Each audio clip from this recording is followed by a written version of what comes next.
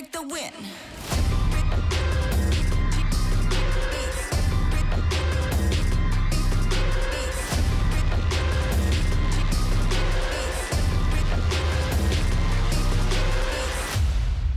We the future that you run from, hitting harder than a bass drum, and we're only getting louder, and we're only getting prouder.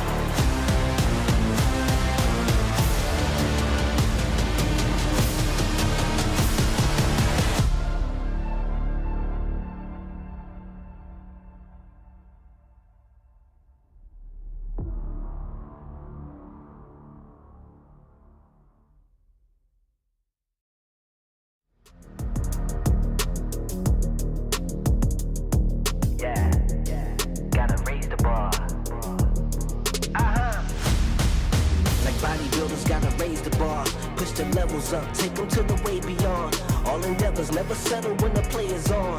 Turning measures from a little to a major one. Boom. Activated like lacking patience, decision made it. Gymnasticated so innovative can't be debated. Flow aquatic, don't know a challenge, it been amazing. Fact of the matter, got the pattern to be the greatest.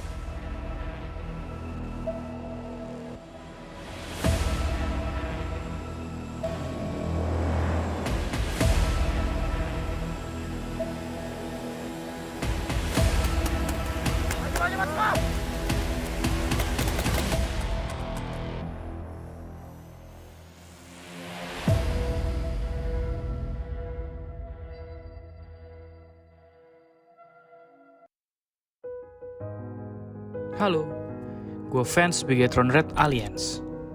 Bisa dibilang, gue rindu banget melihat mereka juara. Gue udah ngefans sama Bigetron dari awal banget mereka muncul. Melihat determinasi mereka di kompetisi, jadi salah satu faktor kenapa gue bisa suka banget sama gameplay mereka. Selain prestasi yang mereka raih di kancah dunia, mereka juga selalu bisa bikin harum nama Indonesia.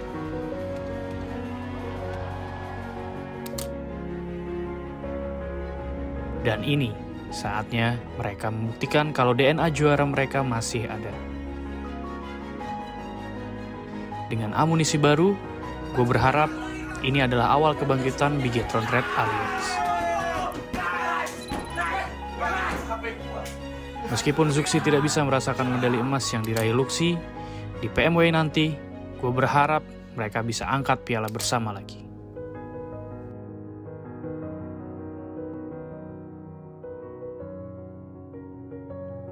Gue yakin kali ini kita pasti bisa.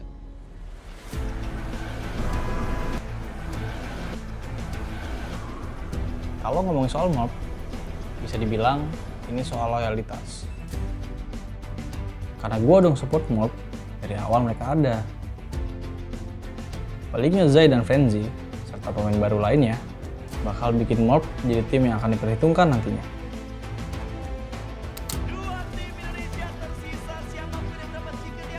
Meskipun soal prestasi, mereka tidak sementereng tim lain.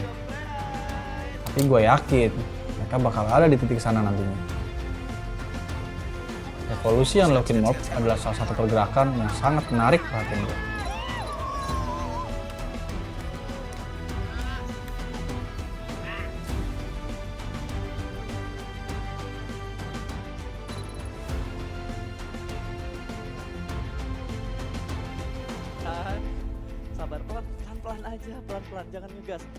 Di PMWI nanti, bakal jadi panggung pertama dan pembuktian mob yang baru. Sudah saatnya mob bangkit dan jadi tim yang diperhitungkan di kancah dunia. Dua tim Indonesia sudah mendapatkan winner chicken dinner. Sabar, pelan aja, pelan jangan ngegas. Smoke setup.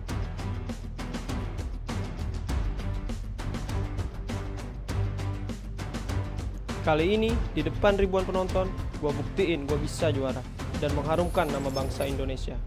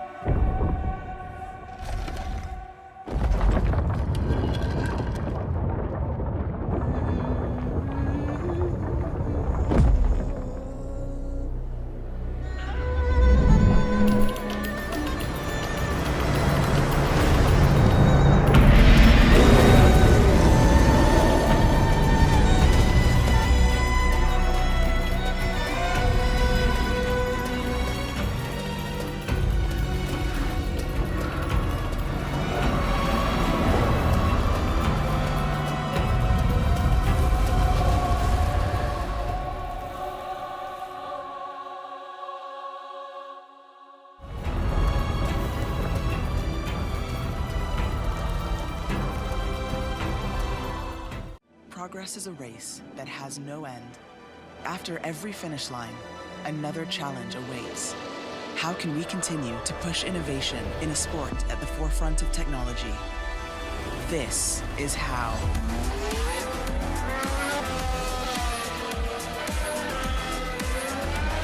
Discover how Aramco and the Aston Martin Formula One team aim to meet Formula One's sustainable fuel targets.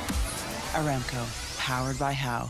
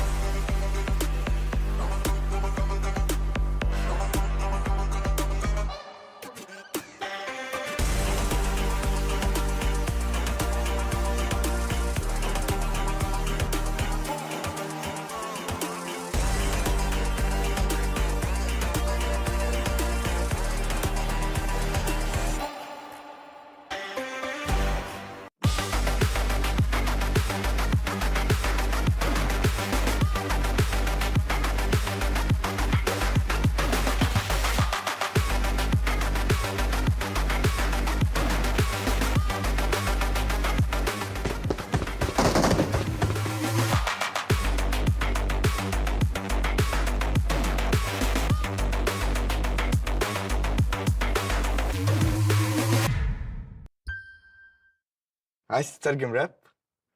تعالى لي. ملوك السين دي انا ملخصها في سطور، بس مين يقرا؟ فاهم؟ كلام الشارع ده انا هرش كل المجال حبايبي بروز. وانا كاكازوكو مصدع القي نظره لو على الحلاوه عندي كاستر والاسم عفرت يا عفرت، هتفضل معفرتها ولا ايه يا برو؟ انت مين يا هو ازاي ده دخل هنا يا جدعان؟ نكسر الدنيا الاول وبعدين نتكلم، نعيد من الاول. لا لا لا لا لا لا مش مسجل. اخواتي عشان فاهمين السين، سبوتيفاي عمل لك بلاي ليست الاقوى راب مصري، اسمع ملوك السين ببلاش. مع التحديث الجديد لستي سي بلاي، تجربة جديدة للكل. لو جوك دايم تحديات، نافس وانضم للبطولات، استكشف الشات والتايم لاين، وتسوق من متجر التطبيق. الليدر بورد على تفاعلك بالتطبيق، والجوائز الأسبوعية والشهرية على نظام النقاط تنتظرك. ستي سي بلاي، مهما كان جوك هذا محلك.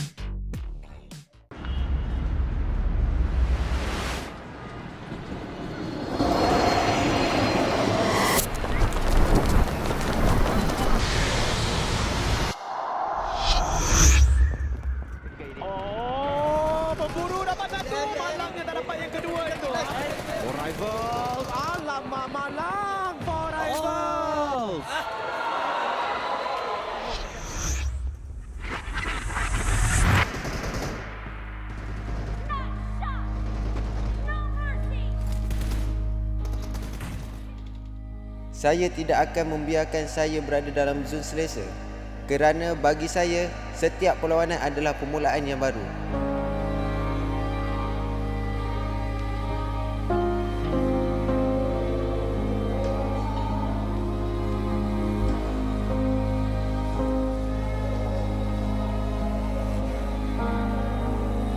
Yang menakutkan kita orang bukanlah kekalahan, tapi kehilangan yang asal dari titik permulaan.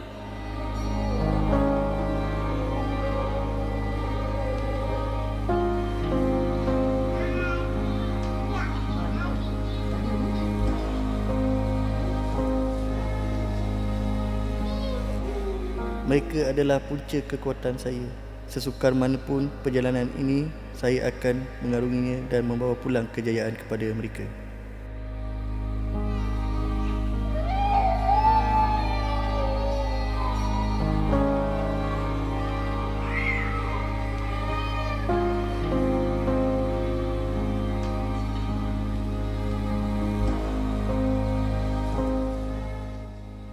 Walaupun sudah mencapai 2 juara C Championship dan pingat gangsa Sukan C, kali ini saya ingin mencabar diri di peringkat dunia.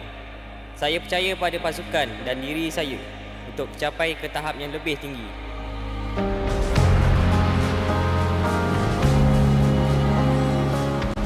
Dah bertahun saya meninggalkan halaman kampungku demi mengejar impian saya di kota ini. Semua usaha selama ini adalah untuk membuktikan diri dan mengibarkan jalur gemilang di pentas dunia. Kali ini kami telah bersedia. It's now or never. Tidak kira pengakhirannya. Kami akan buat yang terbaik untuk mengharumkan nama Malaysia.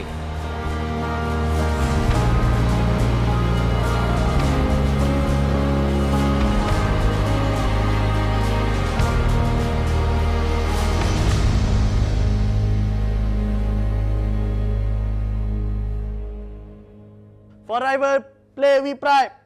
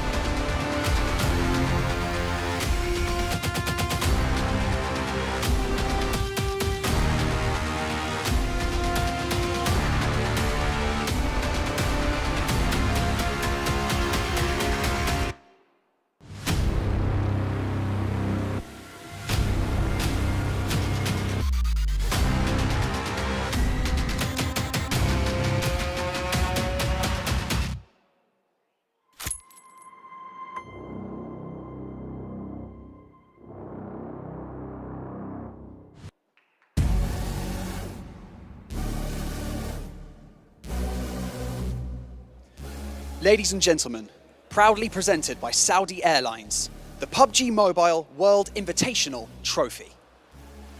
سيداتي سادتي، كأس بطولة PUBG Mobile World Invitational مقدم لكم من الخطوط السعودية.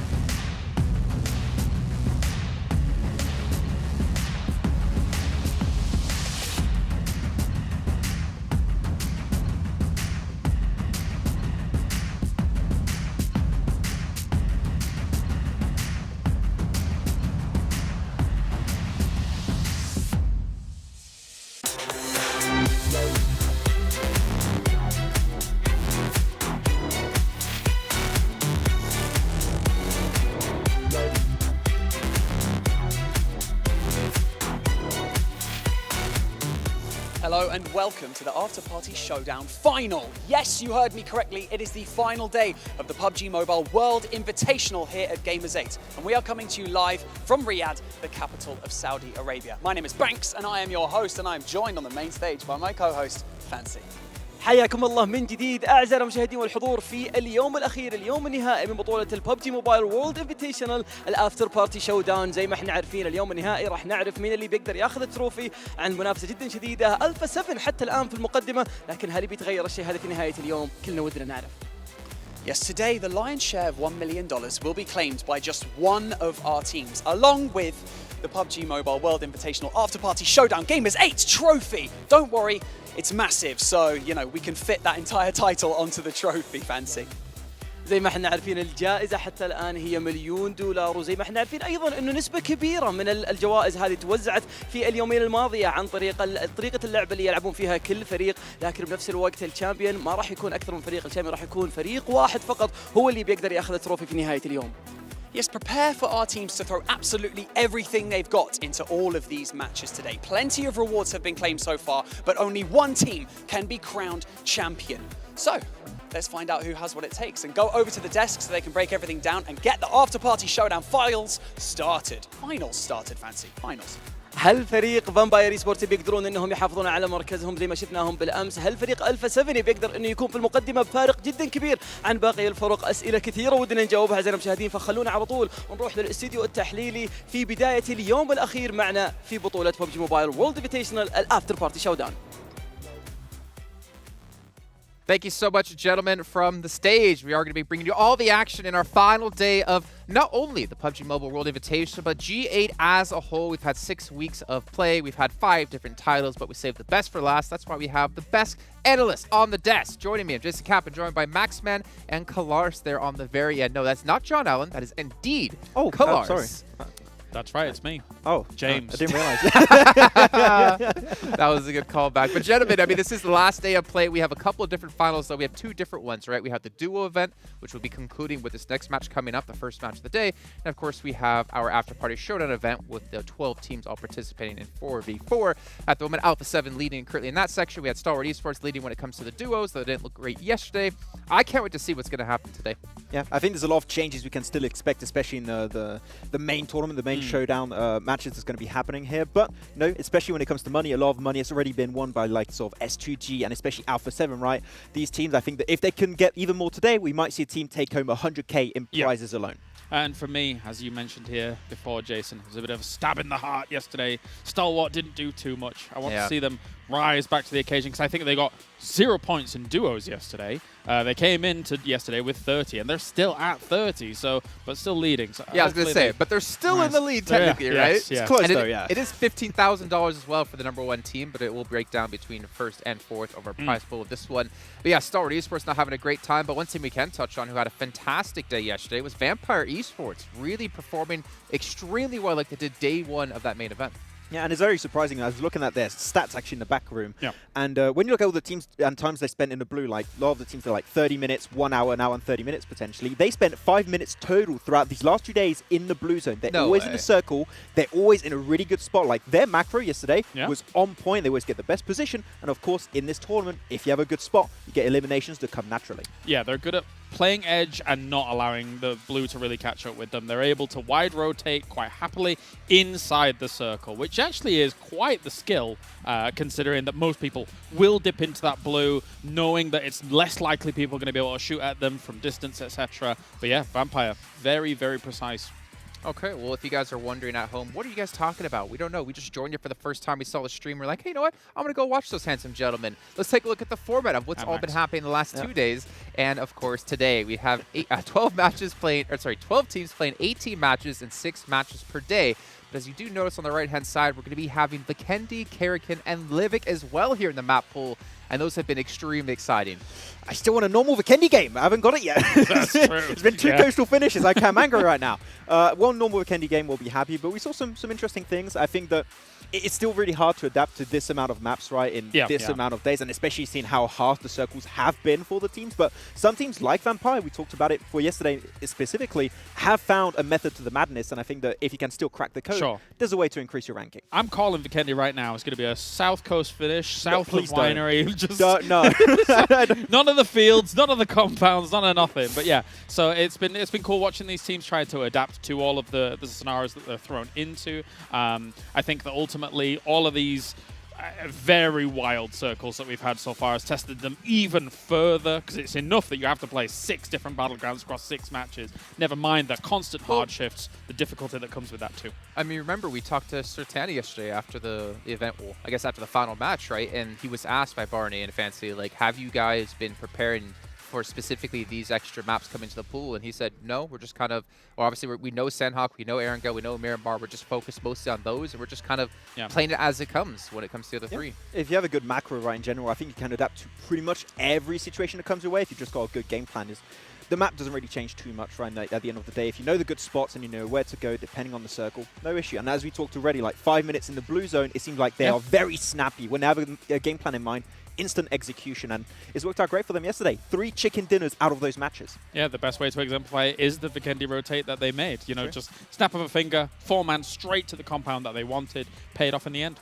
Okay, well, speaking of paying off, let's take a look at the prize pool for you guys at home and see how the money does break down, because it's a little bit different than maybe what you're used to. Yes, there is $1 million on the line. However, a majority of that money does not come from placements. It is $180,000 in total for that alone. $60K for first place, $55K for second, and you can read the rest of it.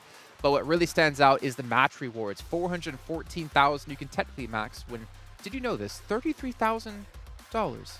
I couldn't do the math. Thank you very much. I do appreciate your help on that one, yeah. 33,000 per match can be one home. And actually very interesting, looking at the stats, Alpha 7, you know they've got the potential of getting some money for like the first airdrop and also how many airdrops you get per game. They got 0. Yeah, they got none. They're going for limbs. They're going for the win. So that's a good strat that so far has worked perfectly for Alpha 7. You put yourself in the theater of combat when it comes to trying to go for those airdrops, right? Yeah. Especially if there was already incentive to get them before anyway, because they're pretty good. Never mind more incentive monetarily to go and try and challenge them. So, yeah, scary. Yeah, we did see, was it S2G? I think it was Kelsey, was one of the last players left alive, and he's like, you know what, I'm just going to get airdrops. It was Vikendi on day 1. Yeah, I think it was day 1, maybe day 2. I think it was Sanhok where he was swimming around, taking them, and then came in on the beach and ruined, I think it was Alpha 7's plans. Yeah, actually, like 2 limbs, I believe, on Alpha 7, so it worked out good. Yeah, so obviously some teams have changed up their strategies depending on how things go, because they realize the money is where it's at. You can see here the best team presentation that happened on day 1. You guys go check that out over on the VOD to see who you thought was the best. But we have the best duo for 15K, fan favorite player for 10K. A lot of money being given out. The question is, there are none of these event awards for talent, which makes me a little bit sad. If there was a best John Allen impression, Colars, you would be in the money. I think I would. You're trying to bait it. You really want it to happen, but I'm saving it for later, you know? Saving it for later. To be fair, Maxman has been working on his blank impression. He has. Maybe we'll see that later on today. I have a great video of it recorded on my phone. Pretty good. On my Sony Xperia 1 Not to hype it up too much, but it was pretty good, guys. We'll see if I'll do it later. I'm not sure about that one. Blank is looking at me. I got the death stare right now, so I don't know. He's I'm smiling. Okay. He's got that like smile that lets you know, like the glaring eyes, but he's got a smile. And it's the moment you know an anime protagonist is going to go crazy. It's like, So it's just I'm in danger right now. Don't worry. You got Clarissa to protect you. You got me to run away. Let's take a look, though, at the points and how it works, though, for all these teams who are participating. Remember, this is going to stand with us not only in the duo event, but also in the team event. 10 points for chicken dinner. And to be fair, we've actually seen this affect teams quite heavily. That's right, especially when it comes to, I would say, in the duo portion, of course, there's less eliminations, and therefore the points gained from our overall standings matter a lot more because there's less eliminations to be able to garner from all of that. And then for teams in the squads tournament, you see, like, for example, Damwon Kia, obviously we know them to be very heavy placement, but realistically, that works better in the previous weekend of PMWI compared to now because there is a bit of a reduced point system here. And especially with the maps we're seeing, like your Livik, like your Vikendis, right? You've seen a lot of teams go for those full-on crashes, 4v4. Yeah. So you've seen a lot more, like, shotguns. You've seen the DBS, you've seen yourself also the M101. The big shotgun. Like to call out. And the big shotgun, The big shotgun. And, like, it is very meta in this format of tournament. So great to see, and it seems like I would love to see if the shotguns are going to remain meta in the future. It would be fun. I actually love how on Livik we were like, oh yeah, we'll see the P90 everywhere, but then it really was the M1014 that has constantly trounced any opportunity to see any of that. I didn't understand. Which weapon? The P90. No. Yeah, there's an M? The M1014. Oh, okay. You want me to do the He jingle? doesn't He just did the jingle. That's disappointing. I'm not going to do the jingle again. You are, see, what you don't realize, Clarissa, is you're our puppet. And if we ask you to do impressions, do the thing. we ask you That's to do not the thing, true. I am the jester of jingles and also the best John Allen impression. I am John Allen. All right? If you at home have a John Allen impression, feel free to post it to us. Please do. Please, I'm taking the desk up. Please do that. Send them all our way. That would be brilliant. We'll do that on social media. I can do that. We'll repost them. We'll give you prizes. I don't know what yet. No, we might not do that bit, but yeah. Be great. And just for John Allen to know, he's not a statue of John Allen. That does that John Allen speaks out of. You push the button and it speaks. He's like, I am John Allen. It's me, John Allen. All right, well, let's take a look at the overalls. If you guys have missed out the last 2 days when it comes to the team event, Alpha 7 have been running away with this at 137 points. But to be honest, Vampire Esports getting 3 chicken dinners yesterday alone gets himself within striking distance of taking away that first place prize. I'm a firm believer that we're going to see 100k being breached by Alpha 7 here today. If they just get himself another win and a few good awards, I think they can make it happen. And if they still hold on to that spot, that's an extra 60k, 160k in this event. That'll be wild. It also feels like they really came in with a game plan, right? I mean, if you look at the stats, you're saying that they're not paying attention to airdrops. They have a focused, honed down on plan when it comes to this tournament, how they were going to approach it. And I think it's really cool considering the kind of crazy stipulations that exist here in this tournament. You know, you make a really good point, actually, Clarissa. Very good observation. Thank you. Astute observation, some might say. Of course. The fact is, Alpha 7 did get to play in the main event, right? They didn't do too well when it came to the regional finals, regional championships, if I can speak. We saw Vivo Kid obviously come through that one. Maybe they came to show Brazil, like, we're still the #1 team. Yeah, we didn't do well in the regionals, but we are the #1 team you have to watch out for. Yeah, you really have a team where, like, every single player can be an extremely, like, efficient fragger, right? And the addition of Mythic in particular was really, really great. So, I mean, I think out of the top 5 MVP contenders, 3 of those are from Alpha 7, and they all got, like, almost 20 eliminations. Yeah, that's so the that's problem. insane. That's the problem for all the other teams, that when we show mid-game the most eliminations graphic, it may as well just be the Alpha 7 graphic. Because it's all those guys. There's nobody else doing anything here. Someone needs to catch up. Okay, well, let's take a look at our schedule really quickly, though, so you guys get an idea of what will be coming out today. Remember, the last 2 days, we did have a show match at the start and at the end of the day. However, we're only having one show match because it is the final one of the event. So at the end of this Sanhok, we're going to be knowing who's going to be taking home that $15,000. You can see here they played out Sanhok, they played out Livik the last few days. You know, I want to say Stalwart, and to be honest, right, if you're Stalwart and you just kind of survive for some placements into the later stages of the game, you're probably securing yourself a win. Nigma Galaxy were actually pretty close. They didn't get a single win, Nigma Galaxy, but they got a lot of eliminations. Well, speaking of them not being the best way to close, stand Max, out. Yeah. we can actually see the overalls. Let's do it. We can talk about how close they actually are. If I'm not mistaken, I think they're like 2 points behind, 3 points behind. So I was mistaken.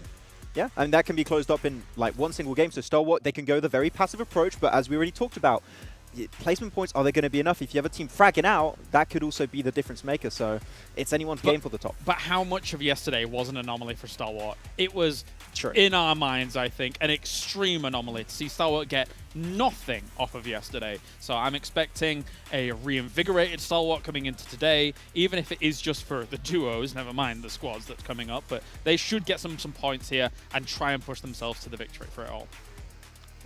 We're going on to Sanhok again, though. So, Scout? You might want to check those bushes again. You're a fan of the foliage, I see. You want to double check everything if you're Stalwart this time. But yeah, Top Light is still the top fragger of those duos. He's got like, what, 11 eliminations out of the 14 of his team. So there's a big chance that they can still stand on top. But there's a chance that they might fall if this game doesn't go their way. Agreed. Okay, well, we can see here everything has been set up perfectly. Quite a few teams which could take away that first place position of Stalwart. We are living in a world right now, in that timeline, where Alpha 7 technically could win the duos match and the team event as well. I mean, the cool thing about the duos tournament here for even the final game is that small sample size of games, and actually even teams with like 18 points or something like that right now, kind of languishing towards the bottom of the table, could still actually push up and take this if they have a decent game here, a game size for this one. So there's still a lot to play for the duos. Yeah, I think that though a lot of teams, talking with some of the coaches in general, like a lot of teams are not aiming for placement here. They're just trying to get as many match rewards. So, yeah, I mean, of course, one comes with the other, but if your goal is not to be in first place, then you might have a different approach to this final day. Okay, ladies and gentlemen, you can see the players are starting to load in onto Sanhok, but I have to remind you about they're all playing with these fantastic devices. The Sony Xperia 1.4, which is created in collaboration with professional esports players, and Sony's Xperia is the official smartphone partner here of PUBG Mobile. Also need to give a big shout out here to Savvy Gaming Group again. 6 weeks of events, 5 different titles. Couldn't be done without these guys. And for you guys at home, we want to hear your thoughts. Give us fill out a survey here, which actually you can check out over on the Tencent social media. There's also links in chat. Let us know your feedback about the event, about the format, about the teams, maybe about who does the best John Allen impression. Well, I can tell you this. One man who I know does a fantastic John Allen impression is going to be none other than John Allen and Blank here to bring you the first match of the day. That's right. It's me, John Allen. I thought... yeah, that's crazy. I thought I was casting with Kalaris for a second there because you do such a good impression of Kalaris doing impression of John Allen being John Allen. That's right. Yeah. It's a skill. It's quite meta, but yeah, we make it work. Exactly. Remember, send in your John Allen impressions from home. Let us know who can do the best John Allen impression. Yes, you might not be able to get as the deep of the tones as John Allen, but you can certainly try to imitate the Kalaris. No, there's definitely no way that they can really get that low. I don't think that range is accessible. All right, Kratos, that's enough of that. Boy. This is our final match of the duo show match, so whoever wins this will be going home with a grand prize of $8,000, $4,000 for second, $2,000 for third, and $1,000 for that fourth place. So there's a lot up for grabs here in this final show match of the Afterparty Showdown, so make sure you're paying attention. We have a couple of teams at the top there. Nigma Galaxy sat with 20, I think it was R8 with 27 points. Or Nigma Galaxy, I think Nigma Galaxy with 27 points. You have R8 with 26, and Stalwart sat right at the top with 30 points. Alpha 7, though, 23 points. Definitely have a shoe-in at the end of this show match showdown. And I think, if they get that chicken dinner and Stalwart goes out early, who knows what could happen. You know what DBS stands for this time? The Big Showdown, because we've got all of these teams going for the top spot. As we drop north to south, now can the end of the plane path. Early drop for Damwon Kier on the north side, spreading out across the way. Looks like could be a little bit of argy-bargy in paradise. Absolutely. S2G, R8 have been fighting over this spot for a long time. It was R8 who came on top the first time. And obviously with R8, you see there, they're in third place, 26 points. They have a chance to overtake Stalwart, but first they have to contend with S2G. So see if they can get that first team elimination of the match. Let's see what they can do. SKTon and Prestige, see what they can get done here. Also a little bit of a hot drop in Painan. Falcons on the south coast. Deadeyes Guys on the northeast side of the river. In Painan, at the moment, it's S2G getting the better end of the deal here. Silas able to get the flush on SKTon, leaving Prestige high and dry and alone. All on his lonesome. This actually opens things up just a touch here. 7C sat in fifth place with 19 points. Yes, it's a little bit difficult to get further than 26 on R8. But if you get the right amount of eliminations, get a good placing in this match, and if Scout can bring out some of that Scout magic towards the game where he became the snake, he was one with the snake, perhaps he might just be able to get enough points for the team to sit themselves for a prize. So the highest scoring game so far that we've seen has been an 18-point game from both Stalwart and R8 in the second and fourth rounds, respectively. And so they're going to be looking at that as really a ceiling. At the moment, you were talking about 7C, they're sat 11 points behind Stalwart in 30 points in first place. So it is achievable, right? But it is absolutely a lot to play for, and you need to be fragging out your mind. Yeah, it is crazy right now because, yes, we've played 4 matches, but it's still very doable for some of these teams to overtake. And if you want to make sure that you find out exactly who wins that grand prize at the end of this show match, because there will be no more today, it's all going to be that after-party showdown, those match rewards, and who can take home the most money, as well as take home that first place prize just in terms of points alone. Make sure you are watching together with us of the PMWI over in the in-game esports center with your friends to win yourself some PMWI special sets, which are still available. And if you want to look fresh while you're playing, of course, there are the gun skins and the outfits for the PMWI. PMWI packages are on sale for a limited time, and you can also win PMWI treasure crates if you play PUBG Mobile during PMWI. I know I've been playing some PUBG Mobile during PMWI as if 8 games a day was not enough. I go home and I'm dropping right in Erangel as well. So I keep it going, and that's what it's all about. But here, right now, we are on Sanhok, the jungle. Right now, a lot of these teams feeling the humidity as they start to sweat because there is a lot of points still up for grabs. You mentioned this before. 18-point total has been a game that's been achievable, which would sit like practically down towards down one game with 17 points above Stalwart should they go out early. So there are a lot of things that have to happen before teams towards the bottom can ladder up, but there's still a chance for these guys. Well, I mean, 18 points would see all the way down to 10th place get over Stalwart, right? Yeah. If they can get 18 more points than Stalwart in this game. Unfortunately for Riyadh and Bigetron, not so happy in their current scenario, but there's still time. Yeah. And there's still points in the lobby. Exactly, John. There's still a chance to set the record here. Ooh. Additional over the 8 eliminations. So 8 eliminations is already tough as it is. Remember, we are dropping into this match with only 24 players, and already one of them have gone down from R8. We're trying to stick this one out, and why wouldn't you if you're R8? Prestige sends down towards the southwest, past Paradise Resort, to a compound alongside the road just to the east side of boot camp. He wants to ensure his survival because you go lower than 4th place, John, you are taking home absolutely nil. So for R8, it's all about survival at this point in time, so we'll check back in with them should they end up going down or should they survive towards the end of the game. I'm liking the little picture-in-picture there of both of those perspectives as we swap away from the player from S2G.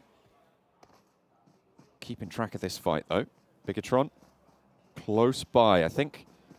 Neither team really making the push into that compound, and in fact, you can see S2G moving kind of away from it in this scenario. Deadeyes Guys and Team Falcons haven't jousted too much either. At the moment, no one going down, but that might be about to change as Yusuf spots the player up the top. Powerful pushes in as well. Joker pops the nade, has the pin going. Powerful has one of his own, looks to put it over the eaves. Nicely placed, but a little too long. One sent back his way, and again, just too far. Yusuf and Powerful looking to heal. Dipping in and out at the moment as the pitter-patter of footsteps on the roof side just alerts Team Falcons to the presence of the enemy team. Falcons currently landed on the ground, whereas it looks like the Deadeyes guys are taking to those rooftops, though. On top did drop down, so did Joker. So now playing on even footing at the moment. Dabig shotgun in hand, as well as a UMP, highly accurate when it comes to that close range. So very, very nice here where you want to hit that jiggle peak, spam a couple of shots off and then straight back into cover again. On top's even got the M4 on board as well, so a very nice loadout for him. Powerful crawling around the sidelines here, looking for that off angle. GBZ in hand, but that's a bouncer. What a backboard dunk there, coming from on top across the way. Yusuf goes down. Falcons crawling back, looking to get this res. Remember that off-angle reposition I was talking about? That's now going to leave Powerful high and dry, isolated. This guy paid attention to the basketball explainer yesterday. He knows exactly what he's doing with those lob shots. Now just one remaining, and Powerful tries to jump it around the side, staying as stealthy as possible here. UMP back up to full ammo, as well as with the stims fully on board. Yusuf's still not down yet, so there is a chance. Nice shots here, doesn't take a lick of damage. Now on top has to send away, try to isolate this 1v1. Causes the first aid to be stopped, to be slowed, in for the challenge, and Falcons fall. Deadeyes Guys eliminate them. Falcons going out with 13 points there, so no money accrued for them in the duo show matches during the Afterparty Showdown, but there is still a lot more action to go here, ladies and gentlemen. We still have to find out exactly who our victor is and who will be taking home that $8,000 to add to their prize pool at the end of all this. That's a volley and a half. A lot of noise being made by Stalwart. Action popping off the ka-chunk. And Prestige cowering in the corner. You know, he's going to have to pull out something special here. So close to the top team from the duos. I mean, top and Action. These guys, you know, they go hand in hand. They are a pair, honestly. Two peas in a pod. And they make some absolutely wonderful stuff happen during some of their matches. I think the synergy between these guys, you know, that's already hit plus 100 in game. You know that. Alpha 7 taking on Bigetron. In the meantime, on the hillside, already found one knock early. Clean sweep across the hillside. S2G didn't have a shout in that fight, but now they're across the way. They should have heard that go on. 2 elimination points for Alpha 7. Good news for their push to the top. Still sitting in 4th place, though. $1,000. But like you say, 2 eliminations, 2 points found. That sends them just a little bit closer to R8. But currently, like you said, cowering in the corner. Not accruing any points so far. So Alpha 7 taking this one slow and steady. Like the Death said, it could really be Alpha 7 going home with it all in the Afterparty Showdown. Not only in the main event, but also in the duo show matches. DBS and M4 with a suppressor on the back of Prestige. So potential to be a little sneaky snake. What? I'm not Come sure. on! Actions. Fight us! He's just shooting. He's just going. Oh, he wants to alert the enemies to them. He's even taking shots over towards his teammate there. You know, practicing his aim. Why not? They've got a fairly central position too. And they know that if they want to hold on to this top spot, you know, it's not a case of just playing slow and steady. Really good off angle from Revo there, and Carrillo set that initial fight up perfectly. Riyadh with position towards Stalwart. I mean, there's plenty of noise being made by Stalwart, our top duo currently in the lobby. So people looking their way, and you do need to be worried about your back. That's exactly what Munir is doing. The only thing that does concern me about the desk pop going on from Stalwart at the moment is the amount of ammo that they're actually expending. I wonder how much they still have left in the tank. Do you think Action's swapping to just weapons he's finding on the floor? I think so. It does seem that way. He did have a Thompson before, and now he's back to the M4 and UMP. Again, that's still 45 that he's burning through. A little bit spooky. What? Yeah. Sorry, it was just a bit spooky. Next circle, just about to come through. Mainland pretty much decided on at this stage, as we do wait for that one to tick through. There's the leaderboard on the left-hand side of your screens right now. You can see not too much shuffling going on, but that gap between Alpha 7 and R8 has closed by 2 points. Only 1 point in it now. That's a fairly hard shift and actually cuts out about 25% of the circle. Yeah, with the river actually moving through there, it's going to be a little bit tough. Look, there's no teams over on that northwest island. We cut that out a long, long time ago. It wasn't likely to head up there, so we ain't got no swimmers this match, which is the good thing. No one getting too wet during this one. And honestly, you wouldn't want to. I mean, you're not going to dry off for a little while. It's only going to make things worse for you. No, come on, guys. Don't go for the heel strike. I want to see some action. Ooh. Shots up the top of the hill. Looks like down one Kia have found their stride against Riyadh. And a clean sweep for the Korean squad. The duo, Forrest and Fabian, able to take 2. Nice stuff found there.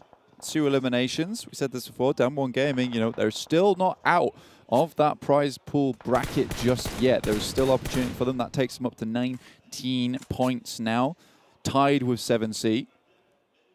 Oh, Sarang spots top, and they see each other. Barrels on the mark.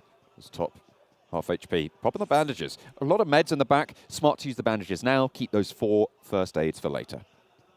Absolutely. Just stim up a little bit. Make it happen. Sarang, though, tapping away over towards Stalwart. Those are the fingertips of giants here with the M4 slamming some bullets into you. Feels just a little bit more hefty than a tap. Scout watching behind himself. You know, he is the scout. He is the snake, so he's very aware that there could be more snakes in the circle. You know, he understands the importance of that. The serpent. Yes. From the Indian region. Proved himself against Stalwart. That's right. Game number 1. Bared his fangs against them. They weren't ready for it. Plenty venomous. Hamodi into the circle. Lord a little bit lower. Further out as well. Not quite even across the river. The circles won't quite tick hard enough to take Lord down, I don't imagine. You can see they are going to have to keep going because that blue zone will not relent. Got 6 painkillers, 2 painkillers, 6 energy drinks, 16 first aids. You know exactly what's happening here. I don't think I have to spell it out for you guys at home. I'm sure you're smart enough. I wonder what Lord has on board. I wonder if Lord has a different set of meds going through or trying to loot up at the back. We'll have to wait and see. Stalwart still playing that Crossroads compound prestige, hiding this whole time. Yeah, with the DBS as well, so he's ready for anyone that tries to rock up on his shack. He'll defend it to his last breath. And there will be a fiery breath coming out the front of that DBS. S2G, though, their initial skirmish with R8, which they did win out, in fact, and it seems like they're getting better and better at that as the days go on. They took some humility, let's say, yesterday, as R8 just immediately squad wiped them. With Bigetron and Riyadh both going down, that's the bottom 2 spots decided. With everybody else still with a shout into this one. Next circle coming on through. Southside Nigma Galaxy have made it into the circle, so they will be playing a little bit more. It centers up towards Stalwart, so it is going to be a challenge. It is going to be on the teams looking to take that top spot to take the initiative here, Blank. Marshy down towards the southwest, so Nigma Galaxy not likely to make too many bold moves as of yet. And right in front of them, there is a ridgeline, so they're not going to be spotted by any of these teams off towards that north side just yet, and they can get some scouting done. Deadeyes Guys, though, making a long wrap around boot camp on the coastal side. They want to stay out of any kind of action for as long as possible, but it might just mean that they end up spotting the guys from Nigma Galaxy. Hamodi under pressure now across the water. Makes it to a tree. Can he get down? Just in time, but the buggy might not be so lucky if it goes up. It might be able to take the damage needed to get that knock, but Hamodi evacuates the position, gets to the shoreline there, and should be able to heal here. He's got plenty of meds on board, so, you know, not likely he's going to be too unhappy about that, but he has dropped them all now down to Lord. Yeah, this guy has been typically doing the healing for the rest of the team. Most of the time when they play the squad matches, the Lord's going to be out there for a while. And honestly, I don't blame them. Nigma Galaxy, 27 points. I think it is a bit of a stale thing to do in duos, but you want to make sure you can try and secure those points towards the top, because you know that Stalwart makes a fumble and you get a second place there with those 6 points. That's going to send you above Stalwart. As we head our way into 9 teams remaining, and Stalwart still having a very, very strong position in the circle, I think it's unlikely that they're going to go down early.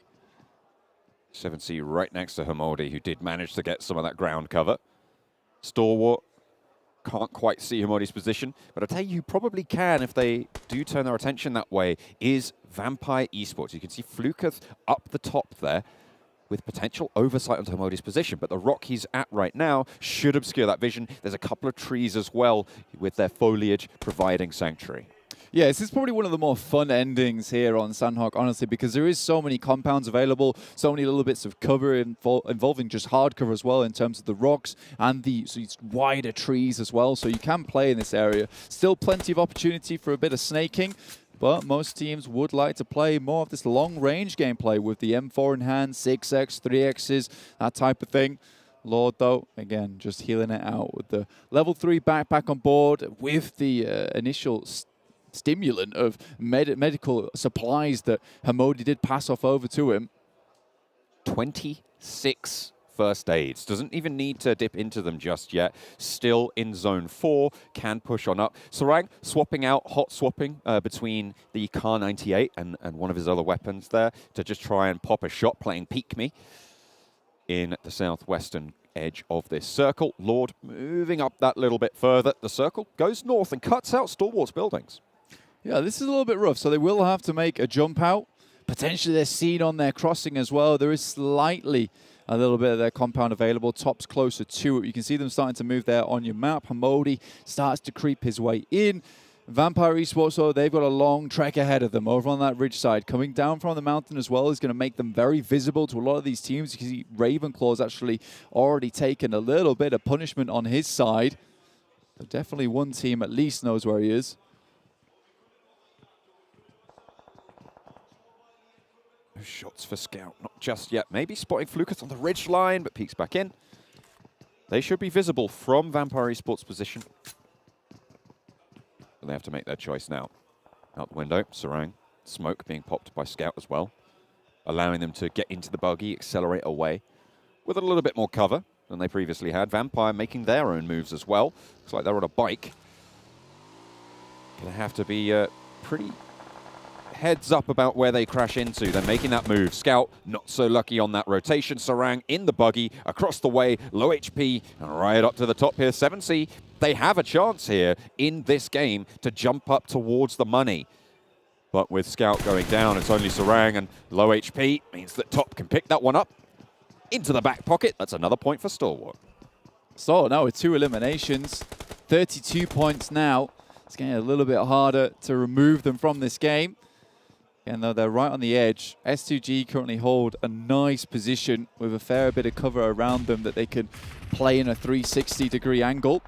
And next circle drops right on top of them too. With Lord healing out in the blue, Hamodi's taking the fight forwards, but will get knocked by the play zone. Will go down here. No res is available. They are going to play that heal game outside, see how far they can go. They want Stalwart to fall so that they can jump on up. But you have to be worried about Alpha 7 going further. Honestly, the closer Stalwart gets towards these top 5 teams, the more difficult it becomes for Alpha 7. Luckily for them, obviously the format is changed, so you get less points for that second place now by about 4. And Prestige does see Top. Ooh. Has the nade as well, but doesn't want to let his position be known just yet. Not quite. Smoke for Top to get him a little bit further forwards in these compounds, but I don't think they know that this player is here. Down one Kira under pressure from Deadeyes Guys. In come the push down the hill for the squad. Nade could be good here for Prestige. Top seems to have one cooking. It's cooked out the window, but not going to get the damage necessary. Prestige wants the spray instead, but the nade finds it. R8 eliminated. That's the 3rd place team, and Alpha 7 looking good to push up.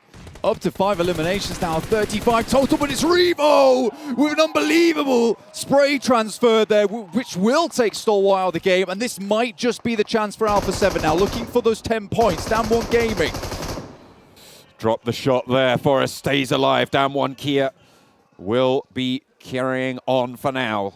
3 eliminations, 6 elims now for Alpha 7. 4 teams remain. Lord from Nigma Galaxy still alive as well, but with the elimination difference, that's going to be real close cut. 4 points started this game between Nigma Galaxy and Alpha 7. Their current elimination difference means that Alpha 7 will be ahead. 6 eliminations as well there, taking them to 28 points. They're looking for that window, John. A win and a couple more elimination points will see them set steady, and this is the difference between them and Nigma Galaxy. They came into this match not looking to secure a second. They wanted to take it all home with the 1st place, and now looking to deal with S2G. Nice Molotovs will prevent the pushback from S2G for the time being. Can Lord get a backstab off here? I don't think he has the time to pop these shots until the first aid supplies run low. Had plenty before, 11 still going. So, still has quite a bit of time here to outlast Damwon Kia, to try and outlast the other two teams with 2 players. Forrest, though, a lot of bullets in the back pocket there without needing a reload, so can go for an extended fight all on his lonesome. 3 eliminations for them. They can get to a second place. You know, they're going to be able to bump up their money somewhat. S2G with their last shout into this lobby as well. Not going to be able to jump up too far, but still potential end of the money if things go well for them. Oh, behind the same rock, Silas unleashes a nade, but it doesn't quite get the damage they were looking for. Revo breaks out wide, straight down across the gap. No trade-off yet, but in comes Forrest. He shots down Silas on the roof. That's stolen away by Carrillo on the point. Revo's still down, though, and it's a 1v1v1 in the circle. Lord is still out there. Lord could still do something. This is rough, but he goes down. Doesn't even try to attempt it. Carrillo all by himself now. Against the DBS, Kelsey sends out wide, gets the flush, but the spray is good for Carrillo. Whop and swap, goes for the spray with the M4, but the shotgun is good. Kelsey takes down Alpha 7. Have they done enough? We'll have to wait and see, but Forrest is still there. Second place for Alpha 7, and I think they were just pipped to the post. The nade from Forrest, and Damwon Kia earn a bunch of points on the game as well. 14 to jump up the tables. But is it enough, though? That's the real question. Did they make it into the top 4? We'll have to find out shortly, but what an attempt from Alpha 7. Just too little too late, with Kelsey hitting an insane headshot onto Revo as he made the cross. Smart moves overall from Alpha 7, but they just weren't able to eke out at the end. Still, second place, $4,000 in the bag, but it will be Stalwart with their deadly duo, with Top and Action, taking home the $8,000 here in our show match. Wow. And Alpha 7, to be fair, will still get plenty of money on the game, on this duo's performance. But that's the power of the DBS. Around the side of the rock, it shut down one of the strongest players in our lobby. It was really rough there, but we're going to head over to the match rankings presented to you by STC. And Jason Kaplan. Wait, what? We're not even doing the match results, we're doing the overall results. All right, so Stalwart Esports taking themselves the title here of our duo tournament, 37 points, and they get themselves $15,000. Alpha 7 getting extremely close, though, to catching them. If they just held on a little bit longer, if S2G didn't knock down Carrillo, if they were able to just do things a little bit differently at the end, a little. I mean, ultimately, I knew that coming into today, I said Stalwart, I'd been stabbed in the heart a little bit from yesterday, but there was no way they were going to have 2 bad days in a row. They started off with enough, is fair to say here, to get themselves the #1 spot. Alpha 7, though, and actually a few of these teams were hot on their heels towards the very end. Yeah, actually, Nigma Galaxy trying to go for the heal strat, Lord trying his best, but heal strat in this format, you're not going to get too many placement points from a second place, right? If it was still like the 15.4 chicken dinner rule set, then sure, that strat would have been viable. Here, unfortunately, lacking limbs, and lacking a limbs is not going to go any further. And I'm really glad we actually got a chance to check in with him as well, and see how many first aid kits he had, because once we see that, at least here as analysts, we know how the kind of timer that he's got against him. Yeah. And with a circle like that, sometimes those circles can play out quite slow. Not enough time for him to constantly be healing and keep going, but I think he missed one of the heals towards the end. I think he missed one. He still had 3 at that time, so really he was so close to the circle too. He could have actually got to the road, so that could have been a completely different ending, but still good attempt, and unfortunately a little bit low on the side. BTR, Rad Falcons having a little bit of a tough time to really show up in these duos. The Rad Falcons, The Rad The Bigetron Rad Falcons. That's right. The Bigetron Red Falcon. I don't know. Okay, I can see anyway, no, I mean, we do have 6 minutes, as you can see on the clock, till we get into the first match of our team's event.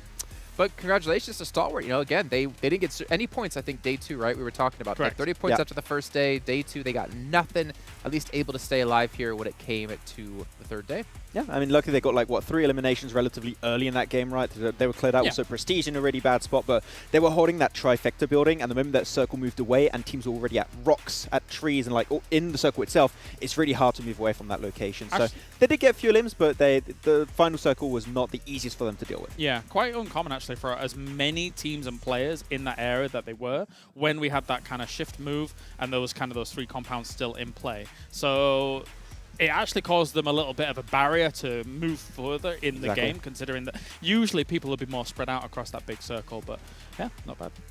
Okay, well, gentlemen, we're going to take a quick look at some highlights here before we get into our MVP of the Duos tournament. And you know what's going to be coming.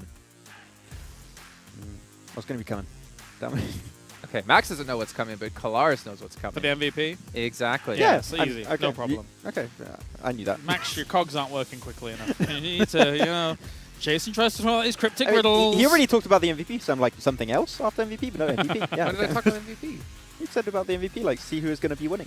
Well, we really did justice to these highlights, guys. Good job. As a nice little nade to finish things off for down one Kira as well, to finish off that scenario. Yes. Okay, Stop. Max. Are you ready, Max? I'm ready. Okay, let's see our champion stats here. It's actually not the MVP just yet, but I hope you got your predictions ready to go. Got just a few. Obviously, the best duo coming through. 587 average damage and average limbs of 3.8. Not too bad. That's actually really good. And then they had a 0-point day, right? Yeah. For the duos. Like 3.8, you got to say, like, day one was insane. And also, the few innings they got here was great. But their first day was absolutely mental. Like 14 eliminations and 2 games total for the whole squad. Of course, like, that average is going to be extremely high. Yeah, a great day, then a dog water day, then an okay end. Not bad. Hey, if it gets you enough to win the whole thing and win $15,000, I wouldn't complain at all. But then you have to ask yourself, who's going to be the MVP of this? I'm going to go first. I'm going to give you guys some time here, not because I know who it's going to be. I think we have it in mind already. Okay, so we'll 3, 2, 1 countdown and we'll do it. So 3, 2, 1, and then we'll go, right? 3, 2, action. Top. Oh. No, it was like top, so I meant like go. Oh, yeah. Yeah, you were counted down like a movie slide. Action. Exactly. No, we're all wrong. Excuse me? Joke's on you guys. Wait. How many kills, how many limbs did they get in that previous game just then? They had 3 Stalwart in that game, I believe. No, how many did Alpha 7 have? I didn't see. They had like 7, didn't they? Okay. So did Action just get them all and Top did nothing in this game? If that's it, because Top had 11. He had before 11 this game, coming so into today. Oh. Top is 2nd, Carrillo is 3rd. So close. We're all wrong. Now, don't you two like idiots making fun of me? Yeah, but you were definitely, you wrong were too. way off. You were another game off. I don't know what you were doing. We were all equally wrong, but No, Revo we is all right here as the secret MVP of the duos, and of course, potentially moving up the ranks when it comes to the team event. As I have a producer laughing at me in my ear. That is not appreciated. Supposed to be on my side. So thank you so much for that, Addy. But obviously, with 2 minutes left to go before we do get into the main event here, the team event, I'm really excited to see what's going to happen because Vampire Esports, as we saw in the main event last week, day 1, fantastic day. 39 points at the first match. Yeah. Day 2, non-existent. I'm worried that because they had a fantastic day 2 yesterday, maybe they're going to fall off here in day 3. Maybe they're going to repeat the performance of last week. That's the thing. Like, they are currently a contender for first place, but if you want to catch up to Alpha 7, not only must you have a good day like they did yesterday, you must hope Alpha 7 has a bad day. And unfortunately, from what we've seen so far, Alpha 7, they're looking hot. They had 2 great days in a row. Yep. I don't expect them to fall off today. I think it's definitely a competition between the top 3. When you look at how far that they put themselves ahead, of course, as you say, Alpha 7 really looking primed. And after taking away this 2 days, it feels like they came in to this stage the most prepared, knowing kind of what game plan they wanted to go in with across all the battlegrounds, to be perfectly honest. So yeah, it bodes well for them in this final day. Okay, well, gentlemen, we do have 1:20 left to go before we can head into this match. It is time to get things ready to go. But once again, before we do hop into this match, I'm going to give a big shout out here to Aramco, one of the sponsors of this event, to make these 6 weeks possible, as well as Saudia. Again, without these fine companies, we would not be here today watching some of the finest PUBG Mobile action the world has to offer. But speaking of finest things the world has to offer, go over to our caster duo of John Allen and Blake. That's right. It's me, John Allen. Again, I'm going to keep doing that until it dies. I think it's DOA already, honestly. I'm so sorry. Yeah. I think it needs to stop now. That's not my fault. Cease. I didn't start it. You know, look, looking at these teams at the moment in the Afterparty Showdown, I love Down One Kia. They're probably one of my favorite teams, okay, right? But as a European caster, I do have to support Alpha 7 now in their pursuit for glory, for victory. So I think we need to pull a 7 Worlds Gaming. Are you ready for a 7 Worlds Gaming? I think so. You think so? Yeah. Let's see if we do the same thing. You ready? On 1, 3, 2, 1. Do Brazil! There we go. Oh, it's perfect. It's perfect. We're ready for this one. We're getting into game. It's Erangel to start things off strong and steady.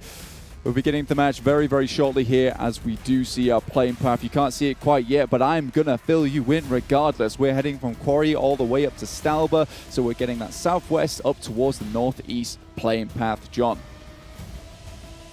Cutting straight across the diagonal here.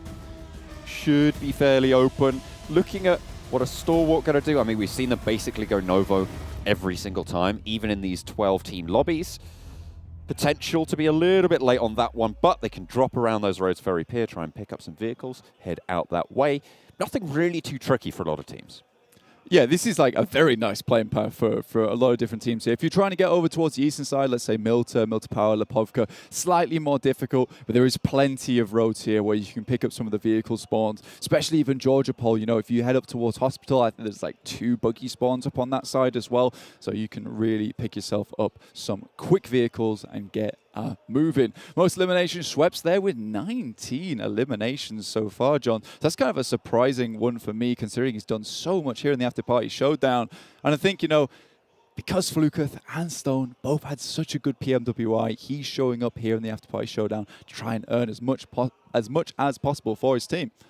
Mythic there topping the tables for headshots, as well as Stoned on 4 as well. Bumping it up to 6 in this 18-game series.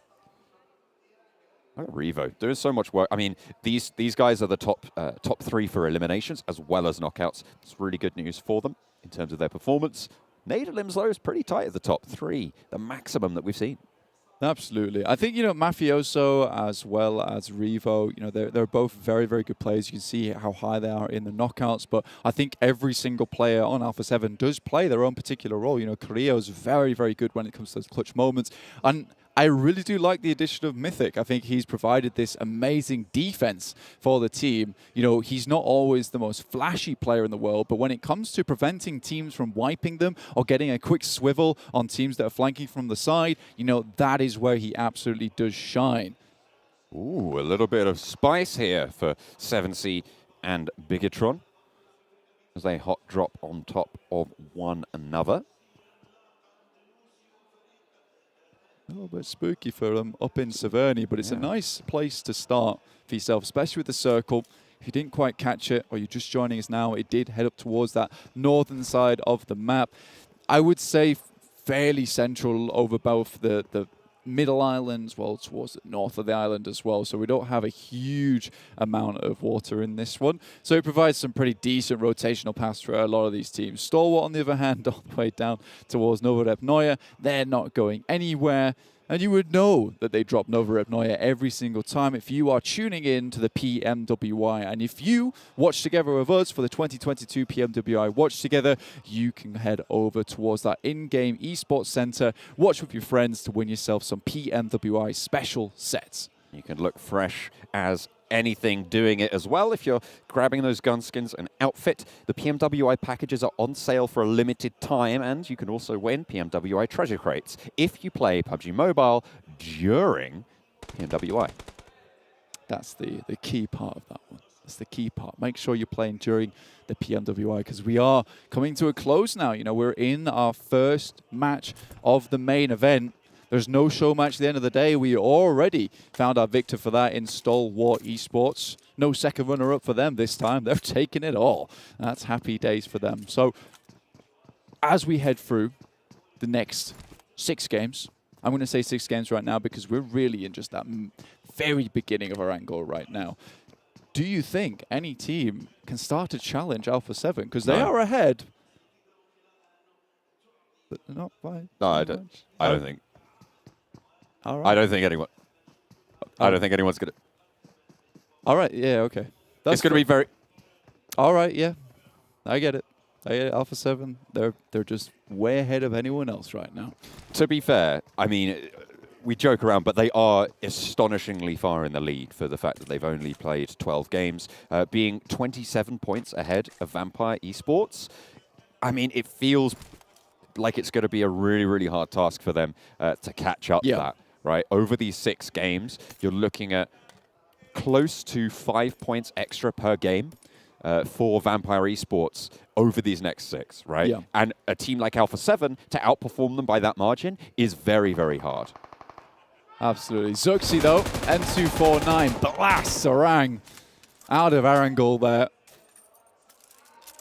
And he'll take the first elimination reward of $2,000 going over towards the Bigetron Red Aliens, and Zuxi picking up that one. Well, that's the thing as well, right? I don't think Alpha 7 are going to be dethroned at the top, but there are plenty of teams that could take a couple of chicken dinners and look towards out-earning them. I mean, S2G, for instance, right? A lot of money found for them. Sneaky. They're sat in 6th place, right, at the start of this game, but they have a lot of cash on the cards, and that's kind of the really exciting thing about this Afterparty Showdown. It's those in-game bounties. Yeah, they love Sanhok, man, because they are able to get that first team elimination a lot of times, and, you know, it goes either way for both R8 and S2G. You know, they take their chances with one another, right? It's like either R8's going to get that $5,000 or we're going to get that $5,000. And I mean, both teams would take your chances on that. You know, you might not get the most points in that game, but you will get the first elim. You will get the first team elimination. And you know, that could add up to a total of $7,000 on the game. Just 3,000 under, getting that chicken dinner. I mean, even if you're taking a coin toss on the fight, right? 50-50, on average, you're getting $2,500 per game. Yeah. If you're hot dropping. Exactly. That doesn't include the first elim either. So, you know, there is a lot to be had for S2G. And I think that drop over towards Sanhok is nice. Zuxi, though, on a tear right now with the M249. Taking it.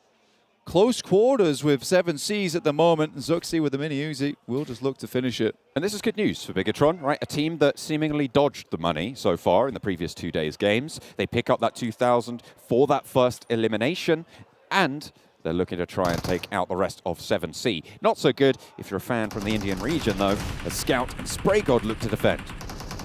Missouri takes a fair bit of damage there, but Zuxi will knock another, and Spray God now just Scout all on his lone. Has to pull something magical to make this one happen. It's very unlikely, and Zuxi, an absolute machine with the M249, and Luxi lobbing that one over the top. It's simple pickings for BTR. $7,000 earned. First match of the day. And the first special elimination as well. 9K! An extra 2. 9K on one fight. Incredible result for Bigetron. I think they started on, what, like 11, 17, something around that sort of mark in the teens. So nearly doubling their earnings in one fight. What a calculated finish that was. We'll get the first elim, we'll push up, then we'll drop the nade over the top to finish the last, and we'll get all those prizes in one. That is a $7,000 nade. Yeah. That one elim, the final elim on a team, the first special elim. Beautiful. You gotta love it. They're also currently heading up most team eliminations right now. I don't know for how long, but it would be funny if they do finish it like this. We do see the nade now as it pops over the top. Luxi, cool guys don't look at explosion, just runs away. I know I've done this. This fight's already over. Absolutely. You just hear the katana resheath. Shing! I knew you'd make the noise. I knew you'd do that. I knew it. Oh, you know, I've been practicing for this very moment. I can tell. Yeah. Like, in that eventuality, I will bring out the best katana sheath that anyone's ever heard. Getting straight back to the game, though, Circle does head up a little bit further towards the north, so still very indecisive at the moment. It's at the counter, can't pick between the peppermint and the spearmint garments at the moment. I just don't know where this Circle's going to head. So I think, you know, these teams are also going to be in the same boat, trying to figure out where is the best position to hold. I do like Team Falcon's spot at the moment, though. Diz does actually give you a lot of opportunity to hold out teams like Riyadh coming in from Yasnaya, even teams like Damwon Kia, should they need to move through. They'll have to head over either that eastern bridge or the bridge that's right in front of them, just the east side of Rozhok, and either way, Team Falcons should get a bead on them. I'm just trying to figure out how much BTR could potentially earn in one game, right? Because if they get most team elims after the first team elim, that would be 10K. If they get most elims after the first elim, that would be another 17K, bringing us up to another 7, bringing us up to 17K. First and most special elims would bring us another 4, bringing us to 21K. Unfortunately, though, the first airdrop was not collected by them, which means that their maximum could be 22K on the game. With the 10K chicken dinner, make that 32. Yeah, that would be some big earnings. However, that's also a lot of ifs right now.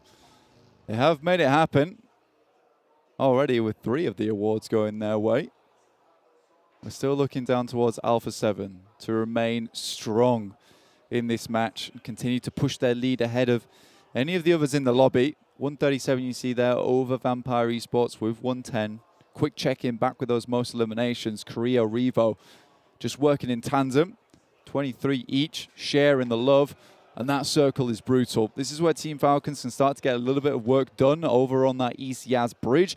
Unfortunately, the circle doesn't head over towards them. So do they consider moving over to the western side and just giving this up for better positioning within the circles? Lots of tree lineup here as well, John. So many places to hide in this match. With fewer teams as well, I mean, this is phase 2, right? A lot of these teams are going to be able to make that cross. Personally, if I was playing this game, I would rather this hardship now than later to decide the side of the river. Everybody knows they need to commit north, and that's the move they're going to make. Nigma Galaxy under pressure from Stalwart, but that rotation will carry on as planned for Nigma Galaxy. This time, trying to get into the circle, nice and early, but still down towards the southwest side. They're really taking their time with it. Stalwart, you can kind of understand it, considering they're coming from Novorep. They're just underneath Rozhok at the moment, closer to school. Deadeyes Guys starting to move their way across that East Island bridge, but RA currently with a lineup on the bank side, looking to prevent any of these rotations coming through, but they will have to deal with both Nigma Galaxy as well as Deadeyes Guys. Oh, they're coming back, in fact. Okay, they've swung around. Turulov and Chari in the Dacia. Just going for a little cheeky spray. Fortunately, you can get through that tree. Maybe a lesson or two for Maxman. Stop driving us into trees on our games. But they won't be impeded on this roll around the sunken city. Deadeyes Guys keep themselves on the south shore, though. I don't know if that was a new airdrop or the one that they'd looted before. So I think there's a few reasonings behind it that you can go for. Perhaps you spot R8 on the bank side. You don't want to take your rotation just yet. You wait for the next circle and then head in late. Or they were just looking for most airdrops on the game. On the other hand, Nigma Galaxy have taken a really long wrap, but it's BTR once again. Zuxi absolutely killing it this match. All right, okay, they want more. They are looking for that 32 max earning right now. If they can pick up the most air crates, they could earn it up there. Nades pouring in over the top. Riyadh. They are literally in a shooting range right now. Yeah. Zuxi's just outside with the gun with 150 bullets in it. So he's ready for a good time. Gemforce baiting some shots out. That'll give Zuxi some time to figure out where these players are hiding at. Luxi moves around the side. And they are just surrounding them. Gemforce with the M16 has a little range to play with there. Luxi drawing that fire. Kato not quite able to land the shots you're looking for. Smoke on that fence line does help them out. And Luxi finally goes down to Munir on the off angle. Behind a rock though, so safe for now. Can't really get out of this situation to try and push this knock. Has drawn a ton of attention though. That molly will force Kaito out, but has to be very wary of this grenade. It comes through onto Luxi's position. Doesn't hit him for too much. He's just biding his time. Tries to peek up. Just a little bit of damage. Misery starts to come round. I think he's making a wide wrap potentially to pick up Luxi here. But the more they can put them in this awkward scenario on the northern side of the circle, there's really no teams around here other than Alpha 7 off in the distance. But you can see in shooting range, this is kind of an enclosed area. Munir takes some shots from the Silence M16. It sounded like a VSS there. I was like, hang on a minute, has he got? No, he's got the M16. I was baited. I certainly wouldn't get that one on a this or that. It was a suppressed M16. I think I'd be fooled. You think so? I think so. The VSS is a little bit faster, you know. Well, it depends how fast you're shooting it. A bit more whistly. That's about the best way I can describe it, really. Still, nades coming through. I like this from BTR. I think they realize that, you know, if they can lock them down in these fences, it's almost like putting Riyadh in maximum security, with BTR being the wardens at the moment. Alpha 7, though, dangerously close to this spot. I'll tell you what we were looking at, right? in terms of the leaderboard is Vampire Esports trying to close that gap. Right now, Vampire, slap, bang, middle circle, heads-up rotation as always as the Falcons try and hamper these wild rides coming through from the Deadeyes guys. Yusuf is getting rolled up on. Plenty of players and a DBS to handle. I don't know if Yusuf can bear the brunt here. Cooking the nade, and it's just into the firing line. So hard to handle. 3 players jumping out in your face. Not much to do. It's a fair attempt, though. You take the nade out, but Deadeyes guys are on top of it. Alpha 7 have lost a play here. It's S2G taking shots from below. They're holding around a compound just on the eastern side, and that's Mafioso knocked and flushed. Alpha 7 still have 1 player on knee, though. Revo will fight back just a little bit, take some shots onto Forest, and there's Zuxi once again popping up in the kill feed. Bigetron Red Aliens, 6 eliminations now, with that flush coming through. Potentially another one as well to add on to the tally. 7. Because they are really gunning for this top spot. They're gunning for the money. They've already earned themselves 9K on this game. And they want more. 7 elims, certainly the top in this current standing.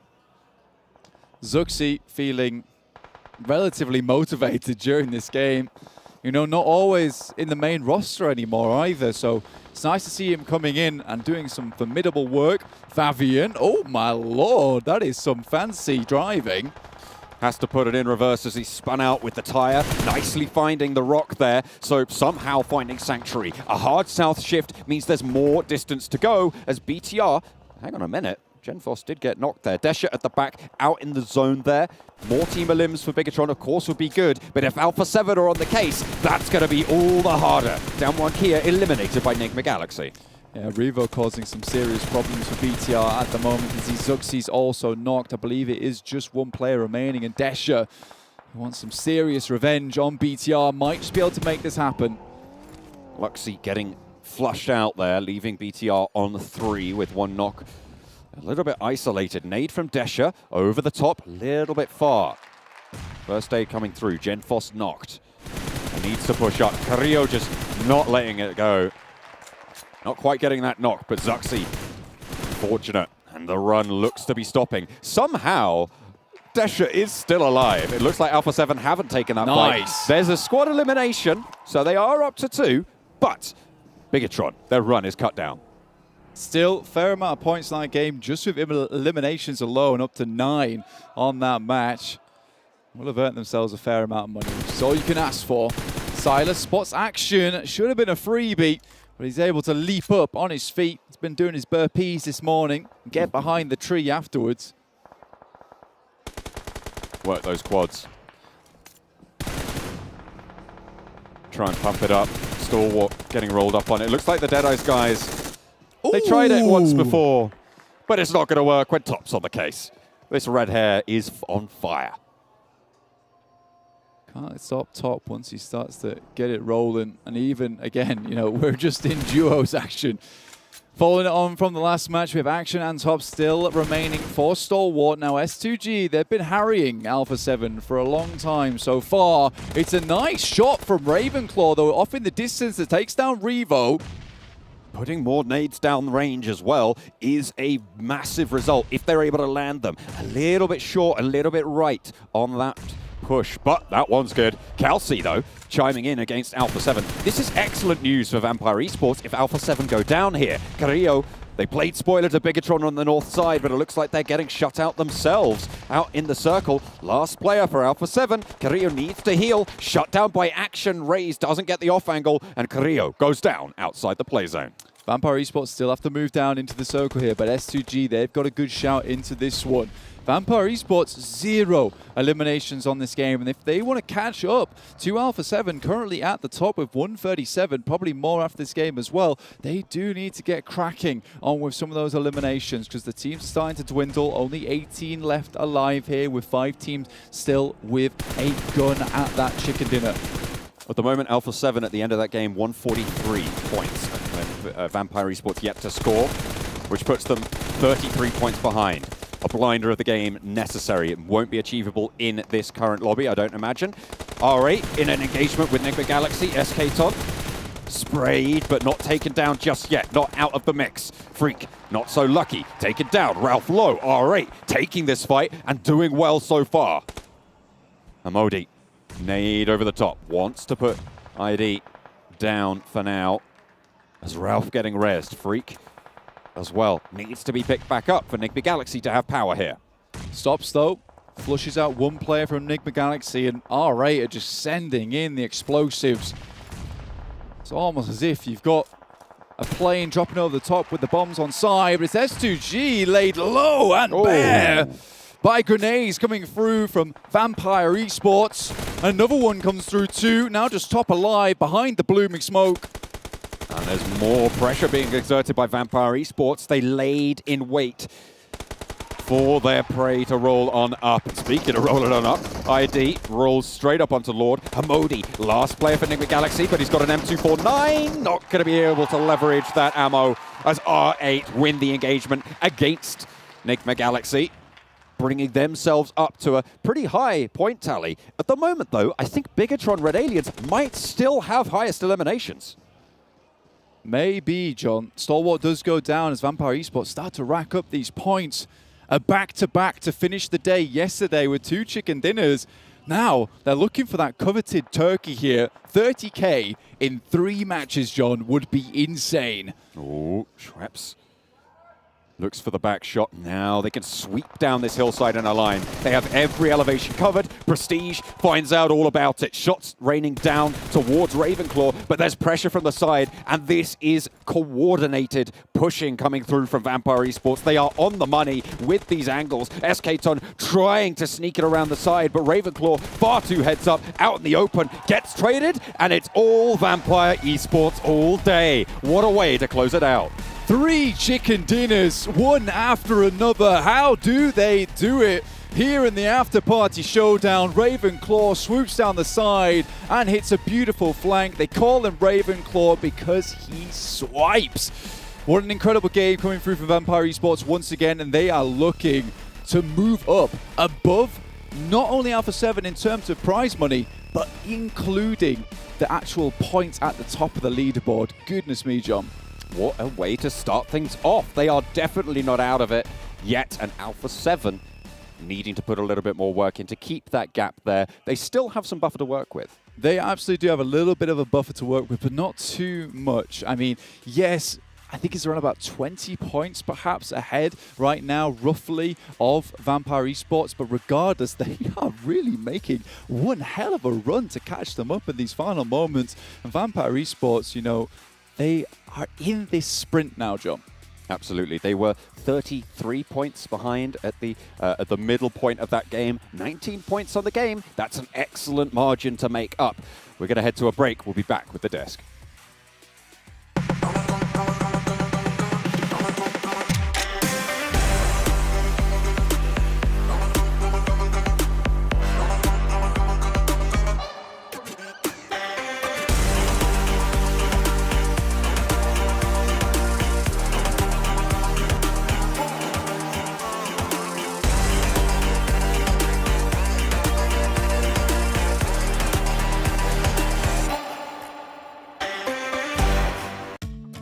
مع التحديث الجديد لستيتي بلاي تجربة جديدة للكل.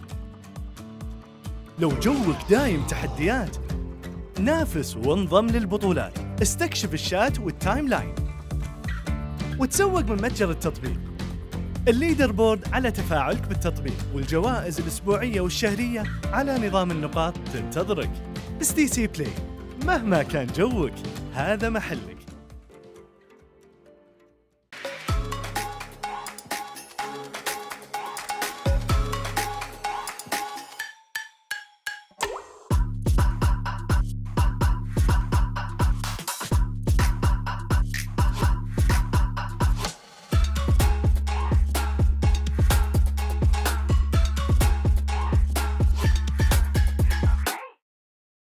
Progress is a race that has no end. After every finish line, another challenge awaits. How can we continue to push innovation in a sport at the forefront of technology? This is how.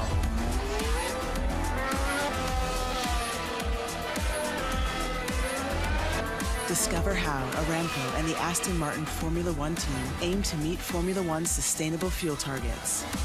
Aramco, powered by How.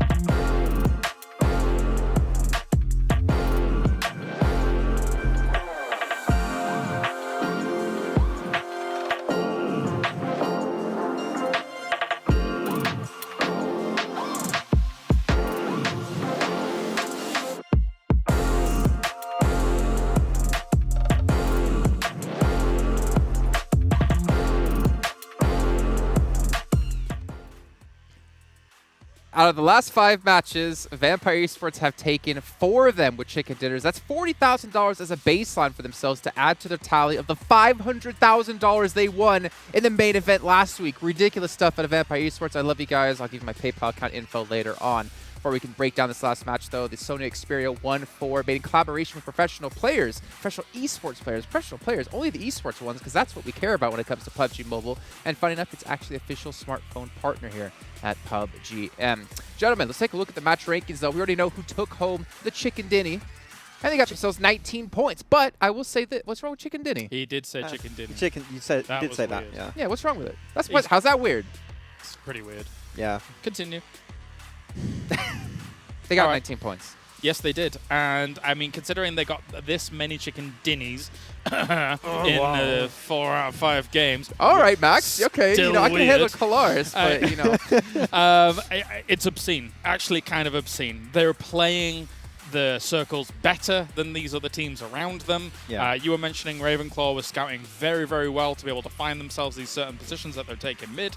And nobody's crashing them. Nobody's trying to push into them. They are just holding strong, holding firm. And the cool thing too is when Ravenclaw was scouting that one compound that was in the circle at the end, the execution was instant. He was there for like, what, 10 seconds tops. And the team was already on the move, already aiming for the compound because everyone was fighting. They were hearing all the fights up north. They're like, this is the prime time. This is the Goldilocks moment to push in that exact position. They send it, they get the win. I mean, it's the exact same rotation they do every game on Erangel. It keeps working time and time and time again. I'm going to say it. They cracked the code and no one's going to compete there. Cracking the code. I mean, to be fair, at the very end as well, with the position they had, they could pick and choose their fights. I was talking to you about this, Kalaris. They're just sitting like, we don't want to fight. We can disengage because they have the high ground. But also, at the same time, the shift we did have, I think 2 zones before that, I think even Avenger was pointing out in the talent room we were watching. The hard shift south? Only like 2 teams were even near that zone, and every other team had a transition down. That was very rough. If you're a Vampire Esports when that shift comes, there is concern because you know that there are a lot of fights going on north of you, and eventually someone should, all of those fights kind of conclude and then teams crash down in towards that compound potentially. But it was a little bit of fear from the rest of the lobby. I feel like if maybe 2 teams actually try that, maybe they displace Vampire or kind of cause them a little bit of wound. But it's difficult to just say it and be able to execute it on the battleground. And I'm just connecting the dots right now, actually, because when you think about it, they got 4 chicken dinners out of the 5 last games, right? That's all on different battlegrounds also. Yeah. And we talked about how hard it is to adapt to all of these different maps. They got 4 Battlegrounds already in their pocket because they just dominated on those games. Yeah, it's the fundamentals that they're bringing to the game are just so strong. Never mind the knowledge of the map, etc., and things like that. It's the fundamentals that they bring that are head and shoulders above a lot of these teams. You know what, Close? I want you to bring up something you did say in the green room while we were watching about Empire Sports, because you were saying this wasn't a team that you went into the event that was like, okay, they're probably going to win the whole thing, or they have a good chance of winning the whole thing. No, agreed.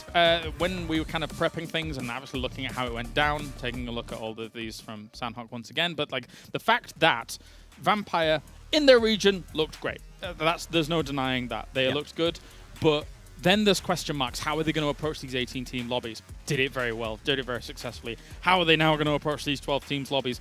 They've not really changed too much from how they approach the 18-team lobbies, but now they've got even more room to work with here in the second weekend. So it's kind of, after the initial kind of small learning curve of the first day or so, now they've really, as he said, cracked the code. I think what's impressive for them is, or not for them in general, but obviously for this event is we don't get to see a lot of these international clashes, right? So it's really hard for other regions to know who's really strong within their own region besides the fact of PMPLs. But this is a good sporting ground to show the, the world what you have. Vampire Esports for me could be a very strong contender when it comes to PMGC if they get in. Yeah, I mean, we saw it happen with Mongolia in the past, right, with Zeus, and now also with the likes of Stalwart. They just dominated and then just put Mongolia on the map. We've seen a very similar thing happen here with Vampire. And for their first international tournament, not only winning, the main tournament, potentially also winning here the Afterparty Showdown back-to-back, right, is one of the most insane statements I think I've seen in a long time in PUBG Mobile Esports. And to talk about other things we were talking about in the green room, I think a lot of the talent roster here on the English-speaking talent has said, this team has made big fans out of us across last weekend and into now this weekend because of the way they're approaching the game. So, kudos. And to kind of show you their domination, we're actually going to dive into their stats over the course of yesterday. We're not going to include this first match today out of them, but this team, averaging 1,300 damage, but also, for me, more importantly, those limbs per match is pretty impressive. Again, considering the format of this event, where it's 10 points for chicken dinner and eliminations become a lot more powerful. And it's even more insane when you think that they're not even hunting limbs, right? They just come to them because you have a good position. Teams are going to try and crash you, and they just prep so well against those crashes. Their position is always on point that you just can't compete against them because their team play is just so good. And Stoned in particular is always popping off when it comes to fragging. You've got Ravenclaw, the one that's breaching the compounds a lot of the time, scouting for the team. It's just they look like a well-oiled machine right now. And every single time they take a fight, it happens the same way, but they keep winning. Yeah, it feels like there's no weak link. Oftentimes when you see teams like this, potential weak link in inverted commas in terms of elimination power is kind of the scout. Like the guy that's going out in the front and trying to find the spot, and then the rest of the team comes in because you send out the one that's, potentially most vulnerable first to try and find you the spot. However, Ravenclaw's not that. We saw him kind of with the MG3 on Vikendi yesterday, being able to kind of greet teams onto position, and other moments as well. He's just been able to do well alongside it. So no weak link here. Well, with this victory, though, with them having 4 wins out of the last 5 matches, I think we actually need to jump into overalls just to get an idea of how close they've been able to get towards Alpha 7, because that's what everyone's chasing for, right? That's that $60,000 first place prize. They're still going to be behind, but they are getting ever so close. They're getting there. I think it's about to happen. They overtook Alpha 7 with most money earned currently in this Afterparty Showdown, 3K above Alpha 7. Maybe the team to breach 100K first today, we'll have to see, but one more good game and they could be popping off. They could be above Alpha 7. But as we said, Alpha 7, consistent throughout day 1 and day 2. I don't think we can expect some bad results from them. I think we're still going to see potential wins from Alpha 7. Yeah, I think right now it's definitely the battle of these top 2 teams. Falcons, an excellent team, but I don't know if they're going to be able to. Why are you laughing? You've gone down from the best team to now the excellent team. I mean, they are an excellent team, but I don't know if they're going to be able to challenge the consistency that we're seeing from Alpha 7 as well as Vampire here, given that I feel Alpha 7 came in with a good game plan. We've already spoken about that at length, not going to go into it again. And Vampire is showing that extra consistency on top of that that's going to have to rival it, even though they didn't have huge amounts of time to prep for these exact scenarios, but they've come in so hot off the back of last weekend. Oh man, S2G still on $61,000 in earnings alone. Again, the team that hasn't really been able to take a ton of chicken dinners, though they do have 2. They have just been racking in the bucks. Yeah, I mean, at least I'm happy because that means the Turkish talent are not screaming as much next to us. So it's a little bit more chill in a green room currently. But yeah, I mean, the S2G did do a very big statement in the first day. Day 2 a little bit calmer, but there's still a chance they can come in swinging on this 3rd day. Yeah, you can see we have a minute and 30 till we do get into our next match. But to give a big shout out yet again to STC for making this event possible, as well as Dr. Suleiman Al Habib. Obviously, without all these sponsors, we couldn't be here for our 6 weeks of amazing action. I believe there was $15 million in prize money across every single event. That's honestly ridiculous and insane. For you guys at home, though, you're maybe not going to win the money, but you can still get some sweet rewards, like a free permanent legendary set with the Vibe and Drive event currently going on within the game. You can team up with your friends to complete the missions and get yourself an unlock. Gentlemen, we're out to head into Livik here, 50 seconds. I want to get some quick predictions about who's going to win. Do you think Vampire Esports is going to go 4 in a row? The back-to-back to back-to-back? I think it's one of the maps they haven't got a win on. So you know what? Just for the sake of supporting Vampire, yeah, let's go. If they don't go into crabgrass, yes. I don't like crabgrass.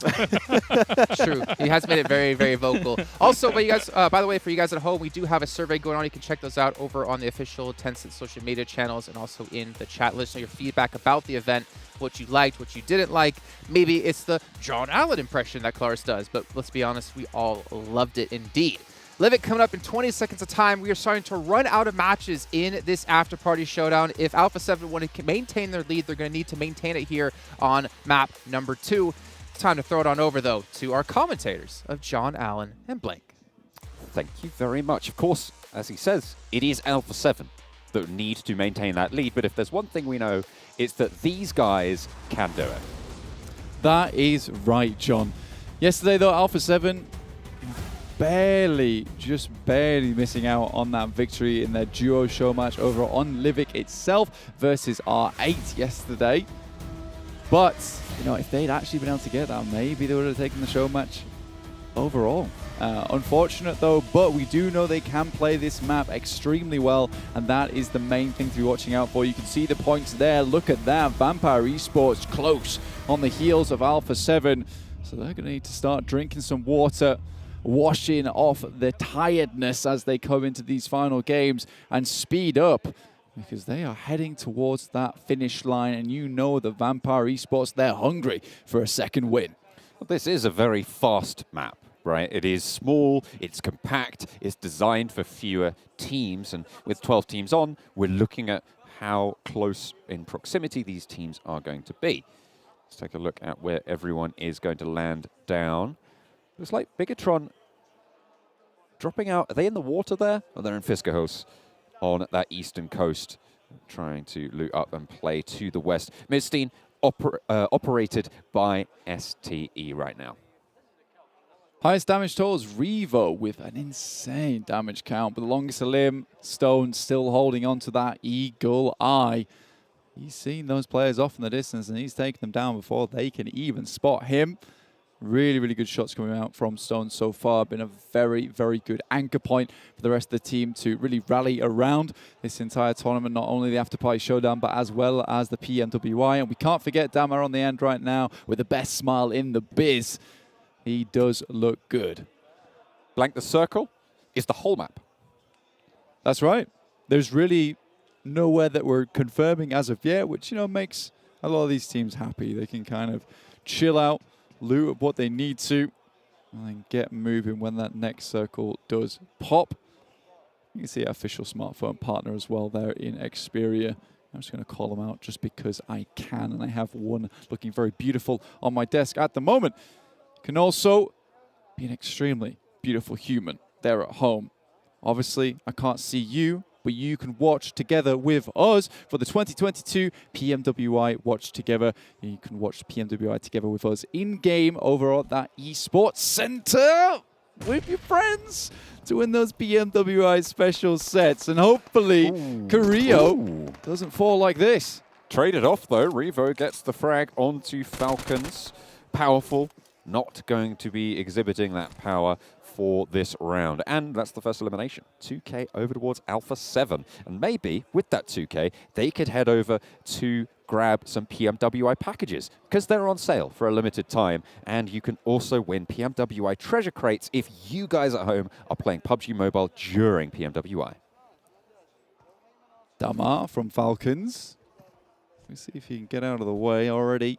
A7 bumping up their cash count. I think that, you know, they might have just actually tied with Vampire Esports. I believe they were 70K to 72.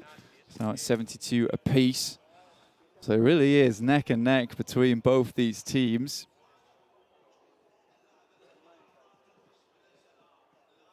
There's the M1014 from Damar. Shotgun, close range. Mythic could come a cropper if he's not careful. But the nade, more focused on Yusuf right now. Spots him through the top window, but Yusuf repositions. That's right onto the stairwell. Not quite going to bobble down it, though.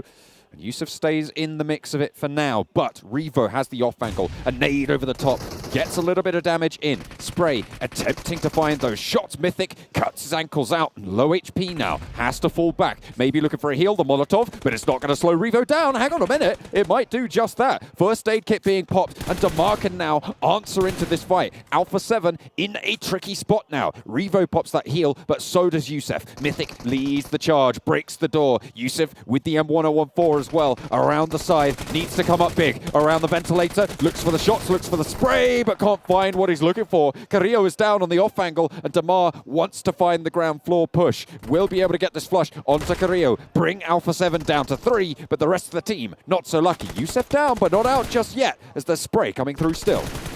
Quick flush over towards Yusuf, never alone off the distance, did actually go very low in that situation. M4 spray comes in. There's M4 of their own on Mythic, so he'll be able to lock down Never Alone. But A7, their smokes are so good, so critical at times when they're needed most. Reaver, though, knows that there's a player in here. Korea will have fed back that information before he did fall in this match.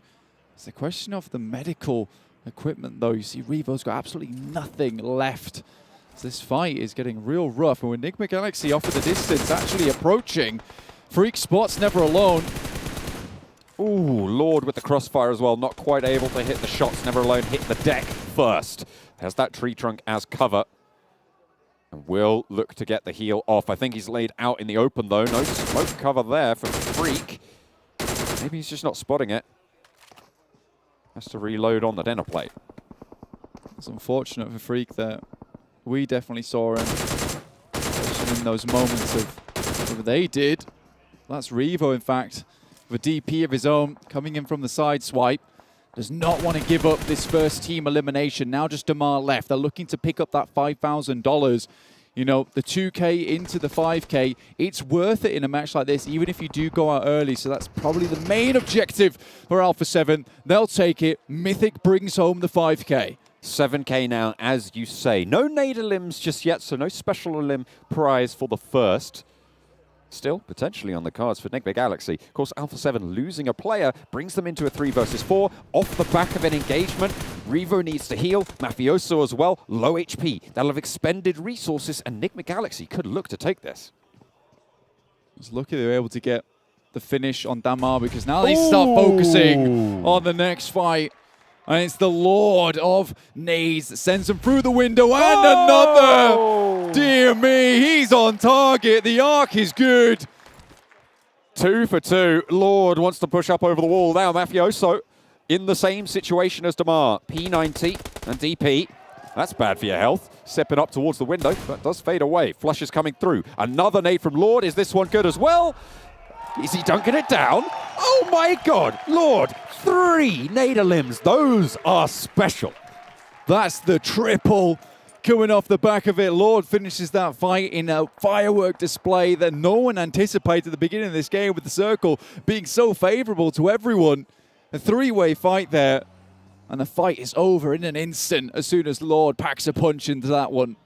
Not only that, Alpha 7 go down early. Vampire Esports, where you at?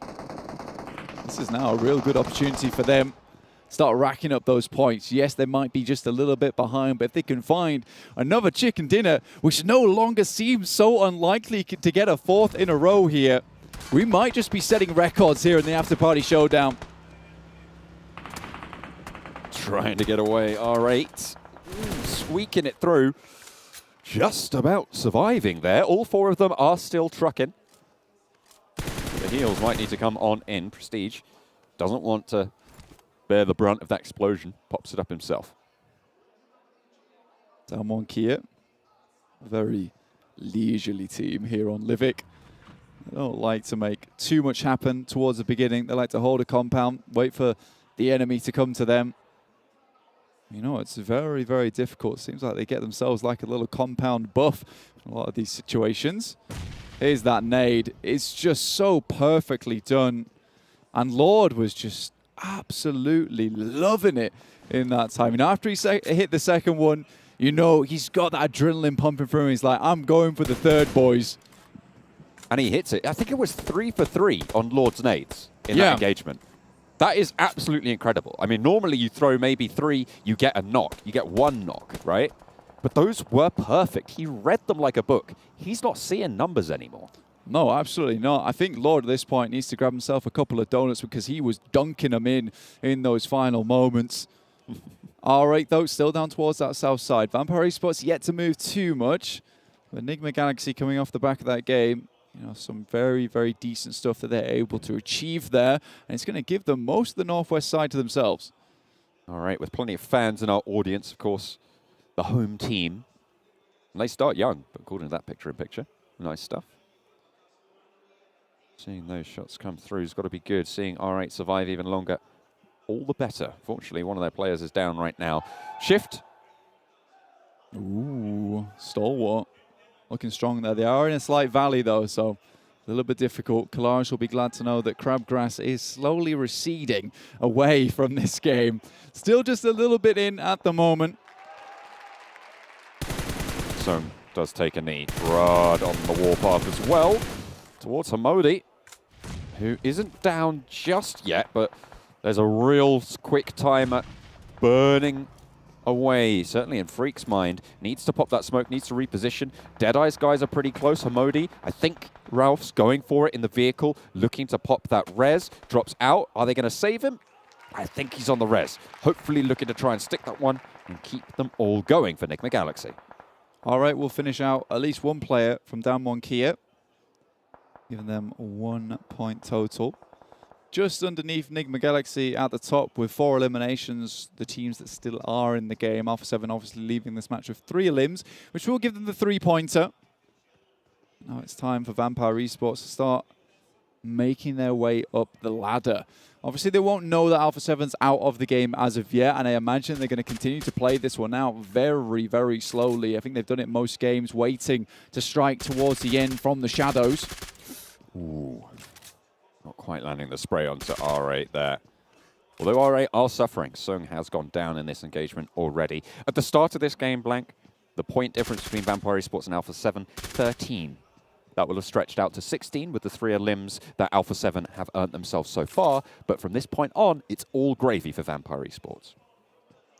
7C coming in from the East Port. Oh my God, this is going to cause me problems till the end of time, I already know. That's right. Yeah, always trying to call it esports. I think that's fair. We're an esports tournament, so it's okay. All right.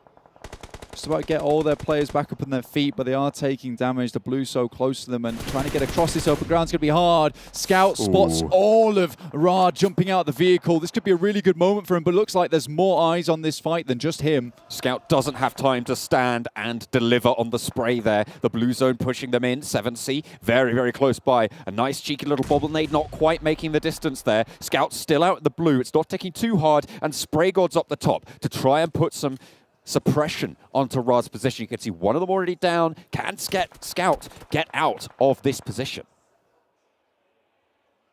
It'll be tough from underneath the bridge. Has to invest himself.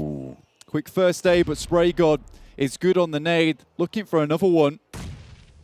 Scout gets across behind that smoke. Sarang drops down all the way to the wall there. Desha low and maybe looking to try and finish this one off. A nade from Spray God, maybe looking to pop itself into that smoke. Spots Munir, but has the shotgun out first. Needs to swap and it's not quite quick enough.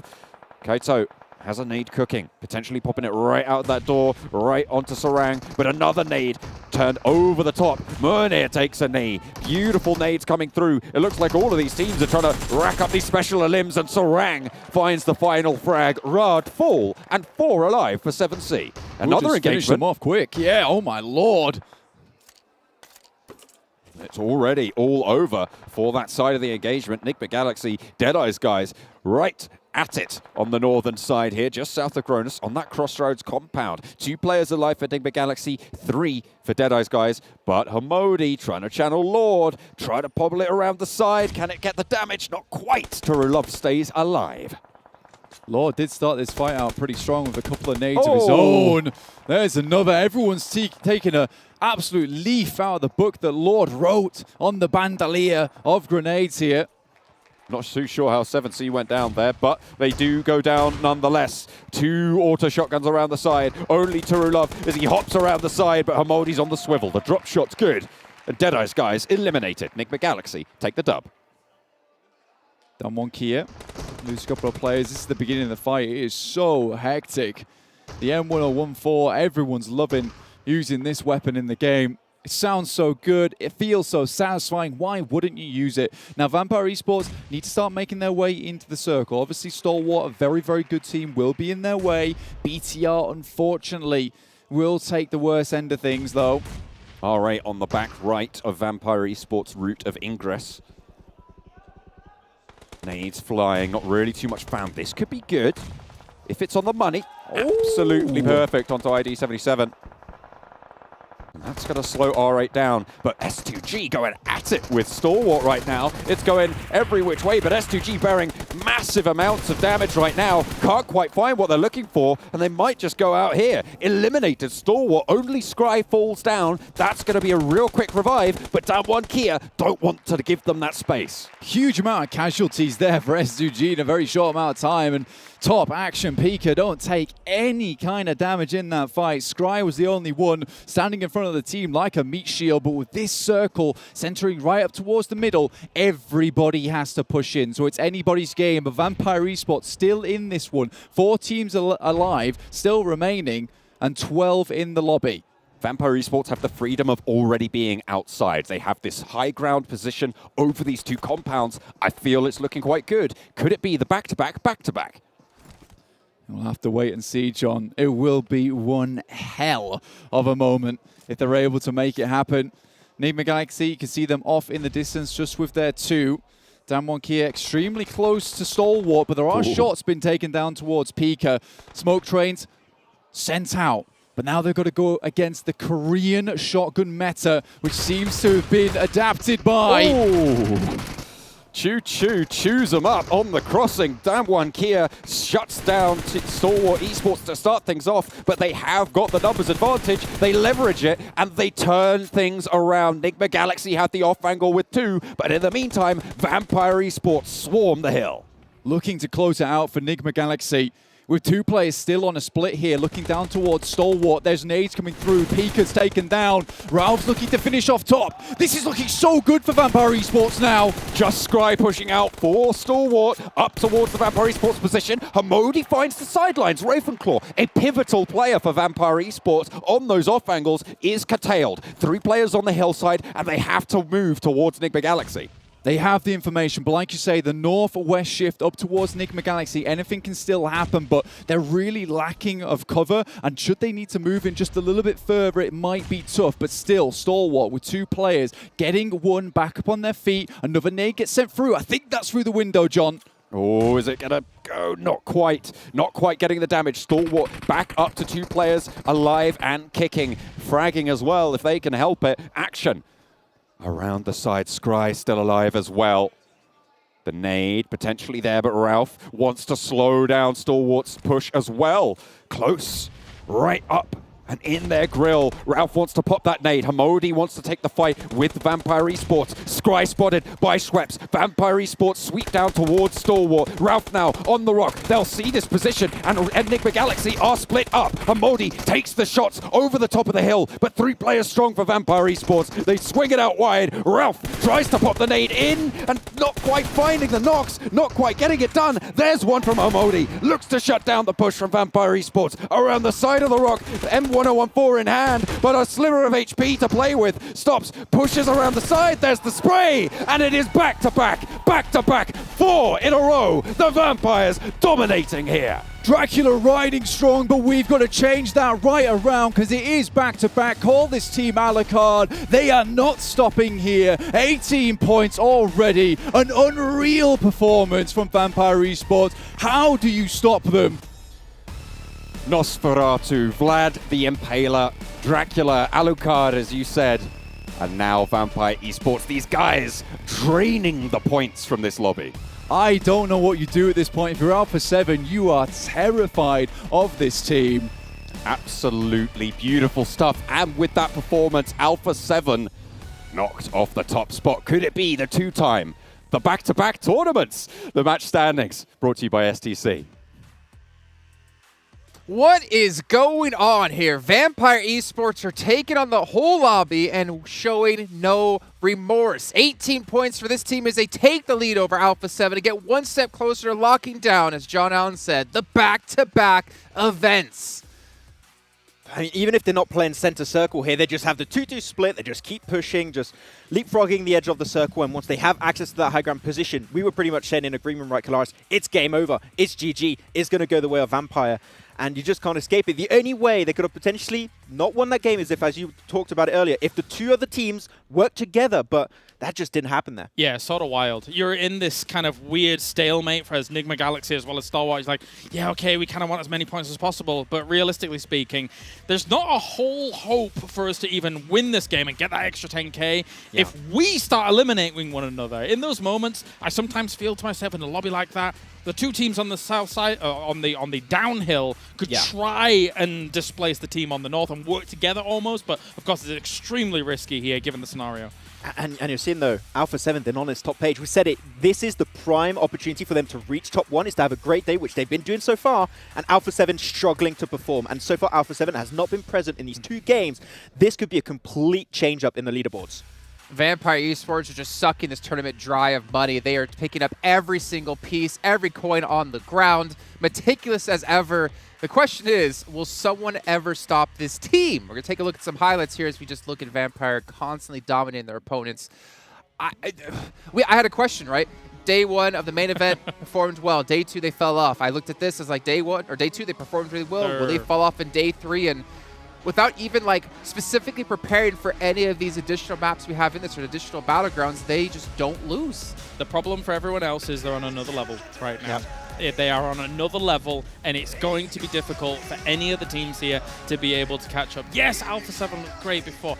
Yes, they were putting up what was almost a career-defining performance here in kind of this tournament specifically, but right now they're being topped in every single way because Vampire is looking so strong. Let's take a look at the match rewards, though, from this last one and see if they got any additional money. We can see your Alpha 7, even though they didn't too well. Yeah, they got themselves an extra 7k as Nigma Galaxy and Damn 1 Kia there on top of things. Let's take a look, though, at the other two. I mean, we got to see Vampire in there, I'd assume, right? Only one. Yeah, only one. But 15k for that victory. It makes sense, too, because of how many teams, like, they got a bunch of solos. I think they got R8 eliminated. They got also Nigma Galaxy. You got yourself other side of Stalwart. Like, that does explain, right? They get a position like that, you're going to get the most squad wipes. And realistically, I mean, given the place that they were playing and slowly moving up with the way the circles were playing, there weren't really many teams around them. And now they're 1 point ahead with 88k on the board. Okay, Alpha 7, they need to start, like, getting points in, like, right now. right now. Otherwise, they're going to be falling down into irrelevancy. I mean, this is still second place, and they're still great, but Vampire Esports, the thing is, they're just not going to slow down. They found a strategy, and it works on every battleground. How have you overshadowed Alpha 7 here, given this tournament? We saw in the first moments of this tournament that they looked brilliant. We were watching Alpha 7 being like, oh my days, they look so good. Vampire Esports has turned into this massive bat and actually blotted out the sun above Alpha 7. They are taking away all of their shine based on what we've just seen in the back-to-back. Yeah. And what I almost want to say is I want to see them play in PMGC after this, right? Like, yeah, they have the chops to play in PMWI. Like, PMGC, they could be a real contender for what could be a complete change-up in the international stage. I'm sure Nova's sitting there like, all right, okay, fine, you're doing well at PMWI. You're talking about back-to-back here, but we're back-to-back PMGC champions.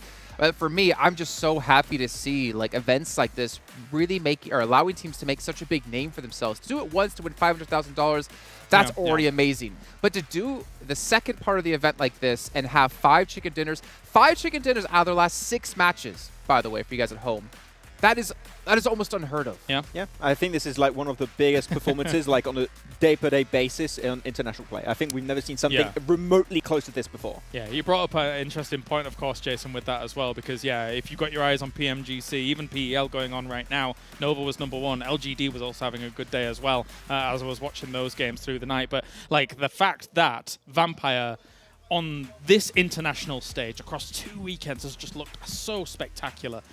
That's got to, have some little concerns here and there for some of the other teams. Yeah. I think it's crazy, though, thinking back to Certani yesterday, saying they're just kind of relaxed, just doing whatever they want. They don't have necessarily set strategies that they're trying to accomplish in each match, just playing it out and having fun. And they can be this dominating.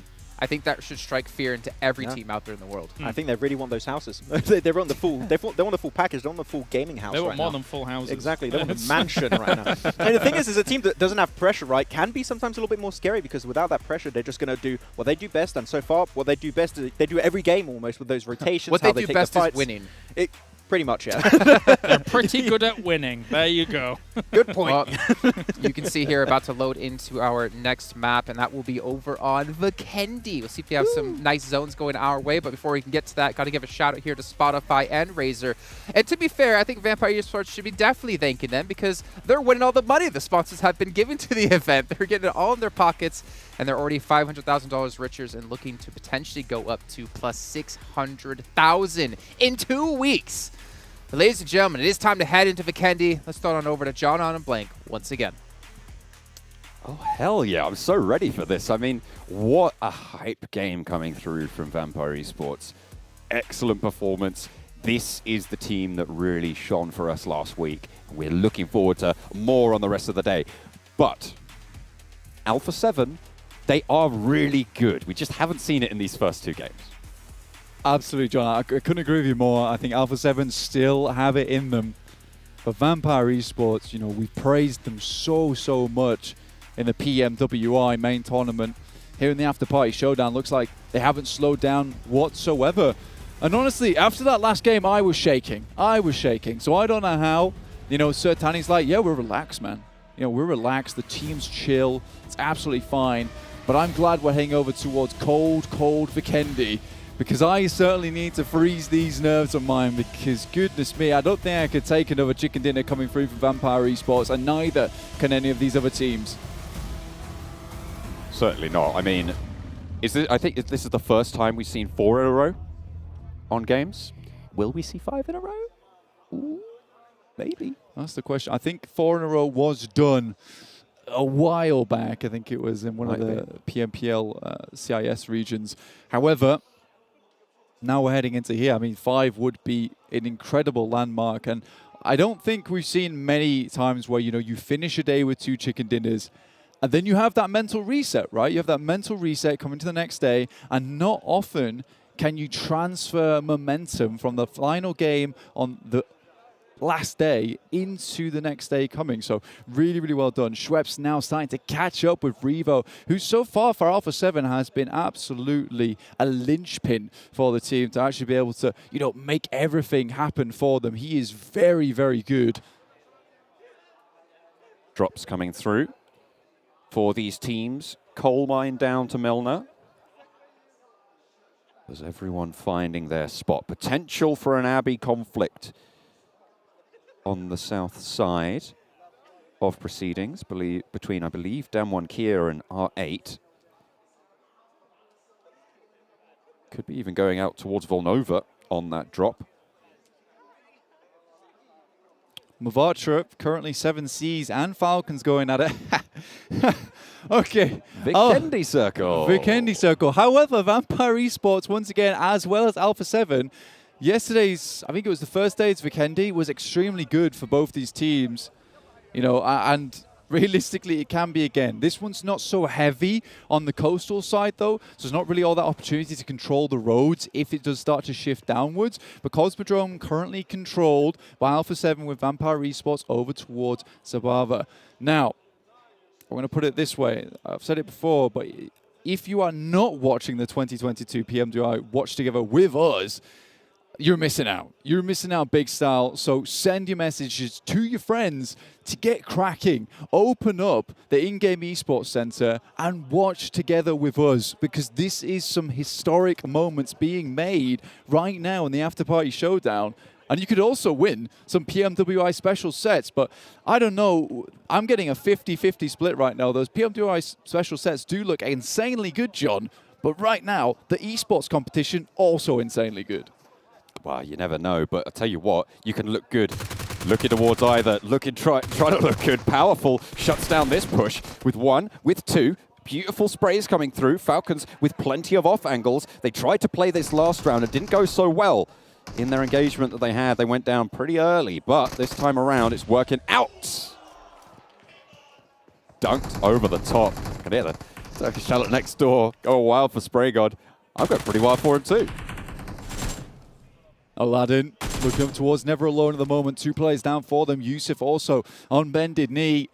Taking a nap in the snow at the moment. Can't be too comfortable for him, but they have to wake him up sooner or later. They do manage to get 1 player up from 7Cs. In the meantime, R8, they do take a knock. Let's see if Damwon Kia can secure themselves the first elimination of the map, but it's going back and forth, it seems. Ooh, another nade right over the top from Spray God, getting that flush and that knock. 7C pushing on forwards. More eliminations, special eliminations coming through for 7C, earning that money. Can they put that final nail in the Falcons' coffin? $4,000 accumulated just there, right then. And Spray God, who's been incredibly good for the Indian roster so far, moves around the side. DBS cuts him apart. Splinters left in the body. Last player alive yet again. It's Damar against 7C. Spray God gets taken down with a swift little headshot from the AKM and forces back Aladdin as well. Low HP from a lot of these players, and Aladdin, the last player in a 1 versus 1. 7C will fall, and the Falcons will fly, staying alive with the first team elimination. $5,000 for the home team. You'll take that one. Damar blows away the 7C team with that dazzling smile of his. They just couldn't handle the blinding lights. 7Cs unfortunately washed away by the Falcons, and now we're heading back over to Damwon Kia, who are currently in this engagement with R8. A little bit of a struggle for them so far in Volnova.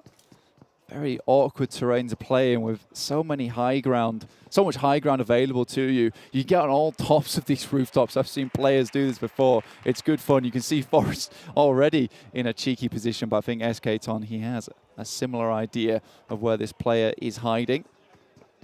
You need to be so careful, as you say. Players can be anywhere.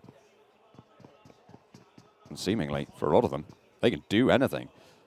Trying to get out onto the roof side. R8 want those high ground positions as well. Forrest might spot SK-Ton on that little window there, right by the door. I think he knows. The nade in hand. Forrest trying to thread the needle. Not quite getting it in just yet. I'm getting cuteness overload juxtaposed by the fight going on between Damwon Kia with the R8 fans. It's really, really nice to see the turnout here at the PMWI. Even moving over towards the Afterparty Showdown as well. So many people coming to support their teams. What a bobble, though. Bounces off several different objects. You know, the trigonometry was not good from Forrest there. Not quite able to get those angles right. Prestige very close to Onba. As we get a little replay. SK-Ton getting knocked and a nade over the top. Fabian traded off, maybe? Not entirely sure what happened here for Damwon Kia. Yeah, okay, there's backup, and they did get that res. As we tune back in with the fight live, and Damwon Kia still trying to get something done. Unfortunately, R8 take that knock in response. Onba won out that DBS trade. Yeah, felt bad for his teammate Fabian, who got a bunch of shells right to the back there. Sent him flying forwards, face planting. Stalwart spots out Riyadh, moving up. A lot of teams still in that south side. Early doors, so the zone won't tick. And these maneuvers have to be made fast. The thing about Vikendi Blank is that there's quite a lot of buildings, right? There's quite a lot of closely packed compounds, so a lot of teams can exist fairly centrally in these circles. But what that also means is that rotations in these circles become all the more dangerous because you're always going to have those teams looking out your way. With less teams, maybe a little bit easier, but Vikendi still very treacherous. A land shift on the circle means that we won't have any further Vikendi circles. I might have spoken too soon, though. If there's a hard north shift, okay, sure, but... I think this would be classed as a Vikendi circle, honestly. Those coastal circles, kind of atypical to what you normally see on Vikendi, considering, you know, there is one team that has a great position, but it does feel like when you start to get these central spots where there's so many compounds still involved, so that's going to be very difficult to determine where the best spot to be is. Stalwart passing by the Vampires at the moment. No shots taken as of yet.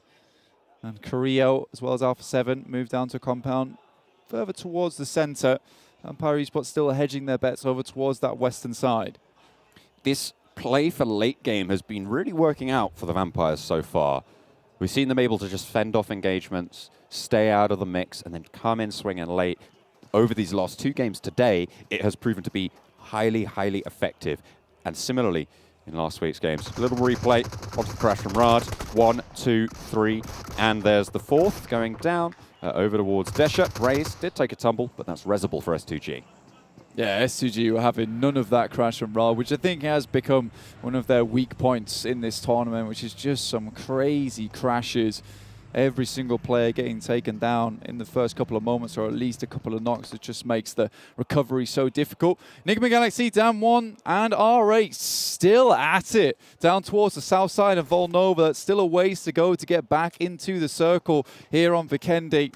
Playing a completely different game at TDM at the moment. The blue zone, zone 2, is manageable. Zone 3, it'll start to get inconvenient. Zone 4, you got to get out of there. That is unbearable at that point in time, yeah. Hamodi, honestly, has had a really, really bloody good run here in the Afterparty Showdown. A lot of eliminations, very skilled player. Came into the scene and made a good splash, but the sound of that will send him packing. That's a real big splash right there. DBS. It's in the meta. It's going to be seen so much more. You can imagine, especially in this urban compound-based play here in Vikendi. Nigma Galaxy decides to leave Damwon Kia as well as R8 to it. And that little 1 versus 1 match down here. Ralph already left. Heads up towards Podvosto, just underneath Mount Krejnik at the moment. The rest of the teams, Alpha 7, Deadeyes Guys, S2G, Stalwart, Vampires, BTR, they're all still within the circle, though. BTR just about making their way in from Trevno, so they're right on the edge side. Might be a little bit difficult to move through Cosmodrome, especially with A7 watching out for a lot of these things. And the depth of Cosmodrome as well provides a big problem, because you're stuck in there if you do have to end up crossing. Vampires said they wanted a place to coal mine, and they take the Western Shore in coal mine. That's pretty good. That was pretty good. I'm happy with that. You can congratulate me later on the fantastic pun work going on. But the next circle just about to shift in. It's a coal mine shift towards the Vampires. I do not know what's happening with Vampire Esports, but someone on that team, they have the DeLorean, dude. I'm telling you. They do have the DeLorean. Someone is heading over 5 minutes in the future, figuring out what's going on, and then coming straight back into it. But their placements, even in this circle here, there's still a massive opportunity for them to actually get back into the circle, even if it shifts over towards Yeez on fire! Oh no! R8 cut down as they try and leave Onba's sightlines. Fortunately for Onba, doesn't have any meds, and this is Zone 3, where we said it's going to get inconvenient. I don't think this guy gets out of this. It would be a miracle. With no stims, no meds, this guy's ticking. He's not going to make it to the crates. He's going to get knocked. Resable until Zone 4 hits. Now all these teams trying to make their way over. You can see Vampire Esports sat comfortably within the tree line at the moment, peeking out maybe now and again, but this area, it really does make it difficult for a lot of these engagements long distance to happen just because of all these trees are creating the fair obstacle in the pathways of sightlines. Nigma Galaxy, though, this works in their favor, able to covertly make their way in to the circle itself. Lord just looking out. They still have Freak as well off in the back. Nigma Galaxy with 3, making their way in on the southeast side. There's S2G taking a little bit of an engagement there against the Vampire Esports team. First time they've seen action properly so far this game. Can they bear the brunt of it? At the moment, I don't think S2G are looking to crash. No, this is the difficulty now with the compounds in this area, is that sure, you might be able to get some shots across, but really all you're looking to do is to get the claws into the vests, put holes in the helmets, and make it just that little bit easier when it comes to those late game engagements here on Vikendi, because it's very unlikely that you do get a supply drop with even more loot towards your position. To get those level 3s on board, you're kind of good with what you've got, and you have to stick around until someone crashes into you. And you have to win that engagement and then pick up their supplies after. Alpha 7's still alive for now. I don't want to jinx them too much. But they have got 4 players still in this. They crossed from Cosmodrome. They are across that river now. They're by the roadside on the northeastern edge. The next zone just about to come in. Looks like Omba did manage to get back up for down 1 Kia. They are playing with 2. You could see them just passing Villa now. Yeah, trying to zoom in towards the circle. It is very, very close to being the next. And see where he does head off to. Vampire Esports very central at the moment. And this supports the big hitters right now. S2G, Alpha 7, and Vampire Esports. Stalwart a little bit out of the way up towards that northern side. Will have to make their way down from Zabava and leave that heavy compound area, the city. I'm sure a lot of teams will be looking their way. Bigetron with shots over towards Nigma Galaxy. Lord, the nade man, the bombardier of the squad. The push cut short just a little bit. Deadeyes Guys, potential for a third party here. Freak might want to regroup. Genfos has the angle though, has the oversight, and there's more spray coming through from Luxy with the G36. Freak not quite able to get an answer just yet.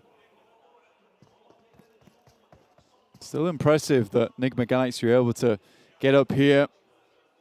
Saying hello to the Alpha 7 fans towards the top of the audience. Giving us a good wave there. Happy to see it. Supporting them through these tremulous times, to be honest with you. 147 points apiece, though, for Alpha 7. Omba not able to make it in with Ralph with the oversight, and that's down 1 Kia out. Eliminated. 2 players were left, but they managed to pick that one up. Lord still in the sightlines of Genfos with that M16. Pops the 4X and lands what he's looking for. 2 players now for Nigma Galaxy as they need yet another res. They've had a tough time of it. On the southeastern side, they'll need to get a little bit closer to this circle. Coal mine. Will be Deadeyes Guys coming up from that area. Just trying to pull out the pickaxe and just dig away at any kind of movements they can make up towards the northern side. See if they can strike gold, but it's looking a little bit unlikely as they will have to pass over some treacherous terrain soon. Over the lip, all 3 in a vehicle.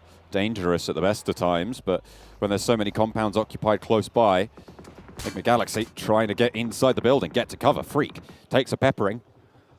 Might feel a little bit salty about that as Lord takes a tumble too. Good timing to get out of that vehicle as well. I think they knew exactly what was coming their way.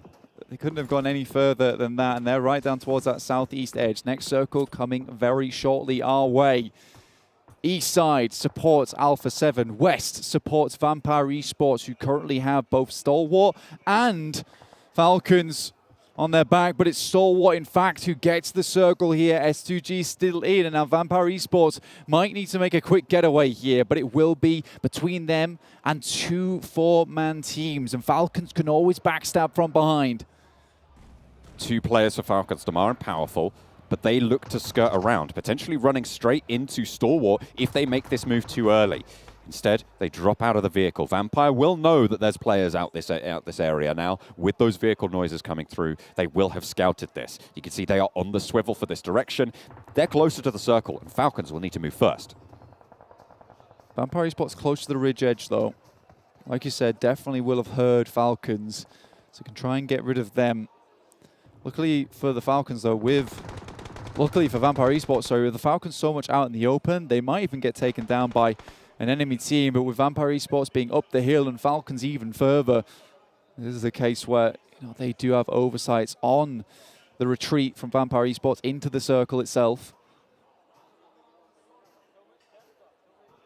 Damar looking for that opening. The circle pushing them now. Damar will have to leave. The nade's not really in range to get too much done. Vehicle is available. Looks like they might push for that. Alpha 7 taking the fight on the north side with Bigetron as well. This is across the way on the northeastern side of conflict. Things are going to start to pop off. Things are going to get a little bit spicy in these next couple of minutes. Nade's been sent in by Falcons at the moment. Immediately, Vampire Esports, they reposition over to a spot where they may not know that they're here. Not where at least that first grenade did take a bit of damage. And Vampire Esports looking to just move now. Stalwart, though, in front of them, that will be the big obstacle. If they can keep themselves covered from Alpha 7's angle, the Deadeyes guys can be handled at their back. Spray over towards Chari, who's staying alive behind a rock. Turulov has a brilliant lineup here if he can land this spray. Look at that position. Step up, get that spray. That's what you're looking for. But teams are starting to fall like flies. Nigma Galaxy going down to just one. Lord still alive. Vampire Esports getting punished from the top rope. And now Finally. Chari, last player alive. Vampire Esports still have 4 going if they can get those reses. But they need to push. They are out of the zone. And they do not have a lot to play with here. Lord may get a taste of his own medicine. Takes a little bit of the nade. And there's the DBS around the side. Switch to the G36. But Lord's on the floor. Will put him down. And S2G stay alive.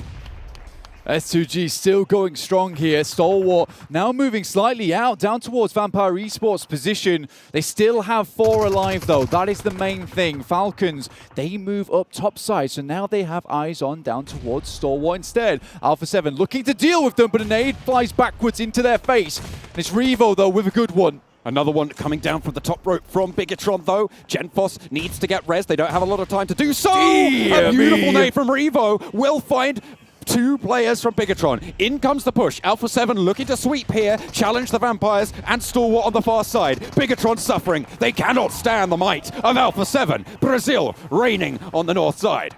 Revo just went for the full squad wide with Carrillo getting the last elimination there. Revo, you cannot say he has not been a fantastic member. Top just underneath, though. This is dangerous for Vampire Esports. How do they make that cross? Stone stays alive, stops as well. Getting sprayed down on the corner, stops falling. Schweppes getting sprayed down as well. Top wants this angle, wants this fight. Stops crawling in. There's Stone getting taken down on the off. 2 players for the Vampire Esports. Will this reign of terror be brought short by Stalwart on the south side? Ravenclaw still there, but Schweppes is burning. Stakes flying back and forth all the way and finding time and time again the hearts of the Vampires. Stone getting flushed. S2G want a part of this pie, but I don't think this is something that you want to be chowing down on. Stops, naded out on the backline as Top leads the charge. Coming in for Stalwart with the micro Uzi, and somehow the reses are coming through. Vampire Esports revived themselves. 2 players on the inside. Scry, action, Top,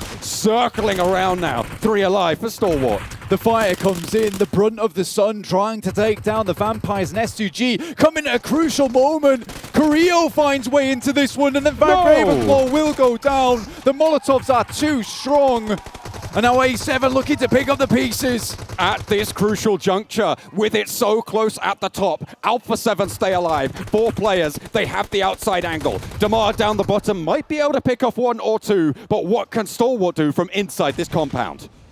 Stalwart looking to regain a little bit of composure here, but Revo has just not stopped this entire after-party showdown. He's looking to show the entire world what he's made of here on an international stage. They know where Damar is, seemingly. You can see Revo scoping in on location. Stalwart back to 4. Pitched battle between 2 Titans. Damar from Falcons surprisingly still in this game.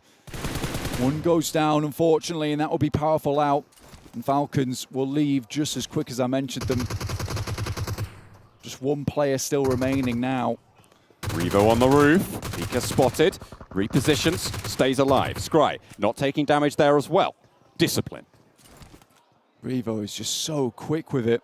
And the circle moves away from them.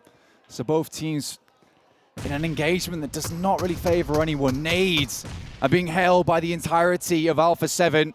Damar gets taken down from afar. Alpha 7 leaves no rock unturned. We said this is a team that knew what they were doing. Alpha 7, a pretty poor start to the day. But they are turning up the heat here on Vikendi. Stalwart, though, not going to be easy to take down by any stretch of the imagination. Nades, utility, pouring on in towards the backline. Pika looks for the spray. Mafioso caught short. Pika opens up with one. Over towards Mafioso. Cuts him down out in the open. Carrillo steps out wide and is forced back by the sprays pouring on in from Stalwart. Stalwart just need to hold strong at the moment, but the nades are just coming thick and fast from Alpha 7. Revo still holds on to this high ground position, John. Brazil looking to try and push through here. Stay strong at the top. They didn't like being second fiddle. And this time around, they will have their retribution. Vampire having already fallen means that top spot will go the way of Alpha 7 no matter the outcome of this fight. But that chicken dinner is worth $10,000 with a nade over towards action. It brings them 3v3. Evening things out, but Revo will have to leave this high ground, and Pika steps just shy of the Molotov.